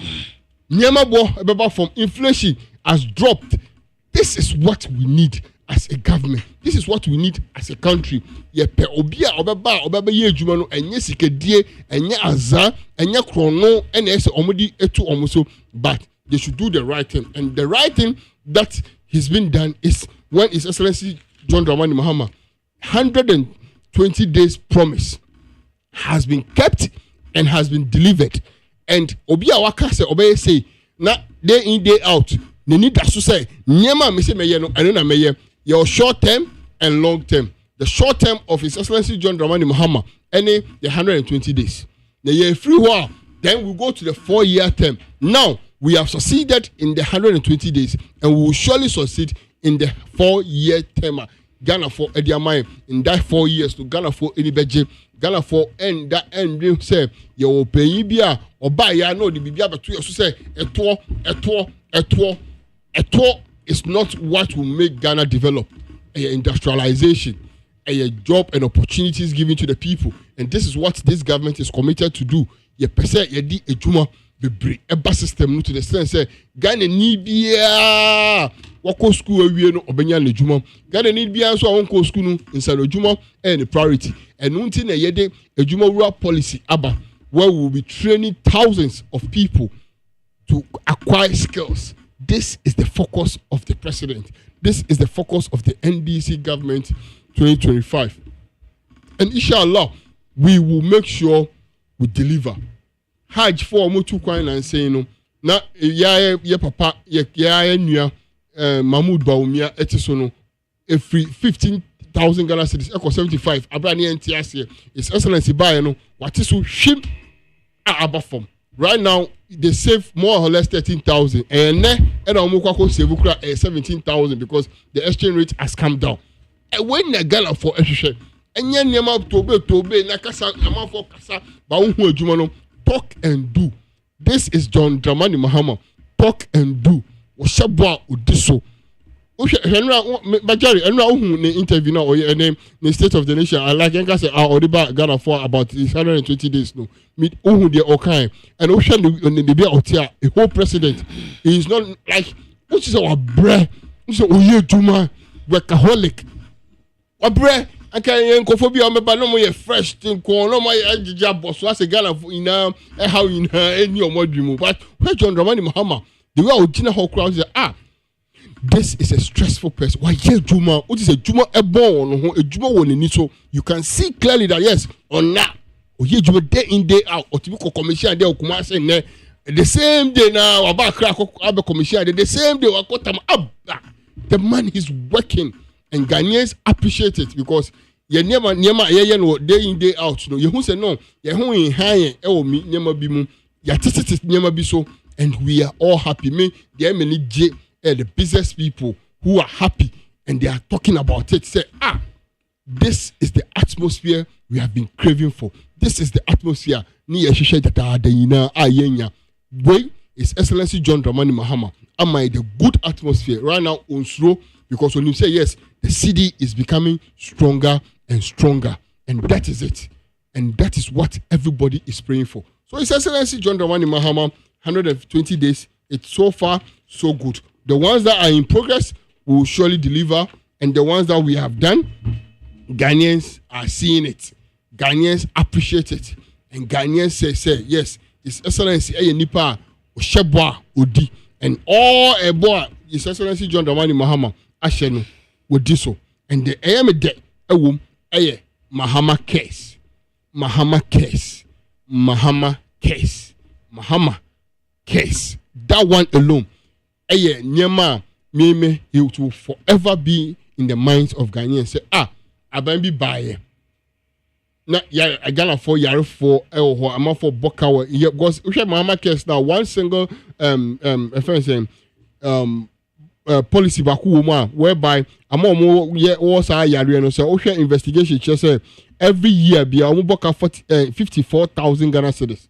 This also yare every year, Ghana ni bon hoka 54,000 Ghana cedis. Now His Excellency John Dramani Mahama say, "Obeshen bakon free our own bibia with just a policy or ne vision keka." Then you realize that yes, we ye nema Ghana for a abaya or drink in here for him, abaya or drink a hot for him, abaya or drink a mouth for omunibi we a abaya or da sorry or drink say yes, my people need the best of healthcare, and His Excellency John Dramani Mahama has delivered it. So 120 days so far, so good. Okay, Madam says set of it. Jerry. Yes, sir. Madam Sibium. I'm chat you for. And I have phone now. President Mahama, 120 days in office as President of the Republic, can best be described as promising more and delivering very little. Promising more and delivering very little. I will not be a hypocrite to say President Mahama will buy on Yashi.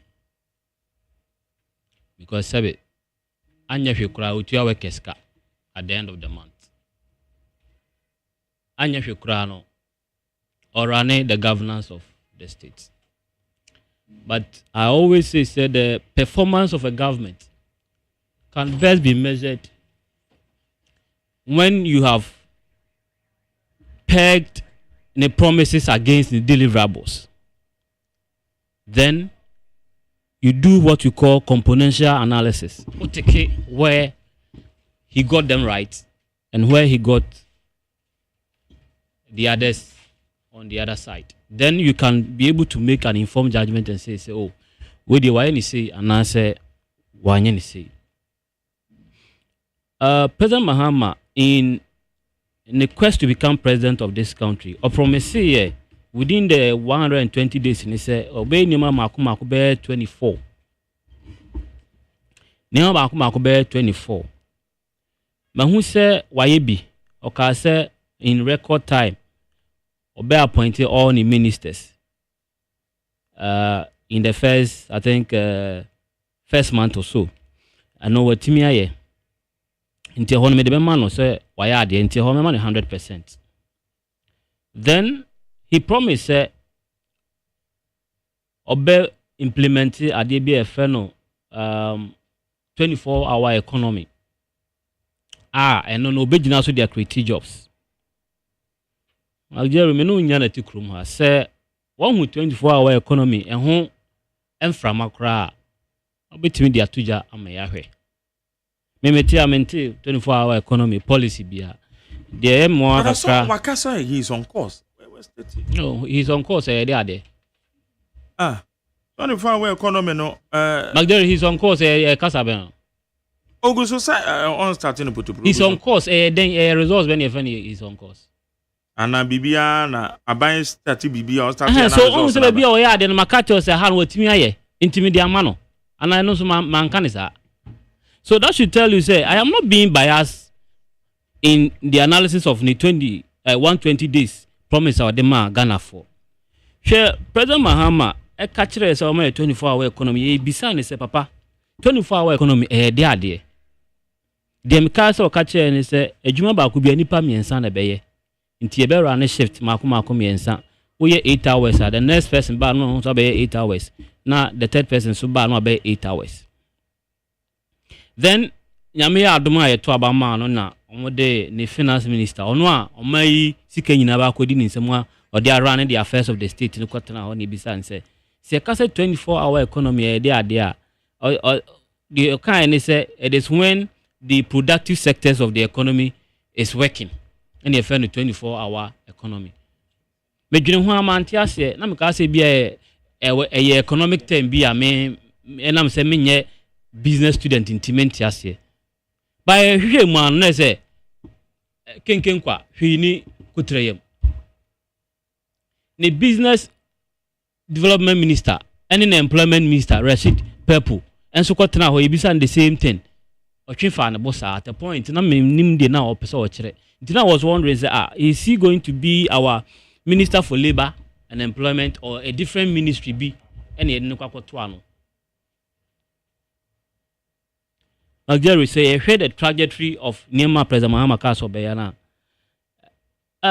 Menyamina mekasa wa yade anase wanyade. Yenko enu kakra na hwe ade we. Okache say the first 100 days no ba university students. Obomo admission fees free. Magdalene yeti hey so wa dance che se wunu bi wa danfo bi wo fase bi ye tua no printing fees mpa mana wo de mama sonte On the other hand, the why and say even basic school students no ene omutia printing fees are abaya asama eda GS4 anim. Edu Watch had the cause to complain about such happenings in our basic schools. So the okache so obaya no enya na President Mahama in the first 100 days and now in the first 120 days okache say oba COVID levy obeye free ho. Men kan kun atiefo asoboa no. Proud to election 2024, the ranking member on health enenya mencha de ya be no health minister. E ka kire say COVID ni ho in 2024. Into COVID levy na ye gye no e ya tutubotom sika ne ye gye no. Nipa o ka kire say abanda da na tutu ebotom agi sika no. Enne enye so tutu ebotom keko. O tutu ebotom no na san pam amanfo free o madwumam. Owi anu asan ka kire say okwa ko donate niam de ama Tamale Teaching Hospital. No Jerry, saban eyi nyina ye sika every consolidated fund mu. No de kwota medical equipment any essentials e de ko ho no ma. Can you pride yourself and tell me say you are going to donate? Is it because say donation na manfo ntiase and na say den? Donation is not any big word. Any say nipa anya den ntiase. But health minister eye wa said say obe make sure say institutions e wo maimu award the logistics and the finances and all the resources to do their work. Now ko provide the more ma obejina bonti aka che say ko donate. Say they free votum and what the coach institution. These are some of the things President Mahama promised us, but obetena ban mu no oye adefofro. Mekai Galamsey fight. Aban yi mu nkrofo mpanyifo Emmanuel Amakofiboa I know a lance minister ejina parliament egu president Akufo-Addo animu ase tantantan e ka che say president Akufo-Addo entimi manage the affairs of Omayi when it comes to the fight against Galamsey. Enunti the then candidate Mahama e ka che say oba obe repeal the airline na e ma ho kwan e ma yetimi money in our forest reserves. LI 2462. Said the beya ubia obewa ju so kwakọ mani wo ye forest mu no e beya criminal offense. President Mahama notable as he is oba ya no ka che say on repeal law ni biom na mum de obeya ni say obeya amend law no. Enfa no obeya amend a anya say o amend say yentimi enye Galamsey anase yentimi enye mining in our forest reserve so. To me na sure no President Mahama nsem say ono the bema kwan me etimi akọ mining in the forest no eno na also oye free ho na se etiefo abadwene ho akọ akira de papa yi pese oye ne se o twene ho free game nim na manfo nya kwan akọ mining in our forest reserves a o ka che se enye ono na ma tumi anase ono na ma kwan se yenko mining in our forest reserves o ka kire se obe embark on a total repeal of LI 2462. Then in government, Ugache say you are going to amend. These are not the promises of President Mahama admire. Magdari, say a share import levy. That imported goods were. Now it was the bane of importers and the business community. Mekai one of the engagement with the public.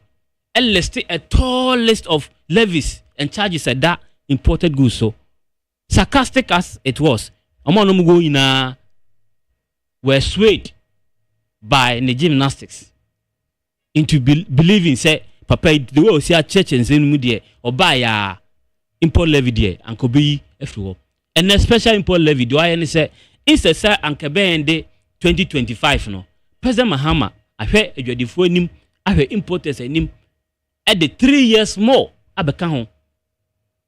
Inti is a sanka special import levy ayeje anke be end 2025 no ene be end 2028 President Mahama enti so wunya ade bia mfa ma wase a wo san to no botom enye wei ena ka kire yo Magdari say business community omu contribution towards the development of this country. I believe say sanka onya bibia mfa mo mumpa o de dada na abeto no ho no anka mane so wa don't extend the period to another 3 more years. Ade ba kwa President Mahama abon ho modin asan ye biema ehwehwe aso a wodwe ho a wonti ase ni se papa yi ka che se oba no betting tax obeyi every ho 10%.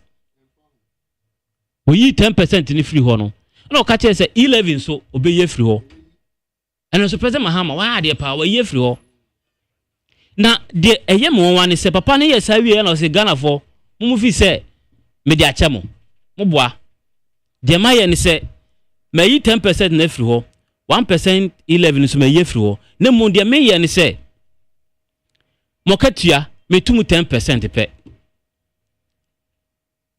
instead of previous 25% no me tumu 10% pe na ma wie sa no de mba be ye nie 3 months bia no mo utility charges bia no a mo use no e be kosoro ba ko ne say recently ya na public utility regulation adequate to one say it doesn't mean say be kosoro Magari omo review no mo de buy no recently review na buy no e kosoro ana say ba fam answer recent why doesn't mean always but e kosoro ana ba fam Magari direct question me bra pan no e kosoro by saying 14% electricity 14 and water cost saying 4%.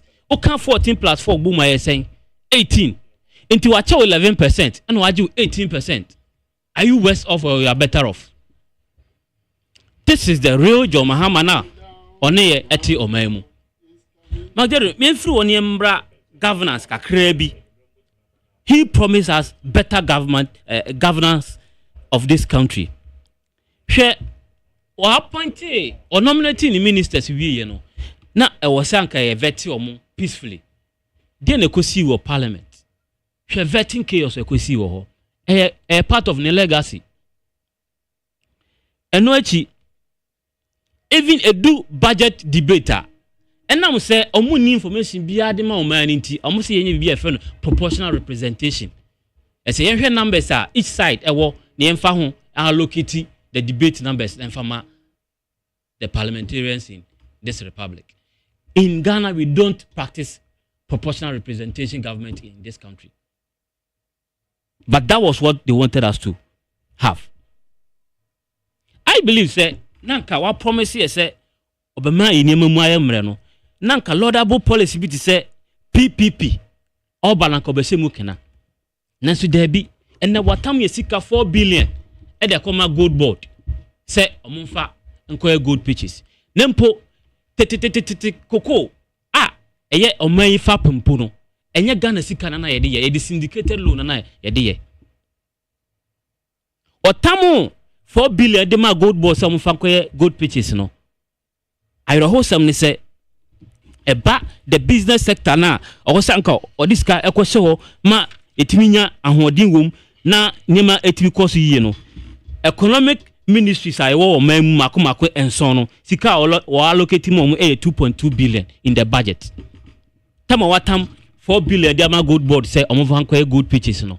Ofa economic ministries to say finance ministry, trade ministry, agric ministry, lands ministry, environment, technology and innovation, business ministry and energy ministry. These 7 ministries no omo budget allocation dem mo 2.2 billion. Good board on kwa sika 4 billion. On baby and the priorities ewo. E ho no e den ya obinya entikamu bi wo ho. Na ministry say energy ministry wo so ka osemu kena ma ye la titimi gina so no. President Mahama emfa na adwen ko ho. Ene dum so magere wo ho no mo wo experience bi ana. Community say wo omai mu bia no ene I believe say they will attest to what I'm telling you say dum so is back. Dem yan say Almighty Asante region. Our business hub. This is Asante region. Business state. And as a business region, it's Asante region. 4 hours being who you chum or bra. Do so NC wo. And these are the legacies of President Mahama. And now paragraph 478 of their fiscal policy just recently. na wosanka oboama emaburu nya enidaso bi se President Mahama ba o promise here 24-hour economy nti obe provide jobs e dia maye no. In paragraph 478 Wakache said there is no fiscal space to employ these youngsters or young graduates into the public sector.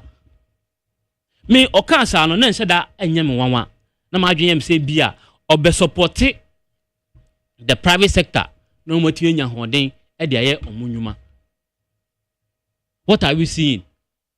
Through the Women's Bank, President Mahama ekache say oboboaye ama ye ma menom ye nuanum ma omo odwom benyesika e dia finance omunwuma no sika ode ko ho e de ko mo say omo fan start Women's Bank 51 million Ghana cedis. Minimum capital adequacy ratio here for the establishment of a bank in this country 400 million. 400 million Ghana cedis and now here at the set up a bank in this country per the Lendings and Deposit Act. And so President Mahama allocated roughly 51 million Ghana cedis at the Ama Women's Development Bank saying set up bank. From the onset, this should tell you that President Mahama is not in for any good. Because as can would that one and to be employ and start a bank, no, let alone disbursing the amount to the beneficiaries. So what is President Mahama promising us? What is President Mahama promising us?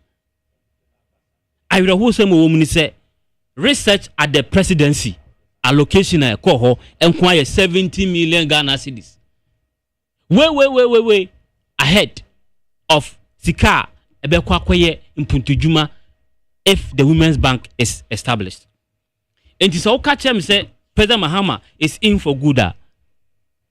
Jerry, a bear one say Obia, why a fair assessment of the happenings in this country, no, will agree with you and say President Mahama is living up to the promises as a social contract between himself and the Ghanaian public. Okache will slow down borrowing because abandoned a bubble too much. Per my last check, within this short space, President Mahama Abanewe borrow over 70 billion Ghana cedis from the domestic market. Over 70 billion Ghana cedis from the domestic market. Magdari, obaka say any abano ewa hoden e the bubble senti no oye. E wo rippling effect on local industries and businessmen. Reason is say abane ankrankro kodwa so ko bubble sia.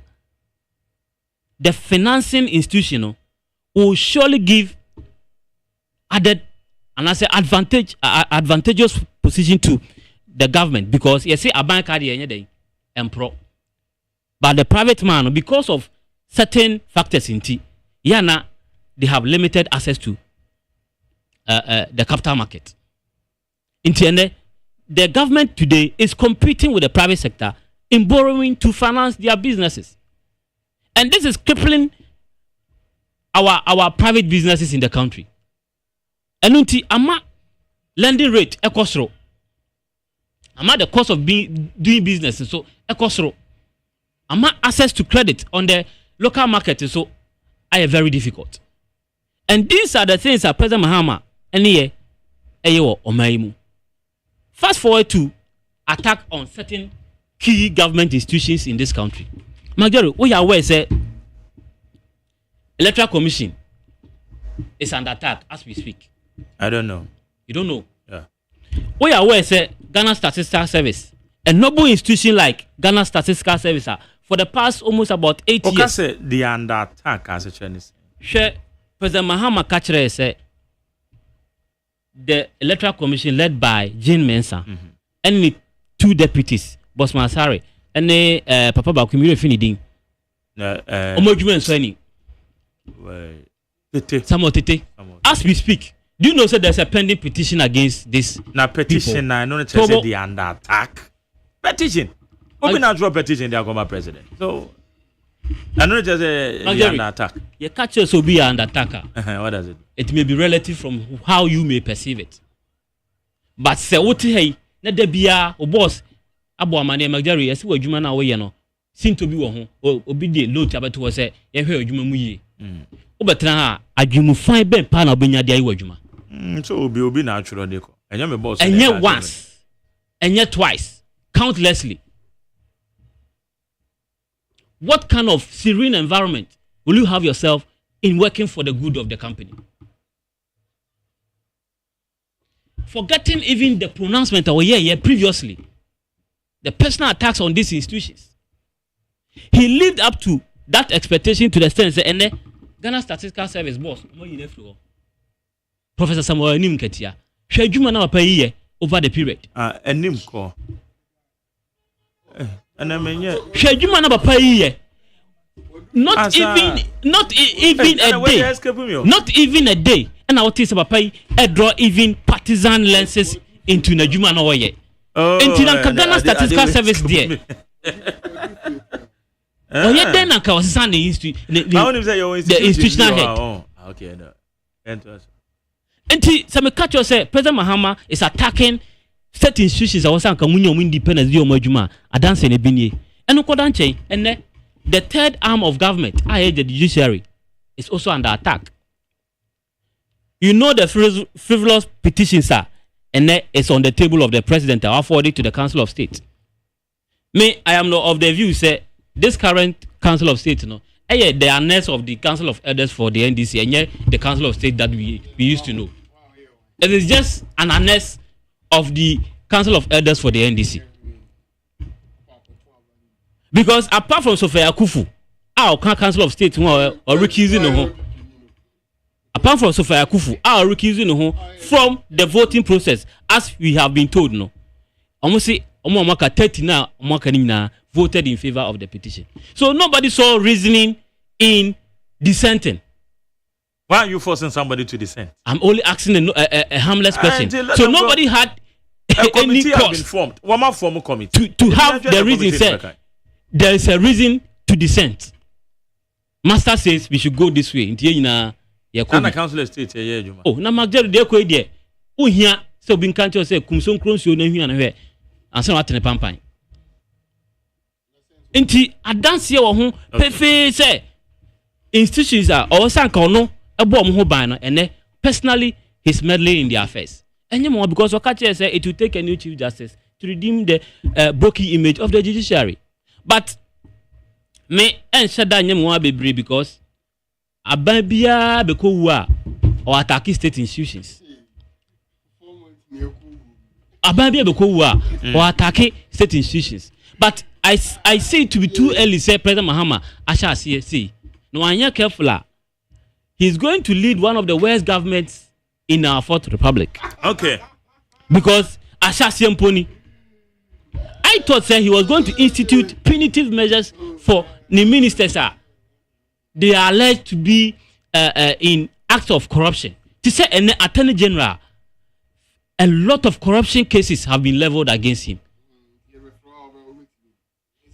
What did the A plus attorney general? A plus, no, yes, so I compare it. What did the Okafa? A plus now Kadia. Me say what did your what that Matip na masate se wakopa Techema unidenti akanfo Techema embro no o kan asem to ho ne 1,000 years it can be referred to and not just say correct and I correct it is up to the state institutions to investigate it. Just as they were leveling allegations against other appointees of the previous regime without any legal basis, without any competent court proving them guilty, no. Equally, we have such cases in our today. Lastly, before I wrap up, Jerry, share Bobremu Niama Abawi Ashe Ama essay. Share Ensuwa. Kwa awonwe na kohwe the level of devastation. Preachers and Ninti and I said yes, the level of devastation. Awo Ensuwa mu. Ene uhu NDC for chairman visibly attacking security agencies for doing their legitimate work. You see, you reset it there. You reset it to the right direction. All right. And not this kind of reset. I could see a lot of millions of cities are.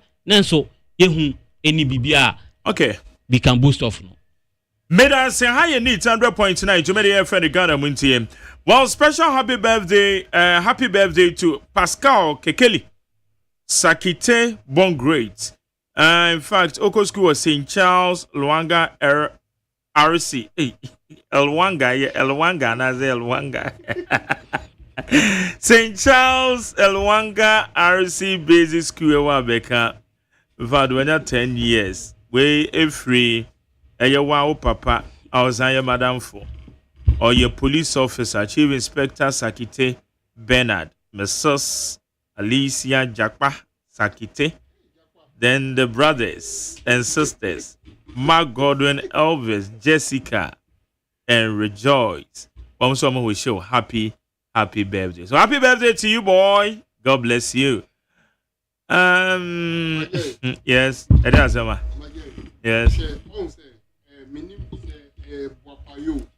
Say, bro. Okay, the 120 days pledge. It's Excellency John Dramani Mahama. Echo na pro bono de mine now. Point number 7 now. Say, commence drafting needed legal amendment and prepare for implementing the 24-hour economy policy. Oh, me pacho. Under the office of the president. It is a own table for. Untiasie. Or say, Tio, my guy, one can say. Yes, Ali. That's okay, you make. Okay, I'm table for. And I born on my boy, and you will be a 8 years in and would be born and a dear so. They are just clueless. They don't read, they don't learn. The only some constitutional law. Because only we are there. Until law, only lawyers. Because of pronouncing. Look. Lawyer for your crown for. And that's a son of. Oh, no. And then rephrase. Oh, no. And it's not made no attention. Yeah, exactly. Me say. And now say, on the book pronouncing. On person we are law by force. And now becoming can. Oh, no. Let's let you check it. Oh, be quiet. No, I'll never defend you. I saw the night. No, my guy tell you. I saw the night. No, listen to me. Lawyers defend people, wrong people. People who are found doing wrong. The lawyers the teacher that's what I mean. And in this case, law because they know they have to defend her and then it's grown her. California just $1 above from California just says Excellency deliver his 120 days. Yakotia obi say Obokron or Sebi. And I said if I say allegedly I allegedly say Obokron or say Sikano. Look, what he's bringing out is a confirmation of what he has done. He's telling us, or the Ochua way my way. He's telling us, and he said, because Attorney General, first the press, or the press now, the coin, league. No, Akwana Kasa starting in the room. SM said yes, he gave this money to the ex-wife national security officers. Say institution. Exactly, Ghana, Obi institution, Sika. No, one can say Major. No, see sometimes Mama you be a finching. Near fire being your Juma. Me patrol say they have been your Juma. Individual, HUA institution Sika Ghana. Indirectly, he is accepting and admitting the wrongdoing and the alleged allegation. That is it. Simple. It's the Attorney General was doing the perfect thing. I'm not going to say to the sense, and then now you have confirmed that yes, indeed. The money that we are talking about, you have indeed used it and you have paid it. Individual HUSS scan. Simple, clear knowledge. Okay. All family they should bring it on. They should bring it on. Okay. We are coming. Nyama ese be yama California. Akanya ebe tiankophobia. That is what we are waiting for now. We will do it to the letter because what do we say aboga na sika mu biare fan chow. We will not forgive you. We will deal with you because His Excellency John Dramani Mahama say Ghana for na money to me say o make sure say what boy a chrono what we do sika boy a future no we have to deal with you and that is it. This is the clear signal.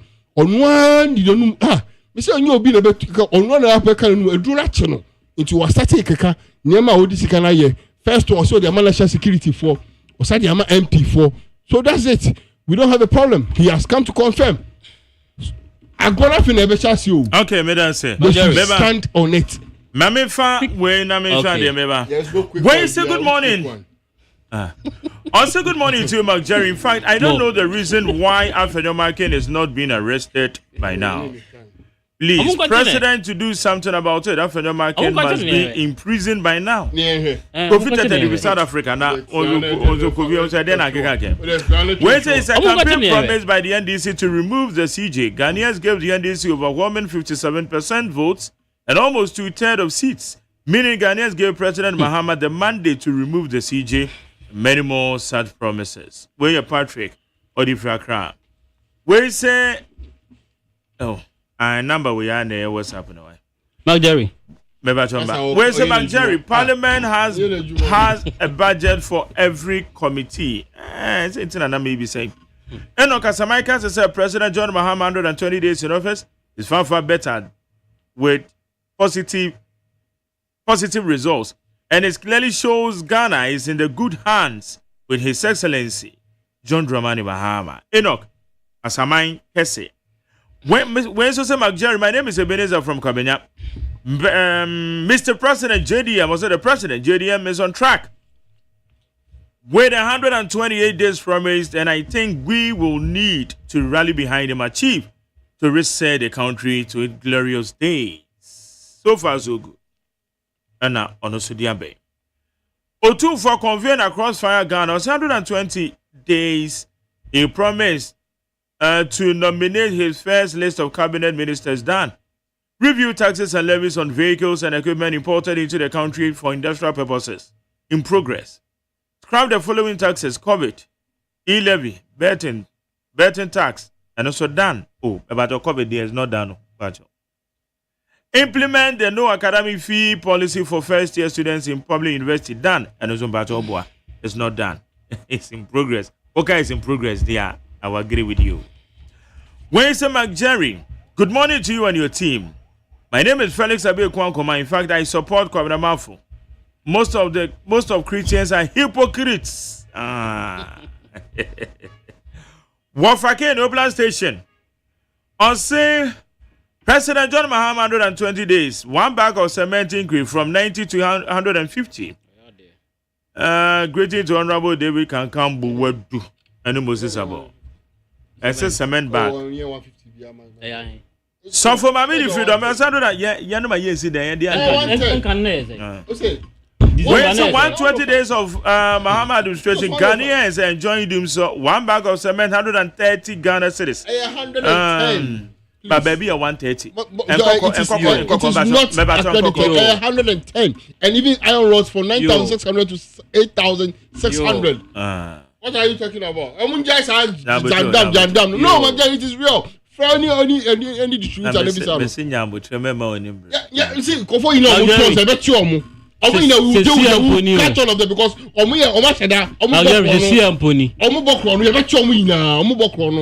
Masawudi the Frikumaso Bantamasa President first 120 days in office was all about terminations of appointments, the unlawful suspension of Chief Justice, politics of retaliation, Rambo style of raiding former government appointees' house, using NIB to silence the media. Media Benny are silenced. 24-hour economy is nowhere to be found. Masaudu. Samosana namuyo. No. Media is silent. And I over Mudabia will be silent. You are responsible. You are working. This is the again. I love you. You have been who you are from the one till now. You have been who you are from the one till now. Good morning, fellow Ghanaians. Mr. President, you rated yourself in your own 120 days at 74%. But 72 no kind of why. What happened to the lighting system? Are you back with your doomsday again? When are teachers going to write the licensure exams? Oh, licensure exams don't be chamo. Ambisco Spelele said JDM's 120 days in office has recorded doomsday and sacking of public sector workers in Kwa. Very sad. Ambisco Spelele. Mark Jerry, I was withdrawing 2,000 from Momo and the charge was 20 cedis. Is that fair? Yeah, that is fair because they've told us. I don't know. Yeah, Momo for telcos in a charge. It is fair. Woman catch that. Almost one bed charge 1%. Momo no charge 1%, but woman capo. I think above 2,000 is still 20 cities. And fair, don't worry. When you say Alasan says Zenu. You don't worry. Also, Kwabena Dubois, you should just stop the long talk and cooperate with the whatever investigation that is on to clear himself and his family. And if there is any powerful government official in past administration who used him to defraud the Ghanaian taxpayer, he should be bold to mention their names. Simple. And no. I'm going him now.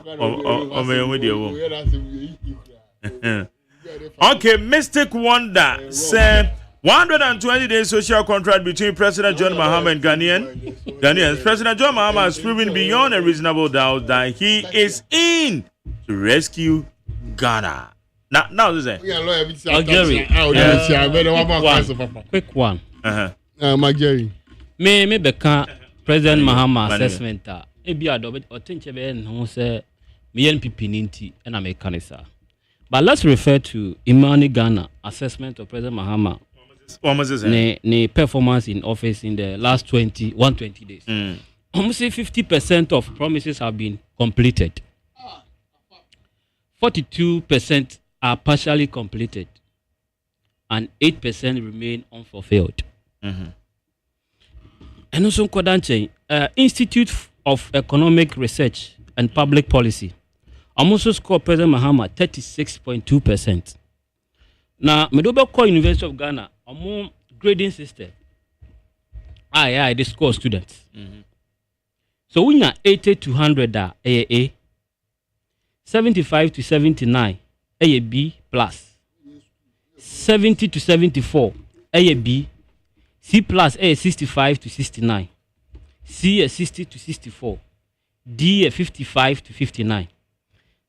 And a D plus, and a D ankasa 50 to 54, E 45 to 49, and a 0 to 44, F. So we have Imani D almost score President Mahama 50% now. Meaning so President Mahama enya D. According to University of Ghana grading system, in this anka President Mahama a student or university, and when you 50% and can grade a D. Jerry, who could check about school fees? Now the grade a bro and the grade AAD and Yami grading system. A renowned the first university in Ghana. Arguably the best university in Ghana. No among dear. Why are they and I say when you are there? Think of Institute for Public Policy for also the man 36.2 no. I say on look the hold the name man say F. So even if you take away the political lenses, now call for the professional or the independent institutions say oh my now say almost say almost assess President Mahama performance. This is the kind of grade that Mudiama President Mahama. Anti-seme and I'm better now winning Imani Suka Obeje dia nasa winning. President Mahama say we appointed 56 ministers. Ministers are me per my assessment our appoint me 72. I'm in the India. Obobo ministers now I said that they appointment letters. I saw Muslim say when we designated ministries for specific portfolios. 56. Yeah, correct. When we appointed presidential staffers in charge of all the 16 regions. And only organizers, you know. Now, one more ministers. That's it. Or more emoluments, benefits, any resources they fund more office no is equal to deputy ministers. Are you sure? I mean, I'm coming to Maybe we will for now. Ejuma or office of the president. It's a presidential staffers, a monument, and no more benefits are almost equal to deputy ministers. They are still no ministers. And so can't tell me say it is not about the name now. Nomenclature is nothing. It's about the resources who are allocated for these personalities in charge of these portfolios. And so can't tell me say 56 ministers are Magdari or Dada. And 72 ministers now President Mahama are appointed. Oh my way, and yet 56 now or the Kojina or the Bono. Okay. Offer SHS. Last one, Magdari. Last one. So offer SHS. No. Offer. When I'm reading messages, now me call it. Offer SHS. Offer SHS. Infrastructure. Nah. I won't make more. Say to make sure say SHS infrastructure running smoothly no. According to Ministry of Ghana, kasa paper mo de beto abonten. Ghana here 1 billion Ghana cedis to be able to make sure say infrastructure deficit at SHS no etimi akebe anase etimi ya solve. President Mahama say we need 1 billion for that purpose. But Mageri, the same president no, enya 4 billion e dey akoma sami jamfi.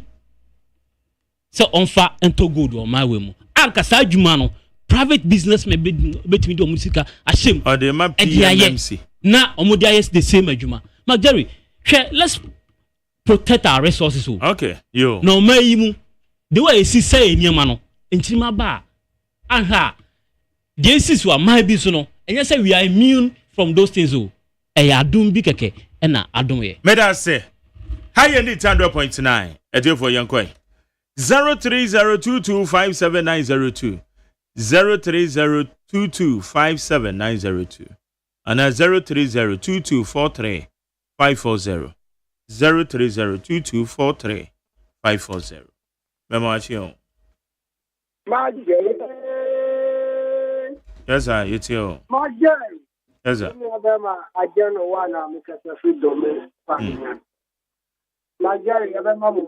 They are mamma boy at my bar, so for my Ghana. I will find my editing for you for now.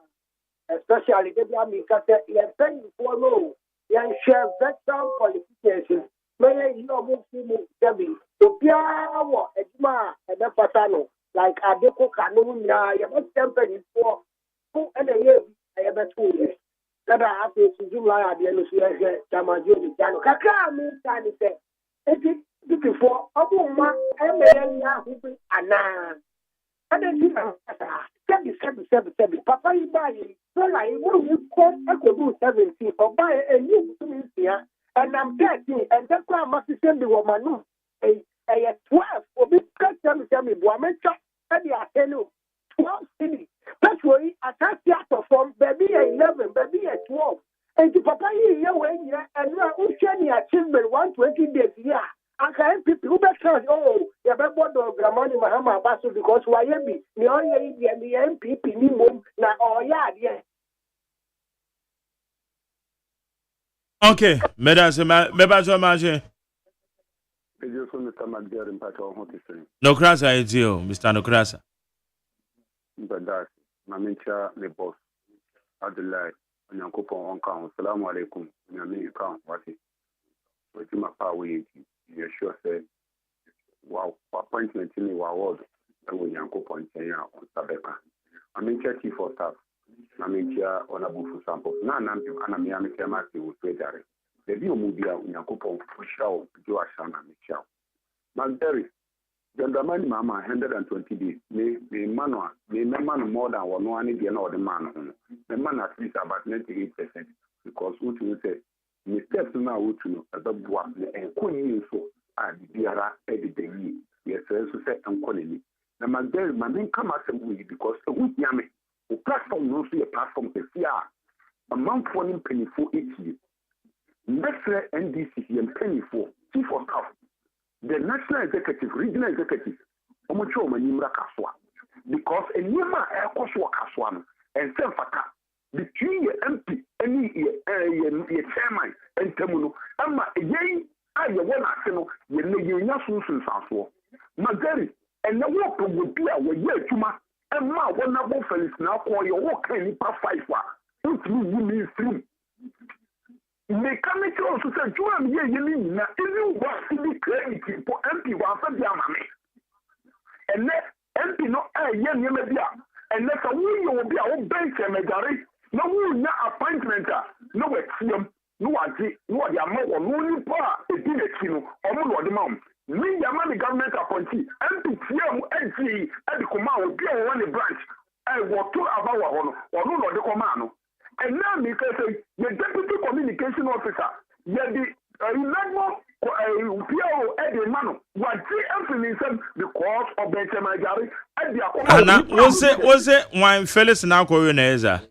Yes, the MP, honorable Felix now call and Yama Warrior Caswano. Now, the way every year, my was a me, wouldn't be to crown me, so the cross, I wouldn't be.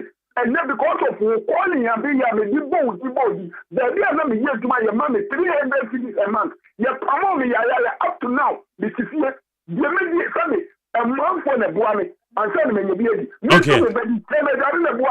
All in Yama, 1 month, 1 city. Nothing, you're not the government appointees, so no one gets from another commode. You have more appointments who are new up and one gets from it. So I get that for from 24 maximum, no one can almost solve that problem. Okay. Medan say need 100.9.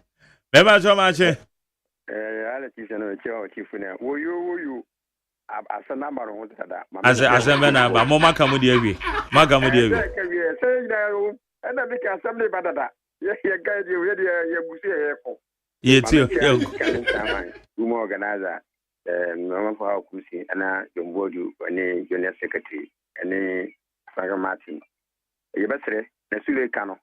Ubisa no ye nim se ye nokwa nya rukuru. Sule wa bere ana sabi sule na ye nyina nim se sabi ni samdi bebre yenka ayade a oye yarefo nti se abanya hunu mobo na se nko mane ba bi kura tana kura magerinka anyu party mu kura so oboa no ye besere se omomwa no na mageri na no enura mampani kasae de me uni se nyama bibiri wa yade na mageri ne ha me se 24 hours no media maka nye dia meye because ana nkoko kitikiti mageri me nkasa se agma na nyo me ye ne moa enti se ayade ya papa ni edim amatimamni afia me ye bi leta sumi no ofa me nananom no modo kuku o ka chom so moto ni 6000 mageri ono so adahin na ye hwe se ne Ghana fo na o che mo pad no ame be fi se abon ho model na emu ko ye best say nka sika no Ghana fo mma beje o ma because obi o wu bi de ono na de na ba acha mama fine na emu no emu meta say school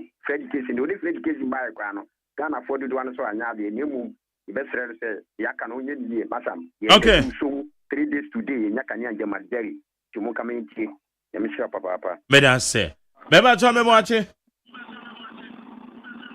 Magjali. Eh, bozu. Frank Naro ni o domini na meyo. Yo. Magjali, wa fidie dia, the way am panifo seu. Na NDC panifo mi ni ochi eni adwa obia seu, including President Mahama o seu no. Enti na ye fail program ya pese ye de nsem studio Magjali. Kami Frank Naro, me fra Mustafa Bande, eni nkoko Constituency chairman, Tamino so ye wakola. Oh, Tamimu dia I am a boy. Who is winning this year? Oh yeah, me aware. Enti ono dia wa frame mine no Magali send what yes ana uni baby ase. Wa frame 2 times Frangnalo ya dia mam yo me da ase. Ana say papa yi nani swat dia papa me Frangnalo. Na papa yi a whole MC elect. At me for form Frangnalo me da ase dia na chese wa yade. Onabo ayi so me strano Mustafa Bandi. Tennessee, your friend now on Magali, who the one number of our programs. Chamus of a band is in Kuala, ye campaign mano. I'm in Numero program, you ask me, poor fire. Yamiadum, yes, friend out on fan on my, I'll let you chance and be keke. Magali, dear Sulabaka and Apostle. Who bang Constituency Chama and now Constituency Secretary, Pattern on own county. Me name the upper NDC company quoting Magali. The position in our PC and the MPC no. Enti dia ko primaries no MP no constituency election kwa MP ni kwata obi aji so no me constituency chairman na so wo kwata obi aji na wo de na wini ya MP no wo ama ne be wini wi a onimo Magali enu na ekoso oba bia sule be kaka afo de a ke sule bra obrema na akoyo ebo ni di credit 1 plus house ma mi ama ne bi da enne ya ma no government appointee so na akoyo ami aja filisem so bi kwa benya ebi koso ye ikodi constituency chairman constituency secretary Magali, just yen na hoza for Franco, you need to be grand, you go to a home. Yes, and this in 24. Bomb from Nancy from Nadia to greater class. Okay. The Omode MPC PC for no one airport. Now, Constituency Secretary, your Oma Utopia, Nagia branch for Siena de Magali. Medan say, Meba to my father, you are matching. Eh, now catch your cocoa.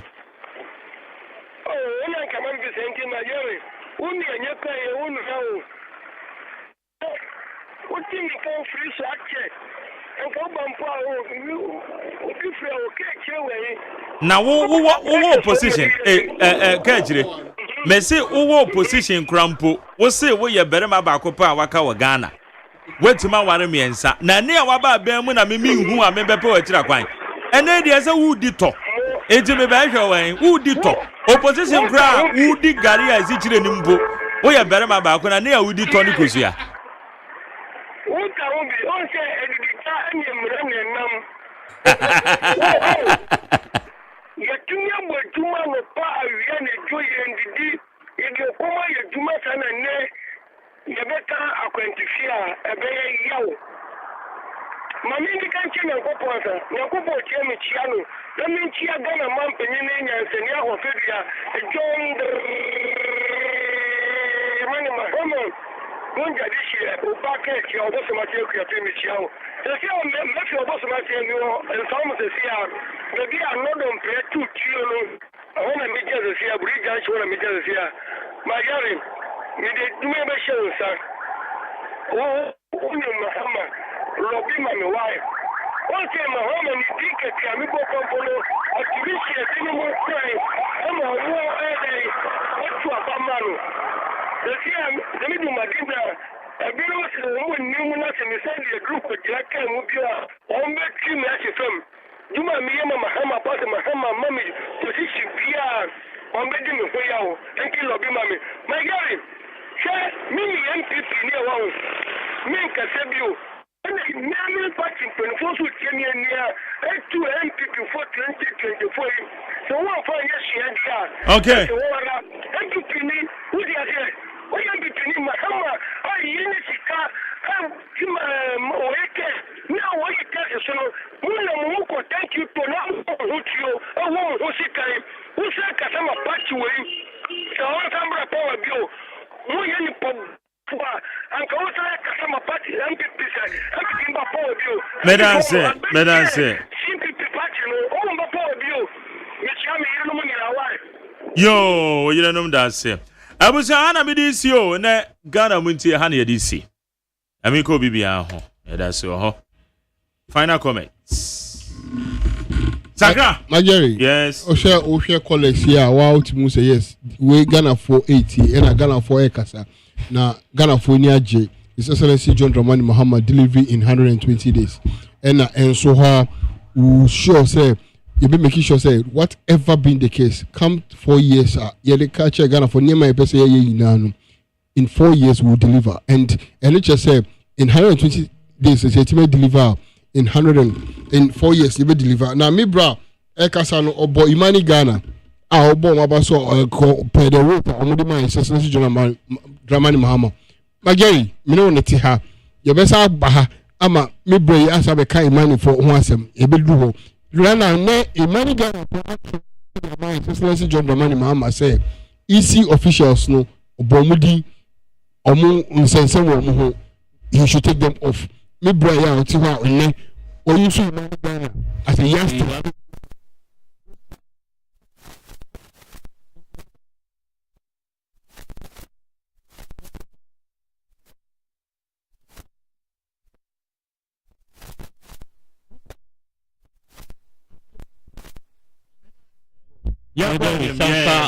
petition Shraj and the end to your career the President Mahama Kanisa could be president be because a certain president he was petition there was a petition against him forwarded to Shraj and he said yes so a petition against somebody doesn't in itself mean say the person is culpable or guilty of the offense leveled against him my main can ensure for titular this for supporters say I am not here to defend the government because here for we are it turn a cabo so me into me nyama djuma ni say abeta defend the government and aka sempa dia fa government nemum ade e wo so ye ma ye ho toye no en na mekoso akaka ni say yes the otwa sa onim se na chiachia nti ba bia enko yie no ontre no na enko yie last one is say metia amasamanfo nyina aka che ebi before say in the process of rebuilding to recapture power in 2028, they should look forward to our contributions in the party in the constituency. And Mary Dua on Betty and okay. Madam say how you need 100.9. I was just saying in the coming days. Baba sanka biem. Hey, catch you say. What's in the coming days of there? Like the car is as party faithful no. Whatever support we have to contribute to the rebuilding process no. At the right time no That was what I said. Hey. Okay. Matthias. Media Saddam Abdullah Sakra, member of the NDC National Communication Bureau. And I said to Frey, a member of MPP National Communication Team. And then hand you to me in see. Nyankopon ko bibia ho. Yatena se. Yes, sorry. And you remember the touchlight. Ebebro na touchlight na na you no. Komo bia be cause no. E je na you remember but don't miss it because you be din komo bi. Chama ben. Ah, okay, we dey ma fancy. Well, I have a share more touchlight, so and then you bring. DJ Bosco is taking over. Kwajo Damia the name producer. Abena Frema Bankro and then Nana yourself from your social media administrators. Kwasia Boaje the darling boy, me supervisor and my immediate boss. Dr. Faradex na ono ye executive producer. Be general manager Kennedy Asantio say and a bonichido. Medo bibia wuti emi ase atu agbona na jare na na boaje engineers madam ase yes sorry na DJ Bosco hu yenyom kakra na bibia akoyie kama nyame ko bibia ho ate nyame ko bibia ho o hwehwira ye besen hye enwumre